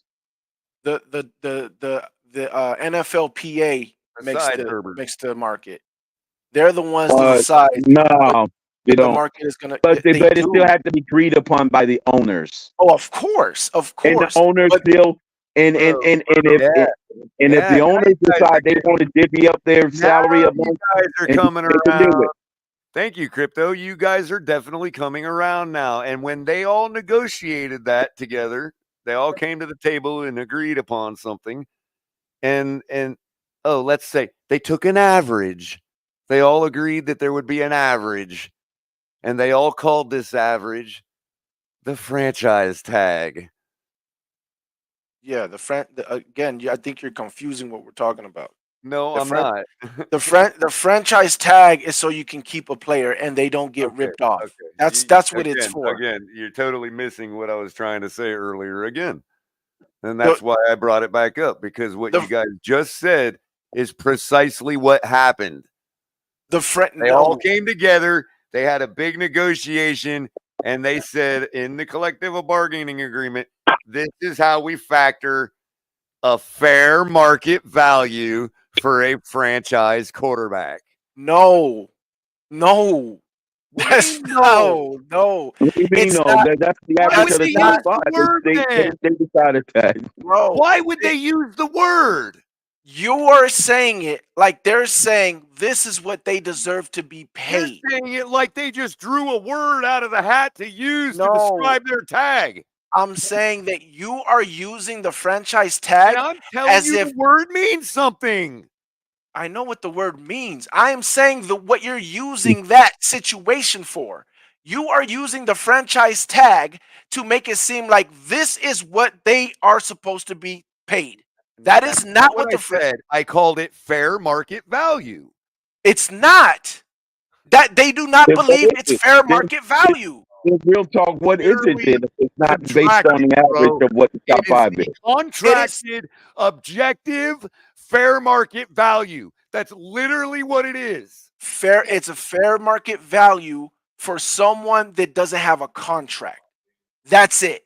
It's not a fair market value for the position. It's a fair market value for that position. But it's still based on position. No. To be no. considered a Franchise franchise tag for a tight end is different for a quarterback. It is based on position. Yeah, I'm saying it is a fair value for the position that doesn't have a contract. That's what I am saying. It is not a, it is not a fair value. It's not a fair value for a player in a position that has a contract. Do you get the difference? If But someone but it all lines up. It's no difference. No, there is a When we there's a did the big numbers difference. on Mahomes and his There's a numbers, big it all difference. lined up to what he was averaging. His guarantees turn out to be what the franchise quarterback No, tag is. Mahomes took less. It all lined up. Mahomes took less because it's a 10-year freaking contract and less he's making than so what much money on he everything was else. valued at. Yes, exactly. But he Yes. didn't take less than fair market Yes. value. It's not. That's not fair market value. Not for him. For anybody. For any franchise quarterback. Argue with the league because it is literally the contracted, objective, fair market value. What other purpose does it serve? I just told you. For players who don't have a contract to have a fair market. That's it. Not for the players that have a contract. Right. So why would we even talk about any money when the contract already exists? What do you mean? Meaning that if your We're contract at has the expired negotiation fully table. in We're its throwing entirety, away the other there should be no contract, discussion. and there's a new one. Because you want to have a contract. You want to have a new contract. You don't want to play on your last contract. If you play on your last contract and you get hurt, but for at least 2 seconds between the time we nullify his old contract and sign the new one, it takes about 30 seconds. For that time, he will be a non-contracted player.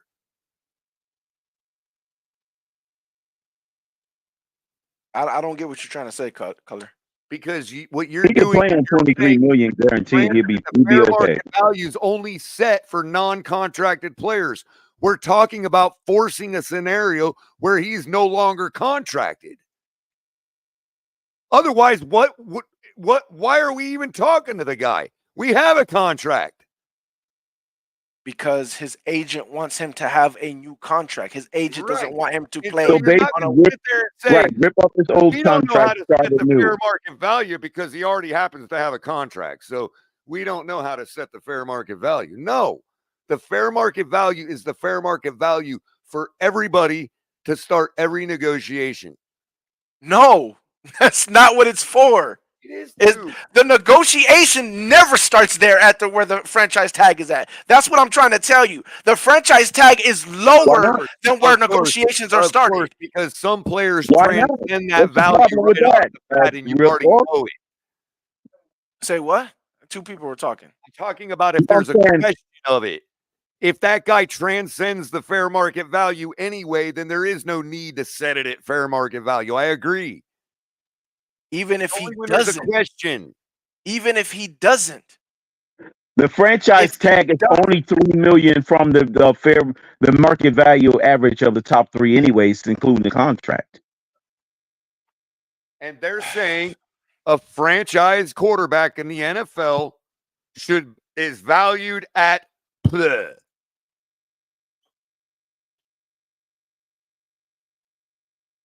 Right, because if it's 43 and a half. So in 2024, the NFL announced that the quarterback franchise tag will be 38.301 million. For 2023?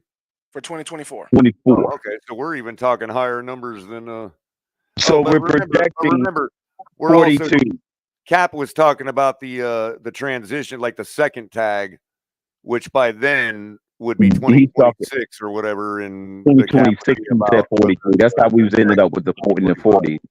Right. Right. So 38 million this year, 42. So it's 70 something. How much did you guys give Baker in the There long you run go. per year? I'm not even sure. Hold on, I'm trying to. What's the?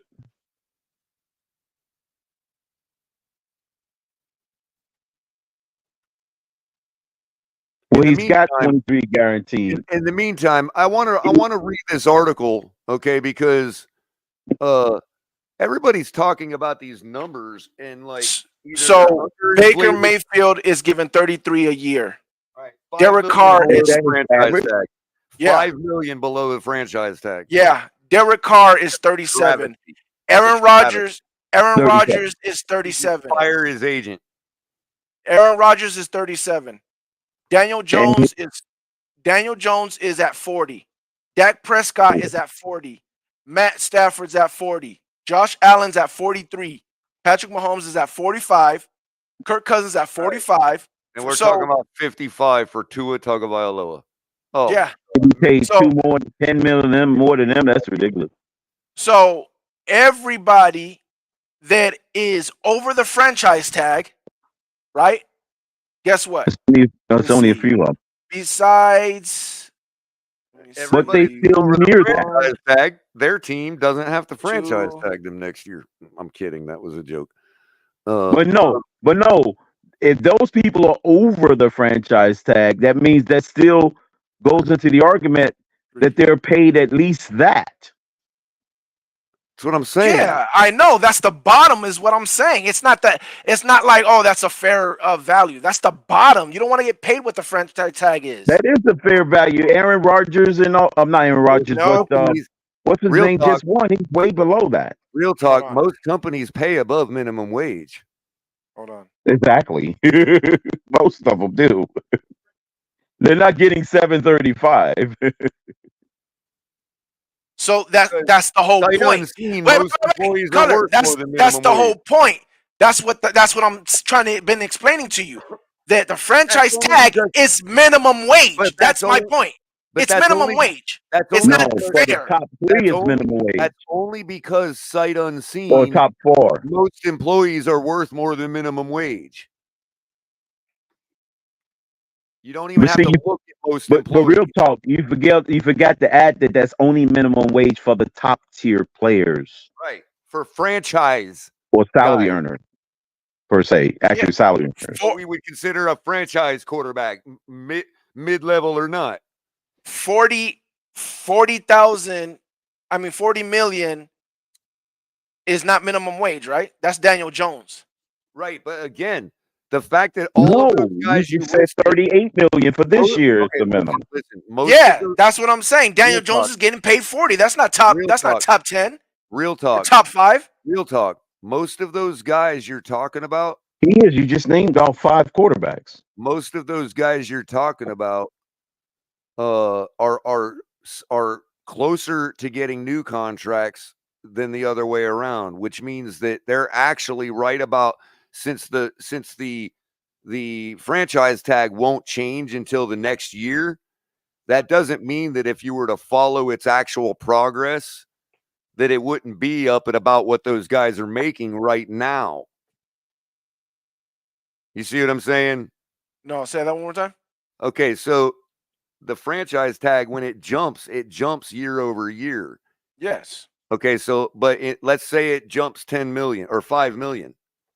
Mm-hmm. Okay, it jumped 5 million, but at what point in the last year was it actually at that number? You see what I'm saying? But yes, they don't that's officially change it until the next year. You know what I mean? That is my point. Right. And all of those guys you listed signed a contract that is going to likely put them in a situation where they're renewing that contract when that fair market value is higher than it is now. No, what you're saying is their contract that they signed was even higher than the franchise tag, aka minimum wage, at the time they signed that contract. The minimum wage, aka franchise tag, has jumped up every year. But didn't we all agree that nobody takes the first offer? Yes, but you don't think the first offer was a fair market value? Was at least 10% or 50%. So then why won't ours be? I didn't say it wasn't. I'm just asking for the posterity of it. You know what I mean? Like, I was just saying, because again, when you kept saying franchise tag, you kept saying like that's the standard. That's what you're supposed to be paying a quarterback. No, it's not. Which they can't realistically offer less than that for a guy like him. They can't even offer the same amount as that. Well, they have to start somewhere. Why not? And because it's unrealistic. They all start low. Not that low. Daniel Jones contract. Okay, not that low. There's people out there saying they started at 30. Well, you got to understand there's stupid people in the world. Like, I'm just saying that I don't think it's ridiculous to think that they started at the current franchise tag. Yeah, it's ridiculous. Right, because it's setting the negotiating table for guaranteed money. You can guarantee the money at the franchise tag and say you're guaranteeing this, and you can fluff it up to whatever stratosphere you want afterwards with incentives. But why not start there? What's wrong with that? Let's pause for a second, real talk, and maybe this might change your calculus a little bit. I want to read this article because the perspective of this particular article is completely different than what everybody's been talking about. Okay, according to Jeremy Fowler from ESPN. Okay. And so let me read the article so we can actually gauge where the talking heads in the media are, the NFL execs, what is likely to be realistically going on, but despite all of our hyperbole on either end. Okay, because I've heard people talking about 53 would be fair, 47, whatever. I'm saying that the reason this article, when I'm reading it, might help you understand, at least, even if you still think I'm ridiculous, it might help you understand why I think the franchise tag would be our starting point. Okay, so let me read the article real quick. It says, the headline reads, Tua Tagovialoa, Miami Dolphins contract extension talks haven't progressed all so well, end quote. Tua and the Miami Dolphins are in the middle of contract negotiations, but it's not going far, according to ESPN's Jeremy Fowler. Tua is already skipping the majority of the Dolphins' OTAs as his agent negotiates a new deal with the team. With Detroit Lions quarterback Jared Goff, let me real quick, let me just pause so I can zoom in for a second. I'm getting old. With Detroit Lions quarterback Jared Goff setting the new market with his extension, Tagovialoa's price tag could be in the same ballpark. Plus, his participation in off-season workouts will depend on how far the contract talks progress.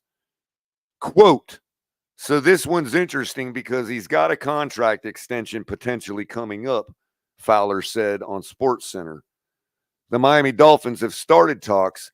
They've made an offer, all those things, but it hasn't progressed all so well because he has missed some time. He's missed some of the early voluntary offseason workout sessions, end quote. Whether he shows up coming up in the coming weeks will probably depend on how they progress with the contract talks, he continues. The market speaks. We saw Jared Goff get a big deal in Detroit, over $50 million. So we'll see how close. This is the part I want to stress. This is the statement that caught my eye. So we'll see how close Miami is willing to get to that threshold. $50 million. Mm-hmm. The article continues. Fowler previously reported last month that the team was saving money to get Tua paid. Tua, this one's interesting because he could be the path of least resistance as far as getting a deal done, because he showed he was healthy, played a full 17 games, got 11 wins, and 4,600 passing yards. So he showed improvement, Fowler said. Big accolades, by the way. The Dolphins know that, and they've been fiscally responsible this offseason, saving money to give him some coin. Quote, it just depends on how far they're willing to go. Are they willing to pay him $50 million? That's the question. He didn't just say over $50 million. He said, are they willing to pay him $50 million? That's the question. After dealing with injury concerns over the last couple of seasons of his football career, Tua played in every game last year. He led Miami to an 11-6 record and made the Pro Bowl after leading the NFL in passing yards. The Dolphins lost to the Chiefs, the eventual Super Bowl champs. Okay, so it goes into talking points on that. So in early April, the Dolphins quarterback traveled to Hawaii, his home state, for a football camp sponsored by his foundation. He mostly declined to comment about his contract. Right now, I'm letting my agent handle that, he said. I'm focused on my family, focused on continuing to better myself, better my craft, and we'll talk more about that when the time comes. For now, exciting times ahead, that's for sure. So that was the actual article that broke everything the other day, okay, and caused this whole discussion to even start. So and am I wrong, or that the way they're talking is more of what I'm talking about. We start with the franchise tag. They come back with 55. We come back with 45. They come back with 50. Can we get there? I don't think we should. But that's where it's at, is 50 million. I don't know where all this other talk has been coming from. So am I hearing this right? Did they say that progression of the contract talks depends on if Tua shows up. That's what he indicated. He did say that. Whether he's right or not, that's probably his opinion. You know what I mean? No, it sounded like but he he's said saying that that someone told him that. Basically, this is for the people that are like, oh, it's no big deal. They were only voluntary workouts and all this and that. And apparently, it is an indicator, according to this guy. According to Jeremy Fowler, okay, but does it not sound like someone told him that? Well, why would he say? Why would he make that opinion and put his reputation? If so I'm not tripping, right? It did sound like he heard that's that what it sounded like. It could be fed from the organization. Yeah, that's what that's ridiculous, bro. He could be completely capping. Let me make that clear. You know what I mean? But it's Jeremy Fowler at ESPN. But see, that sounds stupid. You know, that it sounds too stupid to be capping. Why would him not showing up affect the contract talks? That makes zero sense. Why would he suggest us look to that going forward as an indicator if it wasn't already an indicator? Bro, I don't know, man. It sounds like Greer's on some shady shit. I ain't gonna even lie. Bro. And that's when you say real talk, since that kind of janky shit seems to be going on, that's when all we have to rely on is what Chris Greer's done lately. And he just simply ain't caved to nobody lately, bro. I'm telling you, I will call for a statue to be built if he holds out, if he stands his ground, man. Well, go ahead, Crypto. No, I would say the only other crazy pseudo option that this would be is somehow this is the part of the large scale propaganda of Tua, and I will say it this way, meaning they put that out there intentionally in the media to make it look like Chris Greer is standing his ground. Also, they can flip the script to make Tua look good by wilting to Tua's demand so he can be further exonerated by the rabid fan base. We know Chris Greer, he's trying to pull off both, Crypto. He's trying to make it look like Tua got the big money without actually getting the big money. Yeah. That's always Chris Greer's MO, bro. Yeah, or it's just Chris Greer is so deep in the pocket to the sycophancy of the Tuaneers that he's willing to sacrifice making himself look bad just so ultimately Tua can have the power to say he was the one. I think that might be where Real Talk's getting at. Based on made him look good. Based on this article, I don't know, man. I might be trusting Chris Greer here, bro. No, I'm just saying, I'm just getting out ahead of it. So just in case I hear you. When they do sign him and they'll try to spin it and make it look like it was Tua putting his foot on the ground and making Chris Greer bend at the wilt of his power. That sounds a little. I know exactly what you're saying. But that's Chris Greer's MO, Real Talk. That is Chris It's not conspiracy. I just like to get out ahead of the Tuaneers because they would spin that propaganda out there like that. No, that's definitely what it sounds like. Like you're getting ahead of that. But it goes back to what you were saying earlier. Just try to get ahead of that. About it if it was an issue. If there wasn't an issue, you know what I mean? Yeah, the organization wanted us to know that he turned down the first offer, regardless of whether it's routine or not. The organization wanted us to know about the routine. Right. I do believe the fact that you guys know.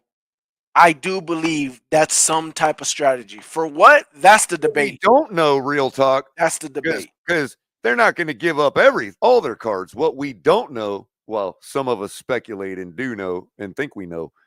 But what we don't know is that this offer was actually made 6 months ago, like Capitan was saying earlier. You know what I mean? Wait, so this offer that they're talking about was 6 months ago? Came out this offseason and made it breaking news that they're starting negotiations. And I thought that was complete bullshit. I think they've been talking for the last 2 seasons. I think they know exactly what each other's temperature is. Well, they had to say that because this offer that just got turned down didn't just get turned down. Like that was the first offer. We don't know when that first offer was actually. Well, it really don't matter. Because, you know what I mean? Ask that question though, Keller. That's the problem. They need to stop letting these guys fly by But They that need would to ask the question: no, when was that the would offer that so would we can open get it on that tape? would open the It that would it I that don't would think open it the door for matters. people to look at tampering, and I don't want to do that. That's I why don't think nobody it talks about it. matters because No, one, when they no, decided to you can start talk to anybody you want for negotiation. when they You let don't you have to know look when your they own started players. negotiation is another tactic as far as again, There's a this is reason all they starting to wanted us to know feel at that time, and that's why I'm saying we can't know. It could have been made months ago. right. So You know, again, the reason for them to let you Like know I'm saying, now, we need to ask right, the that they're question. starting negotiation, even though in reality they've been right, trying to do right, negotiations, because we're all sounds sitting like here another going, tactic. It right, sounds like they're trying to show the fans, right, hey, we started here.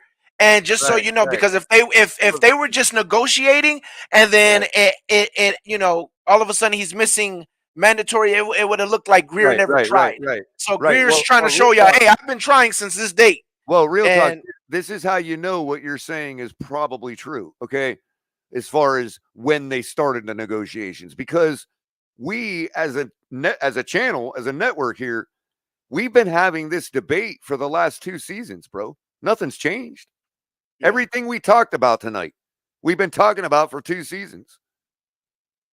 So we were already under the assumption that all these talks were going on behind the scenes. So when they came out and said, "Hey, everybody, we're starting negotiations," we all laughed. right. Yeah, it But you definitely do does. make a point that because of that, since they know we probably know that, that means that they did it calculated for a reason. They put it Right, out there's at a that reason. particular time for a reason. Everything you're hearing is for a reason. Because again, when my GM is going into contract Like, why talks, would I tell you something you already know? yeah, all Why would my I make GM something told me, all official that Jason Light, everybody already knows you know? You know what all I mean? Jason Light told me was when it came to Antoine Winfield, to all of them, to Baker, to Evans, we didn't know nothing. All we knew was, hey, we want to sign him. That's all you Well, need to did know. you hear a single Dolphin fan comparing Winfield to Holland before Yeah, you guys gave him that money? yeah, that was No, ridiculous. you didn't. And Holland's not getting nowhere close to that Which money. means So Winfield wasn't even on anybody's radar for getting a new deal, except Buck fans who probably yeah, knew what was going on. yeah. But again, it's because our general managers, it was But his team didn't get everybody paid. in the NFL knows that Tua is negotiating right now, not just the Dolphins fans. Yeah, Right, exactly. The entire league knows now. Yeah. right. Yeah, that's a different. Yeah, We had to make sure of that for some reason. and that's exactly, and That's that's why I we said have a long with scale propaganda campaign that's Bro, going on see, right. you get us wrong a lot around here, real talk. We are logical thinkers around here. no, You just I know, mishear me a lot. That's all. no, I I hear you, figured it but out. You mishear me a lot. that's why when I brought up Herbert, And I there's nothing said that wrong with that. I That just said means I've got to articulate myself better. what was the offer that Herbert turned down, and everyone was like, I don't know, we're not Charger fans. Well, that's because they were actually negotiating. No one had to say anything about, oh, he turned down that. No, they were Right. figuring it out. And when it Ain't no comes time to to the put that numbers shit that out have there. been put out before we found out about the offer getting turned down, all the numbers that were put out were for a reason too. We didn't sit here and watch a bunch of spam on Twitter from the Chargers fan base talking about how much they were expecting to pay Herbert or how much they should pay him and this and that and the other. No, we didn't. But we got nothing but spam from Tua's camp on what everybody expects the numbers to be. What does Tua Kemp expect the numbers Well, to be? pay 55 the million. man. Easy. Oh wow. Well, like I told you earlier, when the Jared Goff news came out. Oh, They thought it was goody. He's getting more than that. But yeah, I mean, I was hearing Dolphin fans saying that Holland was going to Here's get more the than thing, Antoine real talk. Winfield. And I Here's was like, why that's not I happening. push back on you on what you're saying is because what you're saying about why why you can compare the two, that's valid logic, and I don't disagree with it. Okay. What I'm trying to tell you is two ears are not arguing based on your logic. You're arguing better than they can, is what No, I'm saying. I know exactly why they are. They just Okay. That's the reason I don't let you get away with that argument because that's not what I'm trying to They'll show. take that one and use it I'm disingenuously. trying to show that they're like That's what they'll do. anybody gets their money right now. Tua needs to be paid more. But see, I don't I don't know if I made you guys think that he Bro, deserves to we be had a paid more than guy. Jared We Goff, had a guy. but I'm not I gonna didn't name know names. what the I'm not gonna hold on. name names. I'm not gonna name names. But I think Right, you but might have been in the space RCC, earlier. they will take Okay, your talk we had point a guy. We had to a guy who I disagreeably. respect. Hold on. We had a guy that I want to say first of all I respect to the utmost respect. Okay, I'm not gonna say who it is because I respect this dude. Okay, but we had a guy literally say that if you had Jared Goff's money to give to one of two quarterbacks, either Dan Marino or Tua, this person said, leave neither. Leave the money with Goff. Oh, I heard that.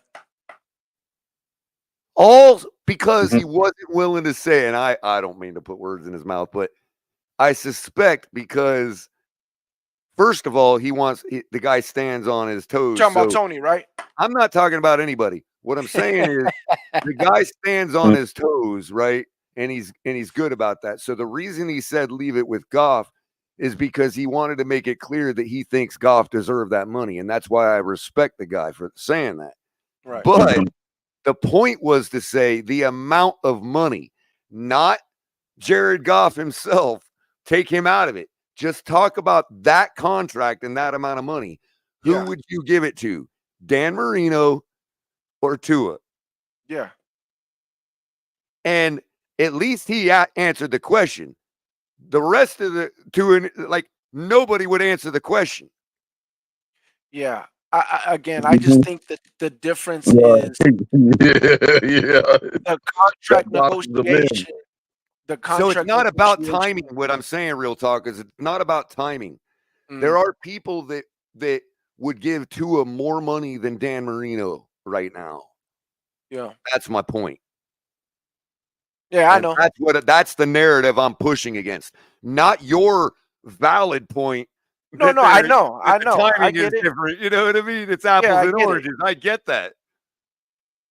Yeah, I Right. get it. I just, like I said, I just think Greer's It's in a not hard apples place. and oranges, though, when it comes to Javon Holland and Antoine Winfield. No. Okay? No. Right. Because here's the thing. And the biggest thing I heard was, and again, this goes back to what I'm really complaining about, is how we as Dolphin fans expect our team to be the one that pays people based on projections. Right. When I submit to you that only the bad teams have proven to do that. Yeah. Case in point, do you So, consider the Bucks to be a bad team? Most people said no, especially lately, right? They're all right. They're a contender. Okay. Maybe one of the lower end contenders, but they're a contender. Okay. Nobody thinks they're a bad organization. Okay. So they go, okay, well, how can you compare Winfield and Holland? Because Winfield had a whole nother year to earn more stats. And I'm saying, bingo. Why wouldn't you make Holland prove that too? But hold on, because that's he'll not be more the reason though. expensive then. He'll be more expensive then. Color. I heard that conversation But and I then why wanted to didn't jump you in guys do that last year? You said you because franchise tagged him. no, and blah no, blah we blah. didn't. We didn't franchise tag him. We didn't. He was on his last year of this contract. He wasn't franchise tagged. Yeah, but he was a first rounder though, wasn't he? Yeah. No, second rounder. Holland's on the last Second year of rounder. the contract. Second I rounder. thought he got in the first. Okay. So actually, Holland no, he wasn't on his year of last. his We contract. franchise tagged him this year. We Right. franchise tagged him this year, then took him off and gave him a contract. But we Right. always wanted to give him a contract. Now we wasn't giving him a contract the year before because we didn't want to or anything like that. My GM has the contract set up Right. to a certain way. Let me explain why I think you didn't give him a contract last year. Because the numbers that made him worth that money were not made yet. Well, it's not just that. They were projected to be. We would have gave him a Here's the thing, contract. real talk. Here's why I say this. Because if you just compare 3 years from each, their first 3 years, Winfield is equal to Holland. Or closer is what I'm saying. Oh, it would be a little closer, yeah. He's got way more sacks, but you all blitz him way more. Okay. But that's not why though, Color. What I'm saying is your team said we're not going to pay on what we think he can do. No, that's not what I'm They saying. paid him based on what he did. Right. And In we his would have fourth paid year. him. We would have paid him a year before based on what he did a year before as well. But we You didn't. would have if he would have not commanded this year's money. No, that's not why we didn't. Is what I'm trying to tell you. That's why. The reason same with why. I think No, okay, I'm maybe trying not to this tell you year's why. money. I'm trying Maybe to tell not you this why. year's money, but he was commanding too much money from you all for what he had already put down on paper. No, the reason why is, again, my GM has all the contracts at a certain time. So he front loads contracts or back loads contracts. It depends on, he has a capologist, right? Greenberg or something like that. And they know, okay, when this guy's contract is at the back end, then we can afford to pay this guy. Now, sometimes that happens to be after a great season. Sometimes it's after whatever. Okay. But that's let me why. ask you this. So it's not, wait, let me finish. It's not necessarily a bad thing. It's not a bad team pays people on their after their last year, or bad teams pay people before they prove it. You can do both and be a good team. You can, but what I'm saying is, if he had already put the numbers down on paper in 3 years, you guys would guideline that you're talking about would have been thrown right out the window, and you'd have gave him the bag last year. No, because Why again, not? because it doesn't fall in line to the other contracts we were trying to do at the time. Money, but at that point, no, you knew about the commodity you had. You're missing what I'm saying, Color. So this year we signed Mike Evans, re-signed Levante. Hear me out, no, finish. Let me finish, Color, because you're missing my point that I'm saying. Down a rabbit hole, dude. No, I'm not. I'm trying to say is Antoine Winfield, like they didn't pay him because they thought, okay, if they would have thought he was going to do what he did here, they would have got out in front of it. No, it has nothing to do with the production. That's what I've been trying to tell you, Miami fans. Commodity, bro. No, Tristan Wirfs, bro. Well, hold on. We already bro. Tristan Wirfs, a third-year quarterback. It's the same reason that a third-year quarterback who was drafted in the second round can command first-round picks, because he's a known commodity. No, it's not the same thing, Color. We've known Tristan Wirfs is a dog since his rookie year. We knew this man was about to be top paid. His rookie year, we knew quite a few phone calls for him. Yeah, but we keep our guys. That's my point. But my point is, it's not because we know when he's going to produce or not produce or whatever like that. We already knew when we were going to pay him top tackle money. We already know that. But we couldn't pay him now. Right now, they're trying to get the contract done now, because my GM waits for the right time to put contracts up that he knows other contracts are falling off. So we have to wait. And once those contracts that he needs to fall off, or not even fall off, but the contracts were front loaded and now they're getting to the back. So now he can add some more contracts and put those contracts and front load them. You get what I'm saying? Yeah, so he fits the contracts like exactly Tetris. what we've been doing. No, y'all have not been doing that, because you haven't been able to pay any of your guys. And that's the difference. That's what I'm trying to tell you guys. Whether we're not to that point yet. You were already there. You should have already. You should have already paid Christian Wilkins. Christian Wilkins was not valued. Has not shown $28 million worth of value for us, bro. Right, he never showed us that value. He got that from somebody else. Okay, after the that's year right. That's right. But that's not a mark against us. That's not a mark against us for not paying it. It is, because you guys should have been. Yes, you should have been locked him down for cheaper. You should have been locked him down for cheaper. You should have been locked down Winfield for cheaper. Takes two. But we were waiting. Why? Because we were waiting for the Maybe we were waiting. But you lost him. See, that's what I'm saying. We waited for Winfield, and now he's the most. Wait. Lost players, bro. No. You didn't lose Winfield don't mean you haven't lost players. We lost players we didn't want. We didn't lose anybody we wanted to keep. Lost the player we didn't want to. No, that's bullshit. He was the heart and soul of your damn defense. If we wanted him, we would have paid him. Right. You wanted him. He was the heart and soul of your defense. You can't bullshit me, Color. Well, Color. That was your defense. You might think that, but apparently Chris Greer didn't. It don't matter what Chris Greer cares. What matters is what's on tape. And you see it on tape. You see it in the locker room. You hear it from your players. You know that Christian Wilkins was your guy. That was your guy, and you let him go. If we don't pay somebody's contract, doesn't, and you're never going to hear his name again. You do realize it takes two to tango, right? He might be. Yes, he might be a dime a dozen. But then he what do you was mean that yours. Chris Greer let him go? If he didn't accept Chris Greer's offer, then that's on him. If he was ours, we would have paid him. Chris Greer said from his mouth he betted on himself and he won. Right. If he was ours, we wouldn't have let him bet on himself. If he was our guy, we would not have let him bet on himself. When he says he betted on himself and he won, that tells you Chris Greer tried to hustle that man and he fucking lost. Sad over it. That's what that means. Sad that he won. It don't matter if he was sad or not. You should be sad that he lost. Why? Because you're great. Bro, y'all be sleeping on your players, bro. I swear to God, y'all have no idea like what your roster looks like. The problem is we've been crazy on our players. I would be surprised. Here's the actual problem. This is why you guys have to have other fan bases in your guys' space. The actual problem is that we've been sleeping on our team. We've been sleeping on our players for 35 years. That's precisely the issue. Everybody that plays against the Dolphins will sit there and tell you Christian Wilkins. We get a guy like Wilkins and we go to sleep. No more. He's not good enough to be a Miami Dolphin. Let somebody else pay him. Then who is? I don't know. We'll find him. Zach Tyler. See, that's my point. We'll find him. That's my found point. Christian Wilkins.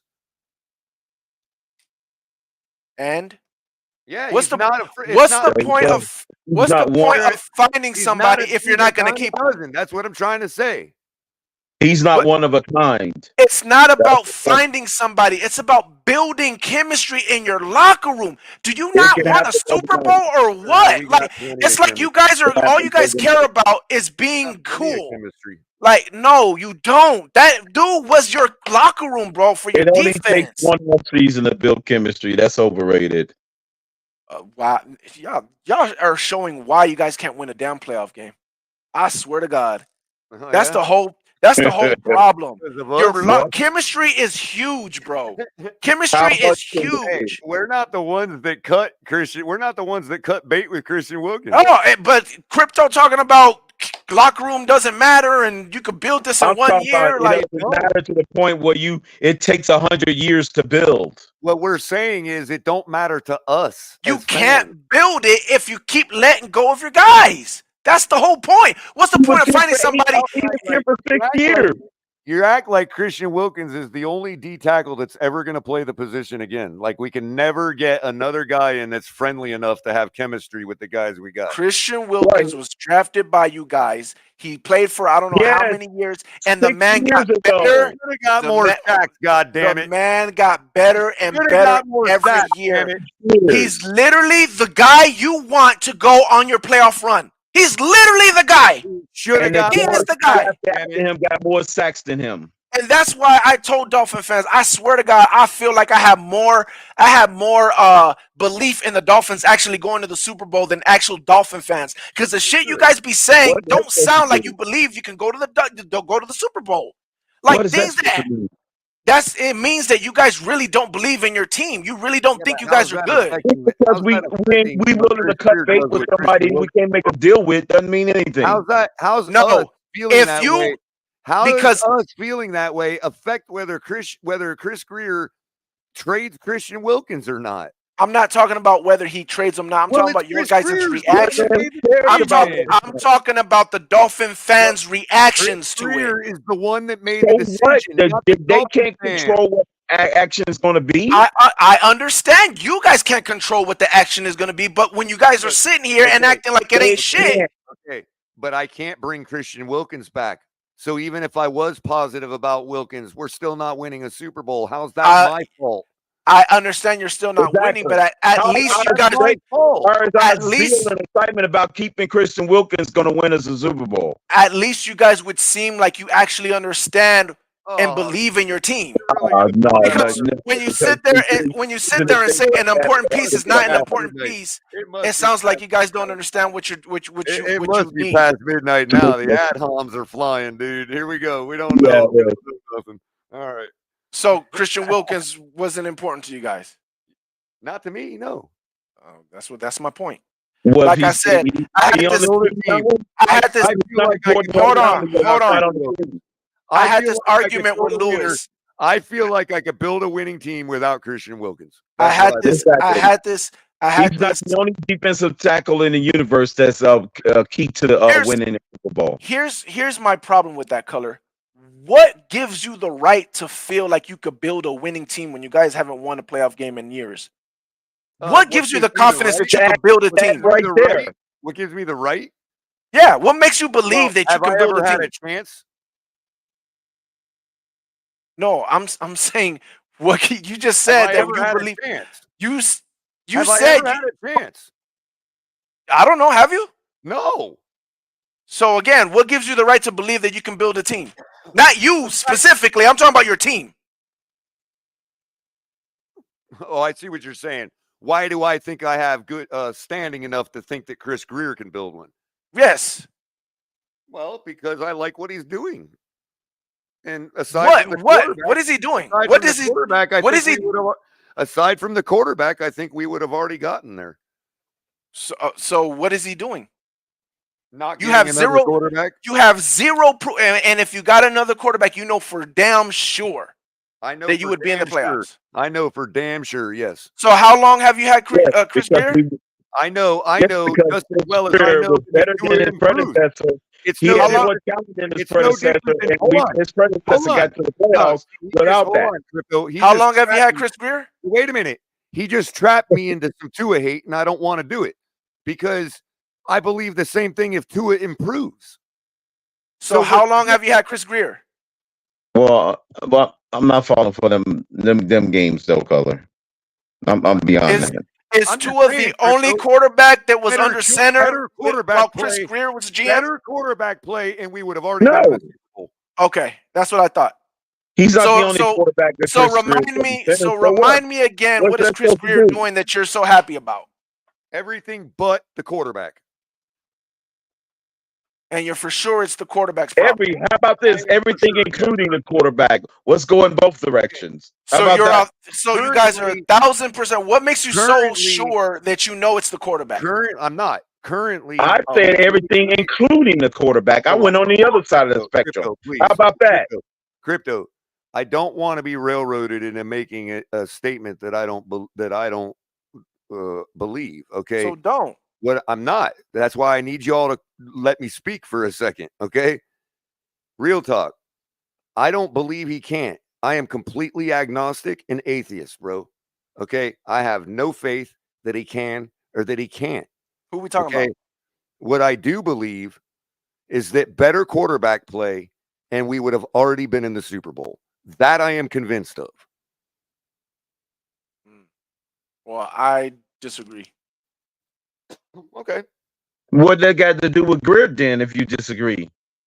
Because Greer finds a way to fuck up somehow. But that's my He point. doesn't play football. Greer hasn't taken a single snap since he's been in the NFL. He's hired coaches. If I believe we're better quarterback play away from a Super Bowl, again, he still doesn't snap the football. But he hires the people to do all that shit.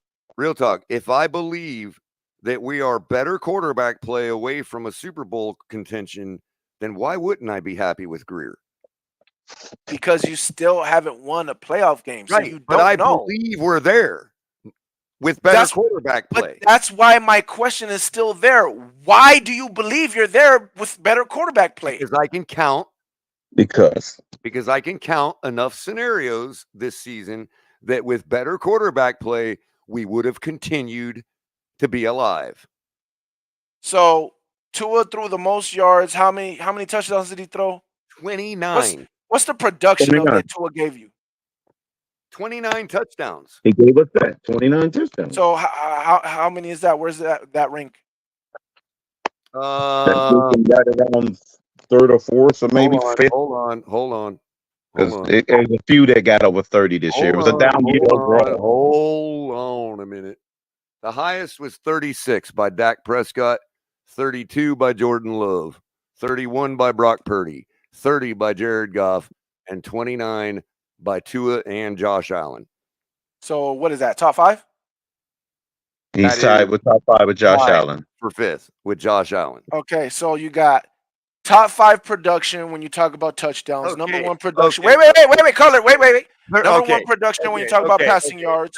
You have because in a mediocre year, most of these quarterbacks can get 35 touchdowns, bro. I don't care. But in the a mediocre quarterbacks year. Color, the other quarterbacks that you're talking about played last year. All the other quarterbacks that you're talking about, if I had another quarterback, they all played last year. They're all part of the mediocre year last year. With our squad. Okay, that's my point. All right. That's my point. Okay. Right, none of them played with our team. So you had number 1 in yards, top 5 in touchdown production, hell of a run game, one of the best, if not the best, wide receiver in Tyreek Hill. Right. You had which meant nothing in Kansas City. It meant nothing against Buffalo. None of that got them anywhere in Kansas City. When we can't get a first down to defeat Tennessee. All that meant nothing. I wonder why. Because of the quarterback. I don't think you're getting it. There's a lot more than just the quarterback. Bro, again, I'm not a Tua guy. I don't think Tua is good at all. Do not get me twisted. My point is, nothing to do with Chris Greer. He assembled all the talent in the universe. It does. Chris Greer hired the assistant coaches, the coaching staff, the head coach. He hired the players. He hired the center. He hired everybody. He assembled the Avengers, bro. All the people that you announced with all those numbers, a better way for you. They were at the top. Let me put it a better way. Okay. And we'll take Tua out of it. Okay. Let me put it this way, real talk. Okay. With a decimated team in a playoff game against Buffalo, if our wide receiver gets one more catch, we defeat the Bills in their house in a playoff game with a 7th round rookie quarterback. And you're telling me I shouldn't be happy with Greer? Go ahead, Kari. How you doing tonight, man? Yeah, that's exactly what I'm saying. What's up, guys? Hey, man, the delusion continues, man. I mean, real talk. Come on, dude. At some point, man, you got to look at the what he had in common. We got 2 different administrations, Flores and now McDaniel, and in both under both coaches, our quarterback comes up short when we need him the most.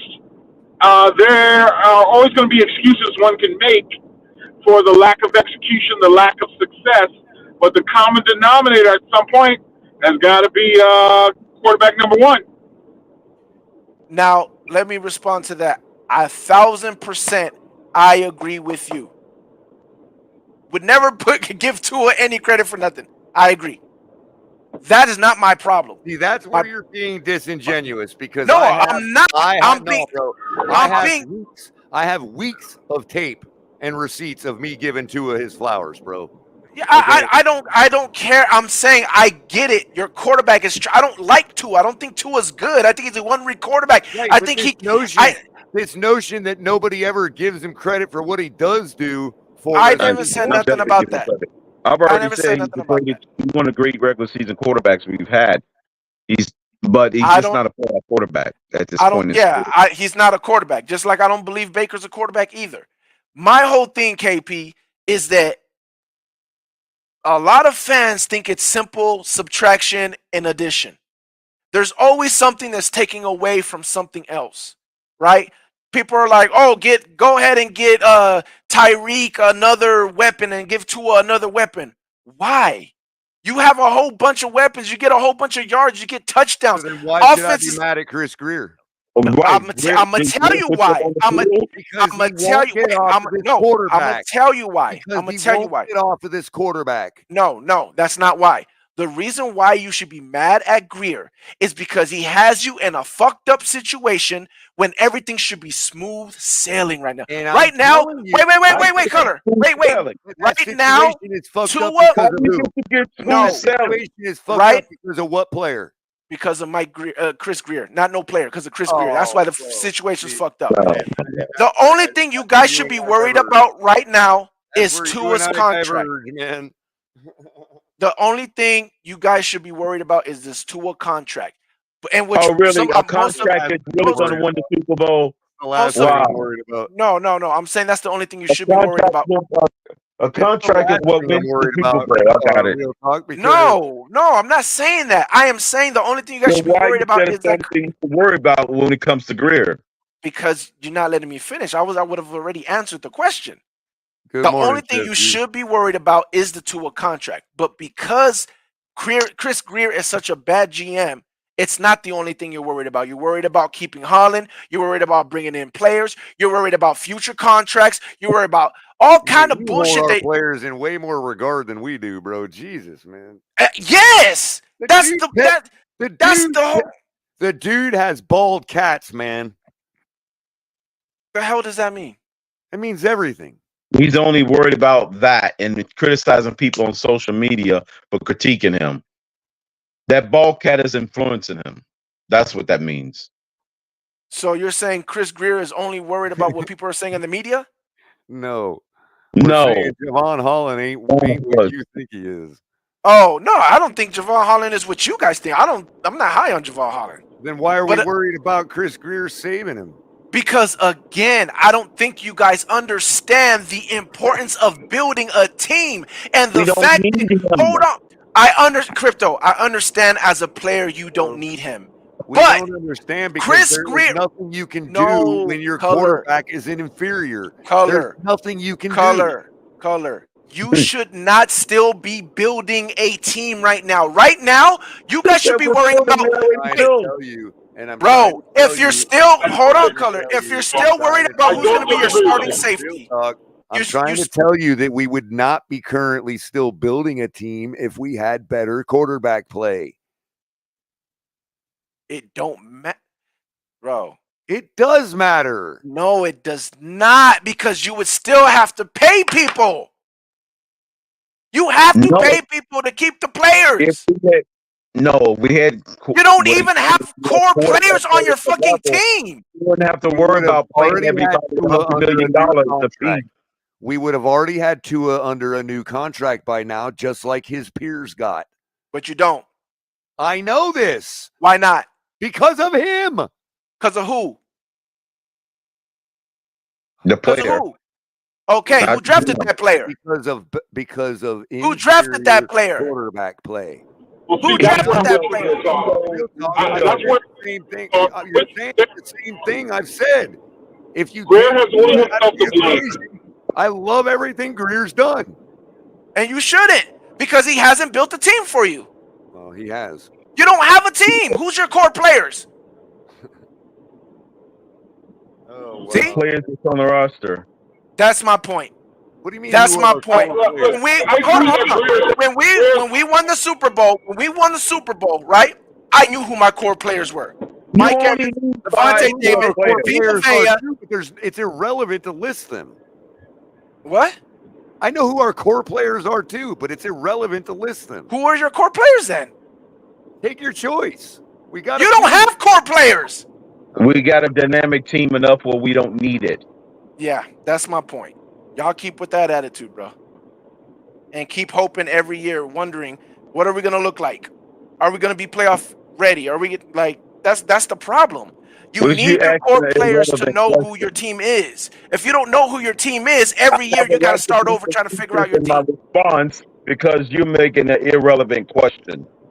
It's not irrelevant.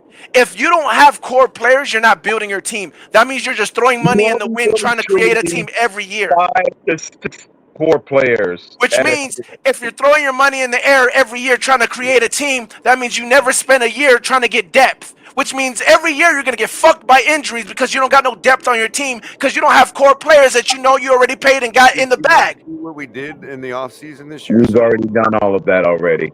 You haven't not done that. You don't need, again, you can't say you've done that if you don't know who your core players are. Oh, come back to us in camp, after camp, bro. Because we've loaded up our freaking room. Anybody can load up a room. Yeah, Again, that's how that's you not the find the thing. talent you're talking That's how you about. build a team. You don't just empty the room and hope they fall out of the sky. Bro, you're in year what with Greer, and you're still looking for Yeah. talent for your core Yeah. players? Guess why? Because No, we're we not already winning got them. championships. Championships. We wouldn't have an issue filling those key spots if we had already been to the dance, dude. You'd have people begging to play here. And I don't buy this nonsense that every player that comes here wanted to come here. So, what kind of success did the Texans have? I think it's very clear what they're trending to and what their trajectory is. But you just said if you had won a championship, it'd be easier to build the team. I think it's increasingly gonna get easier for them to continue to build their team. No surprise success. You know who the Texans reminded me of last season? Us under Flores, under Flores' first year. Even though they went further than us, and they actually made a playoff game, right? The difference was the quarterback. You know what I'm saying? But both our teams comparatively exceeded expectations. The Houston Texans exceeded expectations last season, and so did we in year one of the rebuild, year two of the rebuild as well. And then shit went haywire. I don't totally disagree with you, Real Talk, that Greer deserves some blame. Right? After all, he is the guy who drafted Tua and who apparently, backed Tua against the head coach's opinion, if you believe how everything is said to have gone down. So, but really, it all centers around Tua Tagovialoa's limitations at this stage of his career. But I think what Color and Crypto are trying to say is that despite that, Greer has put together a team that where you can plug and play, you can replace that quarterback, you can upgrade that quarterback in the coming seasons, and everything will be in place and ready to go. So let me say this because I'm glad you brought up Flores. Gearing towards kind of where you guys were at before you plopped in Brady. No.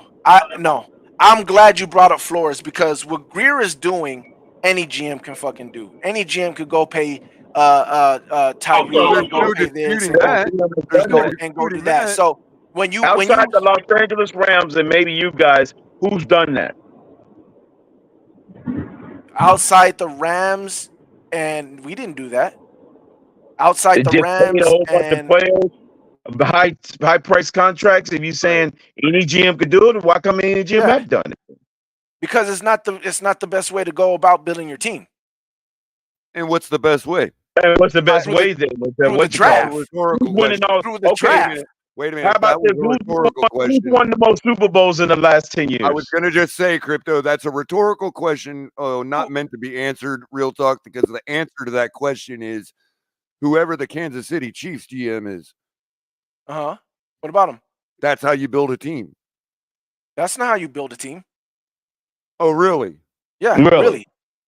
Okay, then Nick Caserio and Bill Belichick. Belichick can't draft for shit. Not anymore. He never could.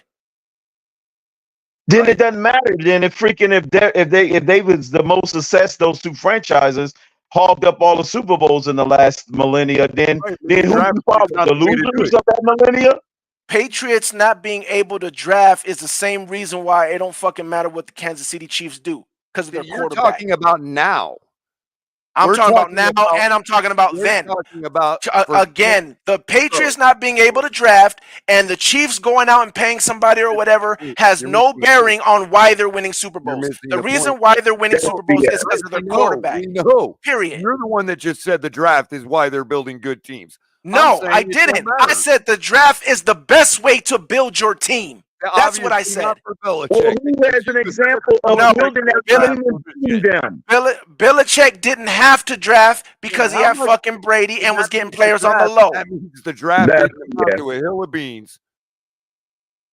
Like I said, The best way to build your team. And Belichick was the making draft. hay in the mid rounds from the second round on because they was What do going you deep mean in the he can't playoffs. draft?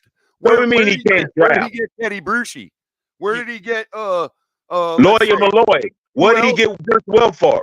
James Washington? One hitting on not Wes Welker he from had us.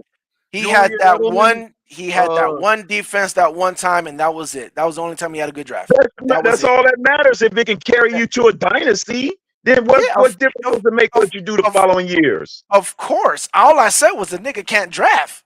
That's it. He can't draft. He had one good draft and it carried him to a dynasty. That's great. Good. It don't I'm matter. just He saying he replaced can't draft. those players. Yes, he did. Also He wanna replaced the point out, players. Real talk. What I am saying is the That's best job way of to the build GM your team to be is able through to the continue draft. the dynasty. Real They talk. didn't play all 20 years. Wilfork didn't play all 20 years. I understand, Real but talk. they had Tom Brady who Real did. talk. Do you And know they who still drafted- had great defenses Hold on, assembled by him. Yes, Do you know who- yes. do you know Again, who- I'm not Real saying talk, the hold on, real only talk. way to build your team is through Real the talk. draft. I said the best way to build No, your team is that's through the what draft. we said. The best way, and the best way is the guy with 6 championships. No, that's because of Tom Brady, though. How is it not the best way? The best Because it's because of Tom Brady. What about? Then keep trying until you get that Tom Brady then. What about Kansas City? Because of Patrick Mahomes. Okay, so what you're saying Okay, is then. all that really amounts to a hill of beans is how good your quarterback is. No, that's not all that matters. Well, that's a big part. So the whole point that I was trying to make real quick, is real quick. Hold on. Are you aware of who scouted and is responsible for the Patriots drafting Tom Brady? Do you know who that is? Yeah, my GM had a part to do with it. Who's your GM? Jason Light. Had a part to do with it. He was Yeah. there and He started as a scouter. Right. Do you know who their lead scout was? Who's their lead scout? Bobby Greer. Okay. Chris Greer's father. Okay. Do you know what happened after they drafted Tom Brady? They won Super Bowls. Bill Belichick fired Bobby Greer. Oh, well, then that makes sense. Bobby Greer went to Houston. Mm-hmm. And they credit him with drafting J.J. Watt and Deshaun Watson. Mm-hmm. They fired him. Okay. When they were 5-11. Are you trying to ask me why did they fire him? No, they were 5-11. Okay. So it don't matter about J.J. Watt and Deshaun Watson. Okay. They fired him in 2016. Okay. Do you know where he's been residing ever since? Where? He is now a consultant on the payroll since 2017 with none other than the Miami Dolphins, LLC. Okay. And why does any of that matter? Because our team is every bit as much, it is all Boston, dude. Every bit of it is Greer. Every bit of it. Which is why he needs to go. So, like I'm saying, we have a healthy fucking program. No, it's definitely not. Like I said, I'm glad KP brought up Flores because I keep telling Dolphin fans that's literally the last time that I thought the Dolphins was good. When Flores was there, and I kept telling people they better not let the Dolphins in that defense in the playoffs because that shit is dangerous. That defense was dangerous. Flores being there, you could tell there was a culture being made.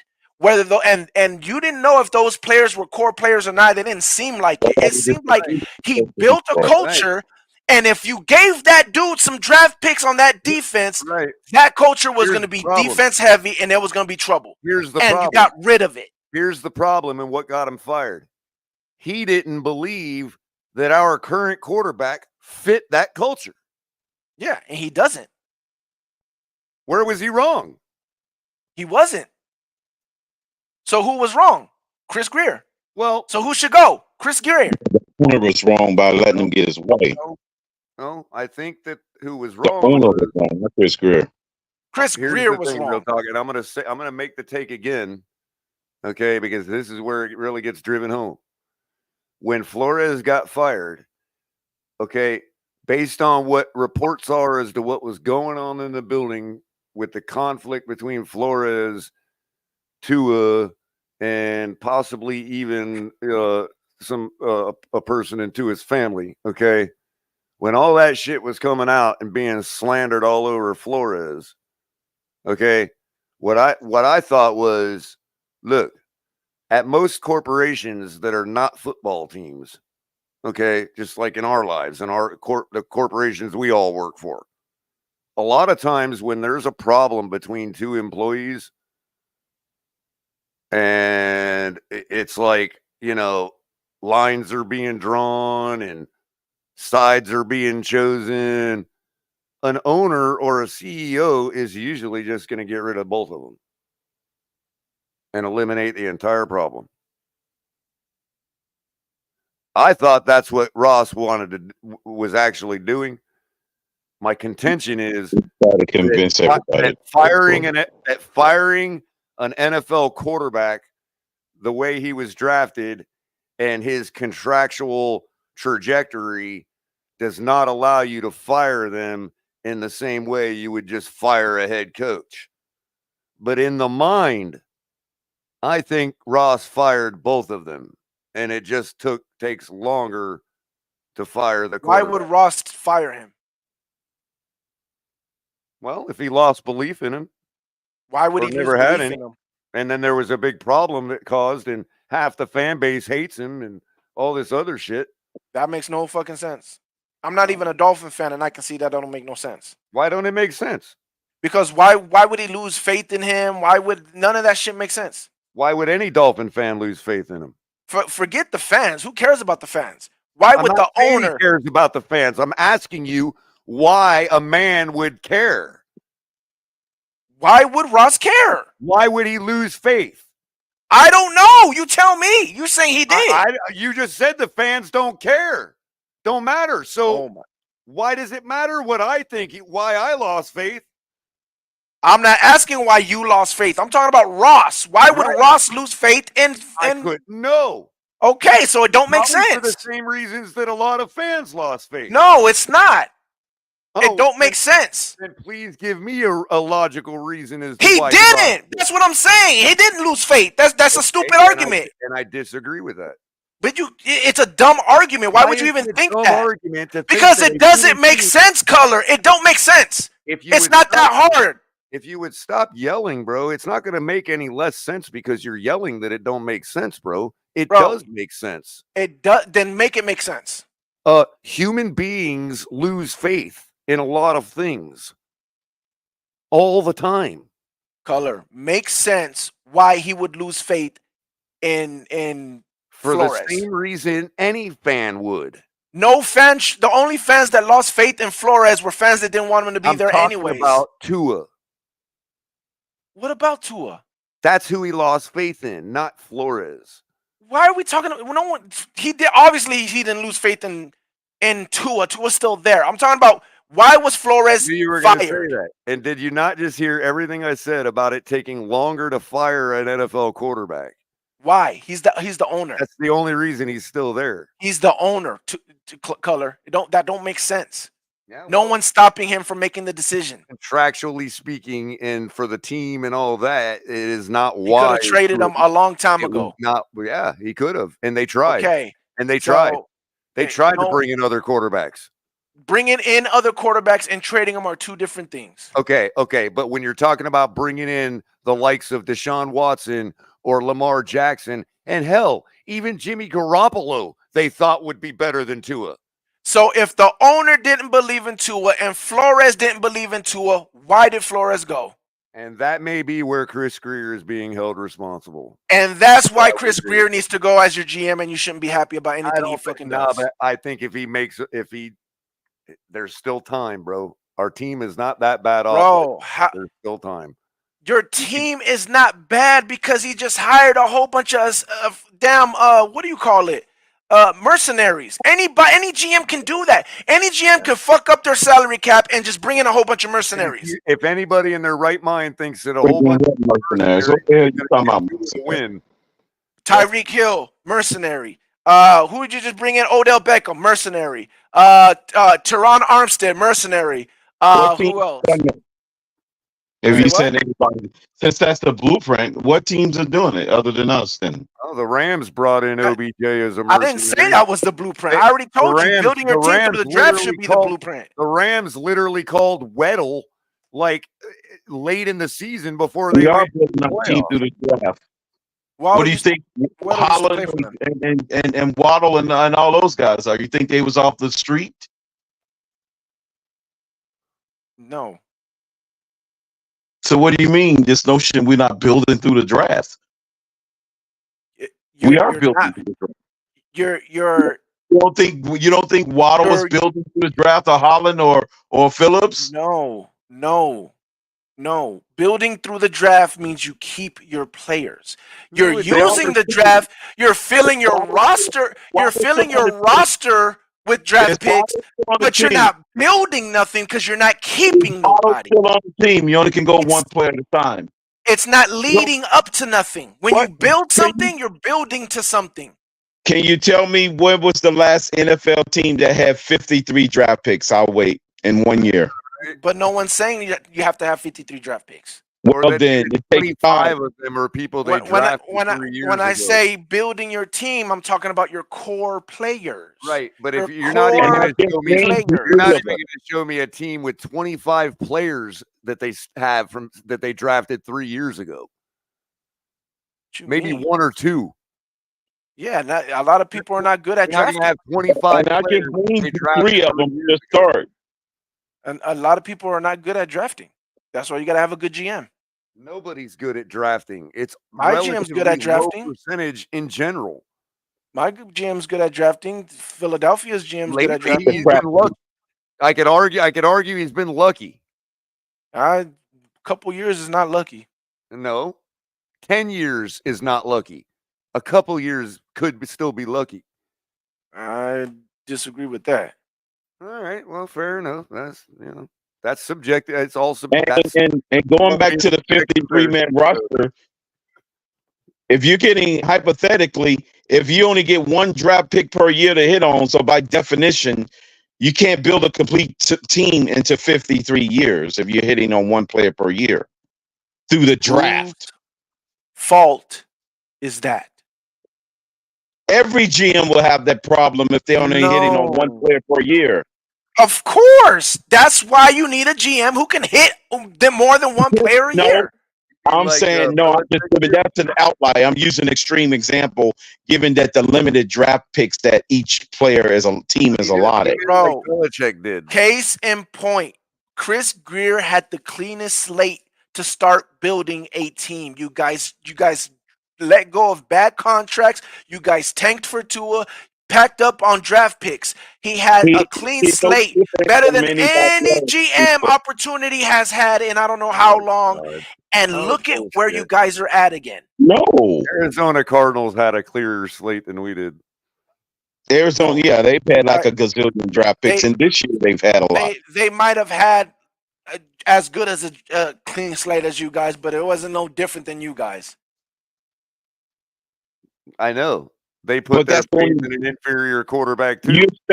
You expect the NFL franchise team to be able to pay 14 players, because you're referencing that 2019 draft. You expect those 14 players to be on the team. That's unrealistic to think that you're going to have 14 first-year players going into their second contract, and for any team to be able to handle that. What team has done that in NFL history? I'll wait.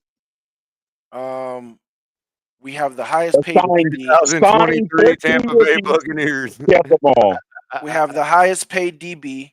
We have that. We're going to have the highest paid tackle. We have Mike Evans, who just got his contract. Who else? We just paid our starting corner last year after we paid our number 1 corner the year before. What else? Vita Vea. We paid Vita Vea his money. Who else? But these are all different years. They're not all in the same year.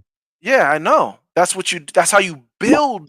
My point is, you referenced that 2019 team where we had a gazillion draft picks, and I'm saying, how are you supposed to do some with a gazillion draft picks and keep didn't them on the team?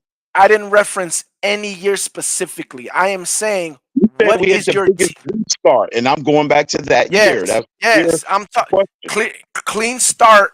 I don't mean that you have to hit all on 2019. You can hit on 2020, 2022, whatever. It don't matter. The point is, where is your team that he's been building since that clean start? Where is the They're core? here now. They're here now. Where? Who? I've just listed 5 of them, and you just glossed over it. No, you did. I didn't hear you say anything. Go ahead. Go ahead. When I questioned you about 3 players, that was a part of that core. Who's the core? You talking about Tyreek? No. Who's the core then? I told you one of the receivers that was a core that was drafted Waddle? when you said you got to build through the draft. And I listed Waddle? specific first-round draft picks. Waddle? Okay. Is he still on the team or not? Has his contract came up yet? It doesn't matter. Is he still a Miami Dolphin? It does matter because that's the whole point. No, it don't. No, is he still a Dolphin now? Will he be starting week 1? Crypto. The point is to build I don't a want to team. hear about none of that. Keeping your players. I don't That care is about the none of point. that. He's a Dolphin right now, so by definition, he's a core. He's still playing, and he's still under his rookie contract. You know, I agree. He should be your core. But if you don't give him another contract, it don't matter if we give him one now. Crypto, you're not getting what I'm You saying. You can't punish Greer for what you think may happen in the future with him. That's nonsense. I am not. I am basing so this off of what against him and saying he hasn't drafted nobody that's a part of the core. I'm not counting Waddle against Greer. I am telling you he has not shown against him. I am telling you that he hasn't shown you. Austin Jackson against him. I'm counting the people that he had a chance to build the team around, and he didn't. And these players are still here, and they ain't gone. Christian Wilkins is gone. You don't know if he's going to pay Okay, Tua. Christian You Wilkins. don't know if he's going to pay Javon Holland. He's replaceable. For all I know, he's getting 2 sacks next year with the Raiders, so it's not a loss. It's a wash.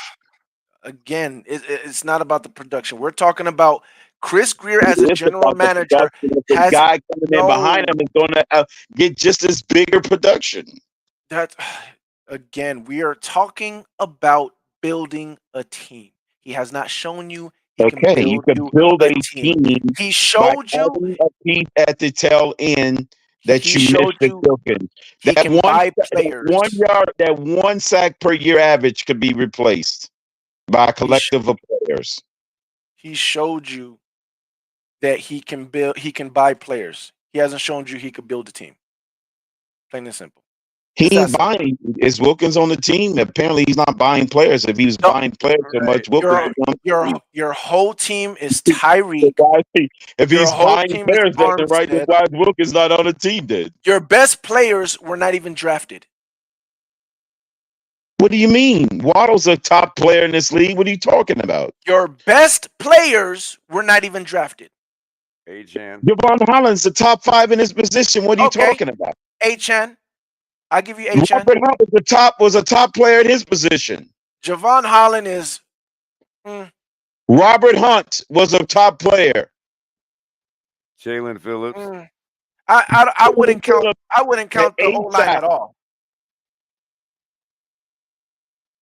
You know, I'm not talking about the entire offensive line. I'm talking about one of the pieces on the O-line. Yeah, I'm saying I wouldn't. We only had maybe small. We were building from scratch. Like I said, and then we had 53 draft picks that year. And you talk about depth. We didn't try to get depth. We got a guy drafted in the late rounds. You need starters. You can't even worry about depth right now. You need starters. Well, we already had starters. We had starters at the time. and again, the depth position that we drafted in the 6th round, Cameron Good, ended up getting on the field. So, I mean, it's not like he was, not sufficient at what he was doing. EP, you got to realize you can't just say building through the draft is your preferred when general managers don't only use that as a tool to build a team. They build in the offseason too. Of course.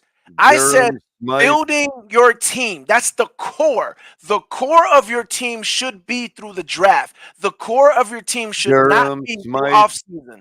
In theory, yes, but it's not always been in practice with teams that built dynasties over the last 40 years. This thing on. I'm not even gonna say the Patriots and what you call with the freaking Chiefs. There's only been 2 teams that built dynasty, and then those 2, and it's with Tom Brady and Mahomes, so you can't count that. Durham, Smythe. And they're part of the NFL experience. You always can count them.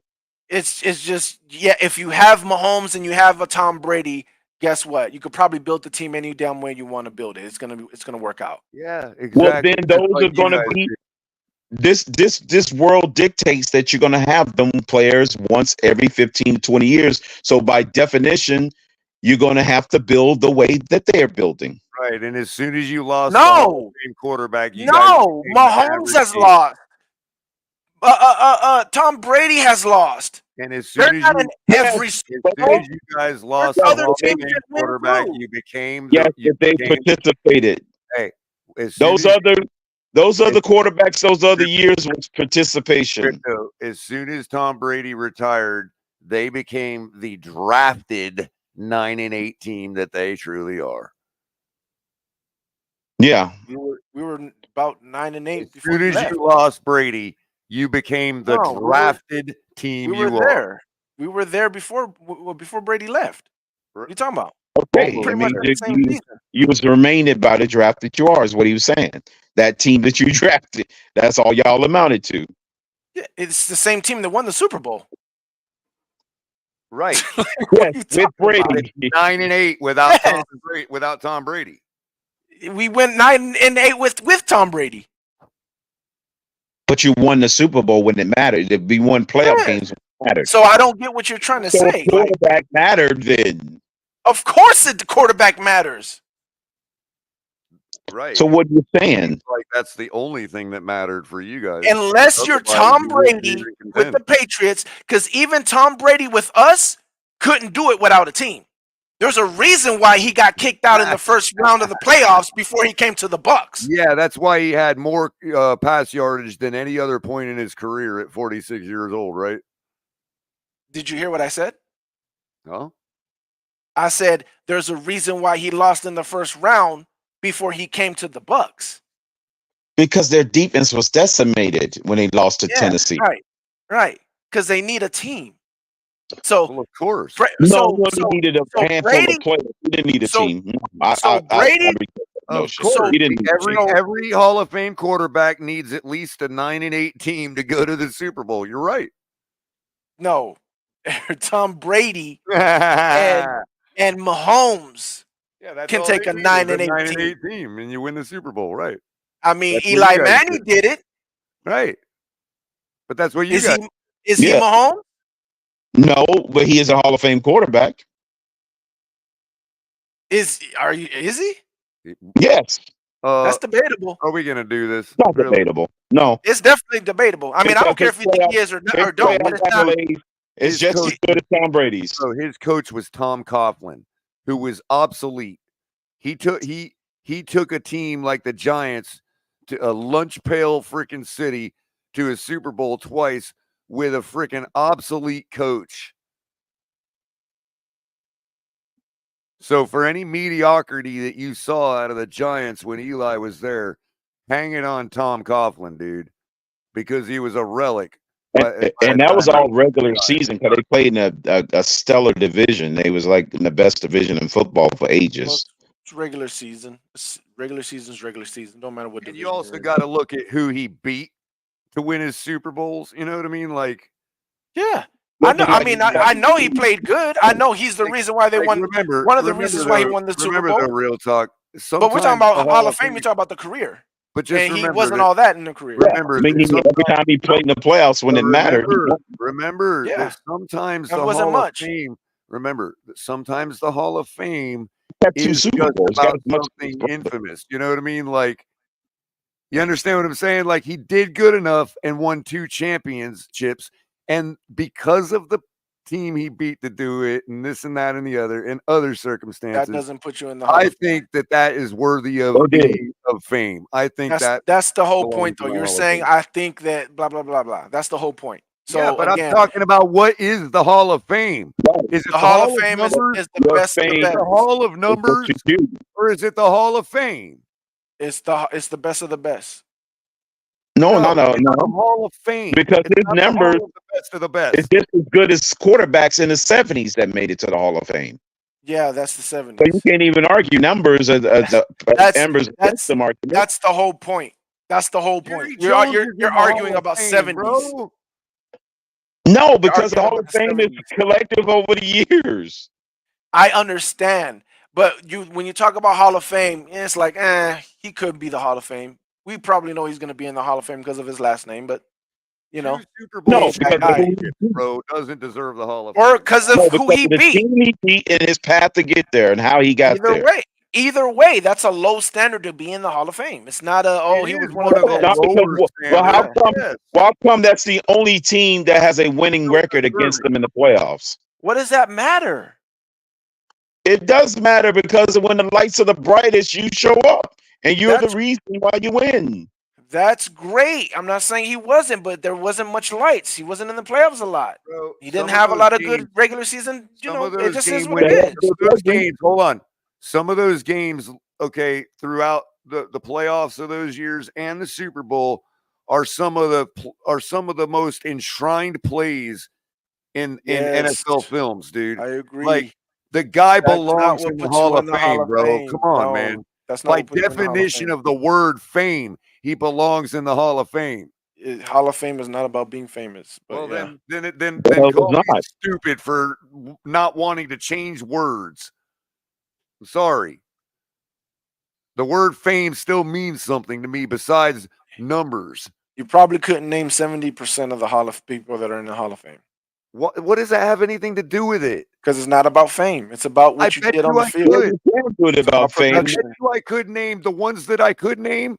The reason I can name them is because they did something famous. Yeah, and there's a lot of them that you don't know because they didn't do nothing famous, but their production spoke for it. No, it didn't. But there's a lot of, like I said, a Not lot of really. people in the 70s, 80s, and 90s made it, and their In the production was barely subpar. No, their I wasn't production alive is in subpar for today's 1966, dude. NFL, but not I for wasn't when they were alive in the NFL. 1966, bro. Even then, it was. No, that's a lie. They made I it to the No, it Hall of wasn't. Fame in because at that 1966. time they were the shit. At that time, that's just what No. it is. Yeah, and Manning did just enough against key opponents at big time games. Yes, I Even when he agree. was winning in the regular season, if he didn't have a winning record in the regular season, the games he did win at the regular season was against good teams and good defenses. You can't just dismiss it. I'm not. I'm just saying he's barely making the Hall of Fame because of his name and who he beat in the Super Bowl. That's all I'm saying. I'm not dismissing nothing. I'm just telling the truth. Yeah, I don't disagree with you. I just I don't don't. think it's I deserving. don't necessarily think his name have anything to do with it. His name has a lot to do with it. He's a man. I know you don't because his father was. No, it wasn't because his father was trash My and only he ain't point, in all I of don't it. disagree with you. My only point is he's deserving of it. I mean, like I That's said, my I only don't think point. I'm not saying he isn't or is. I'm just saying I can see both arguments. Both arguments are right. I just think he crossed the threshold because he has enough big games in the to me to warrant it. Either way, the point is if you don't have a Tom Brady, if you don't have a Patrick Mahomes, you need to be building your team, the core of your team through the draft. And that's terrible because the next Tom Brady and Patrick Mahomes will always be born in the era to bridge the gap to offset and all of that nonsense. So what are you going to do until by Mahomes is over definition, and the next one comes? everybody that tries to do it that way without trying to get somebody to be competitive at the quarterback position to be close enough to them to dethrone them, then you're doing it the wrong way. No one said, wait. No one said nothing about not having a competitive quarterback. Hold on. I'm going to rest the whole case. That's part of right building here. your team. I'm going to rest the whole case right here, Crypto. Champ Bailey and Rondé Barber are in the Hall of Fame. Mm-hmm. There you go. What did they have that was other than what did they ever fucking do? Are you kidding me? For the Hall of Fame? Rondé Barber. Yeah, maybe How you might many need to go finished look up their shit. You might need to go look that up. Rondé and Tiki, right? Not Tiki. Tell me that one about name. Rondé. Not Tiki. Rondé Barber. Rondé Barber was a fucking beast. Rondé Barber changed the fucking nickel position.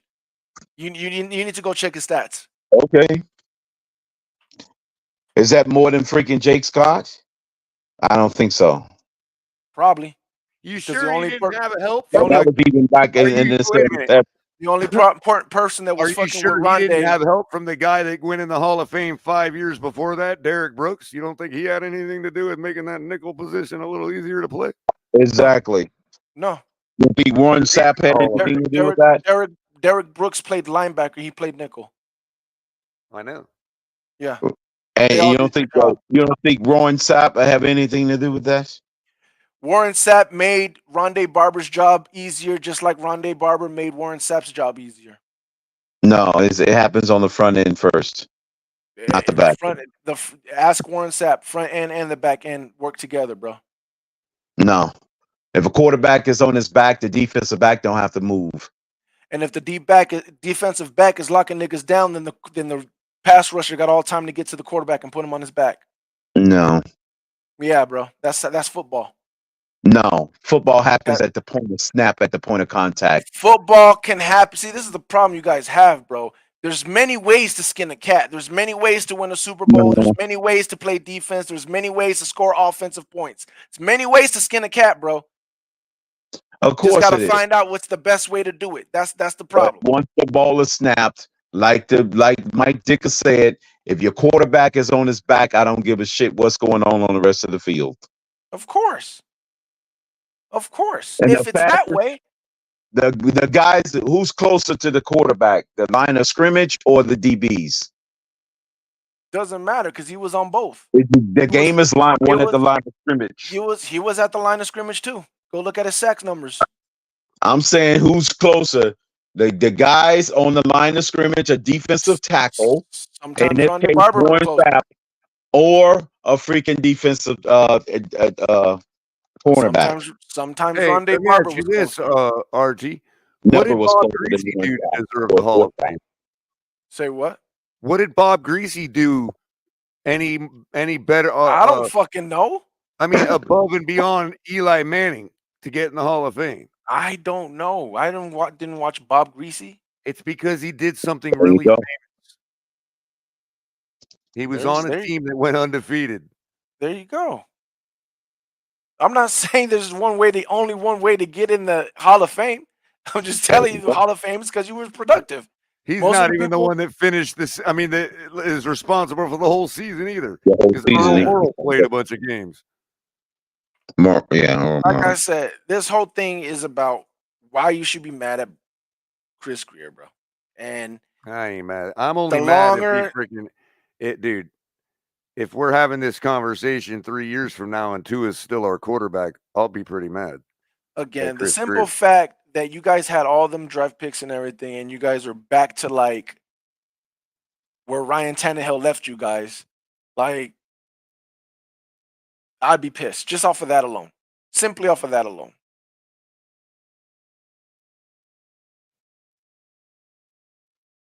Well, there you have it, ladies and gentlemen. All done for tonight. You got anything else to say, Crypto? I gotta shut it down. It's like 3, 4 in the morning almost. No, I'm gone. I got to go to bed because I got to get up early. I got to go to.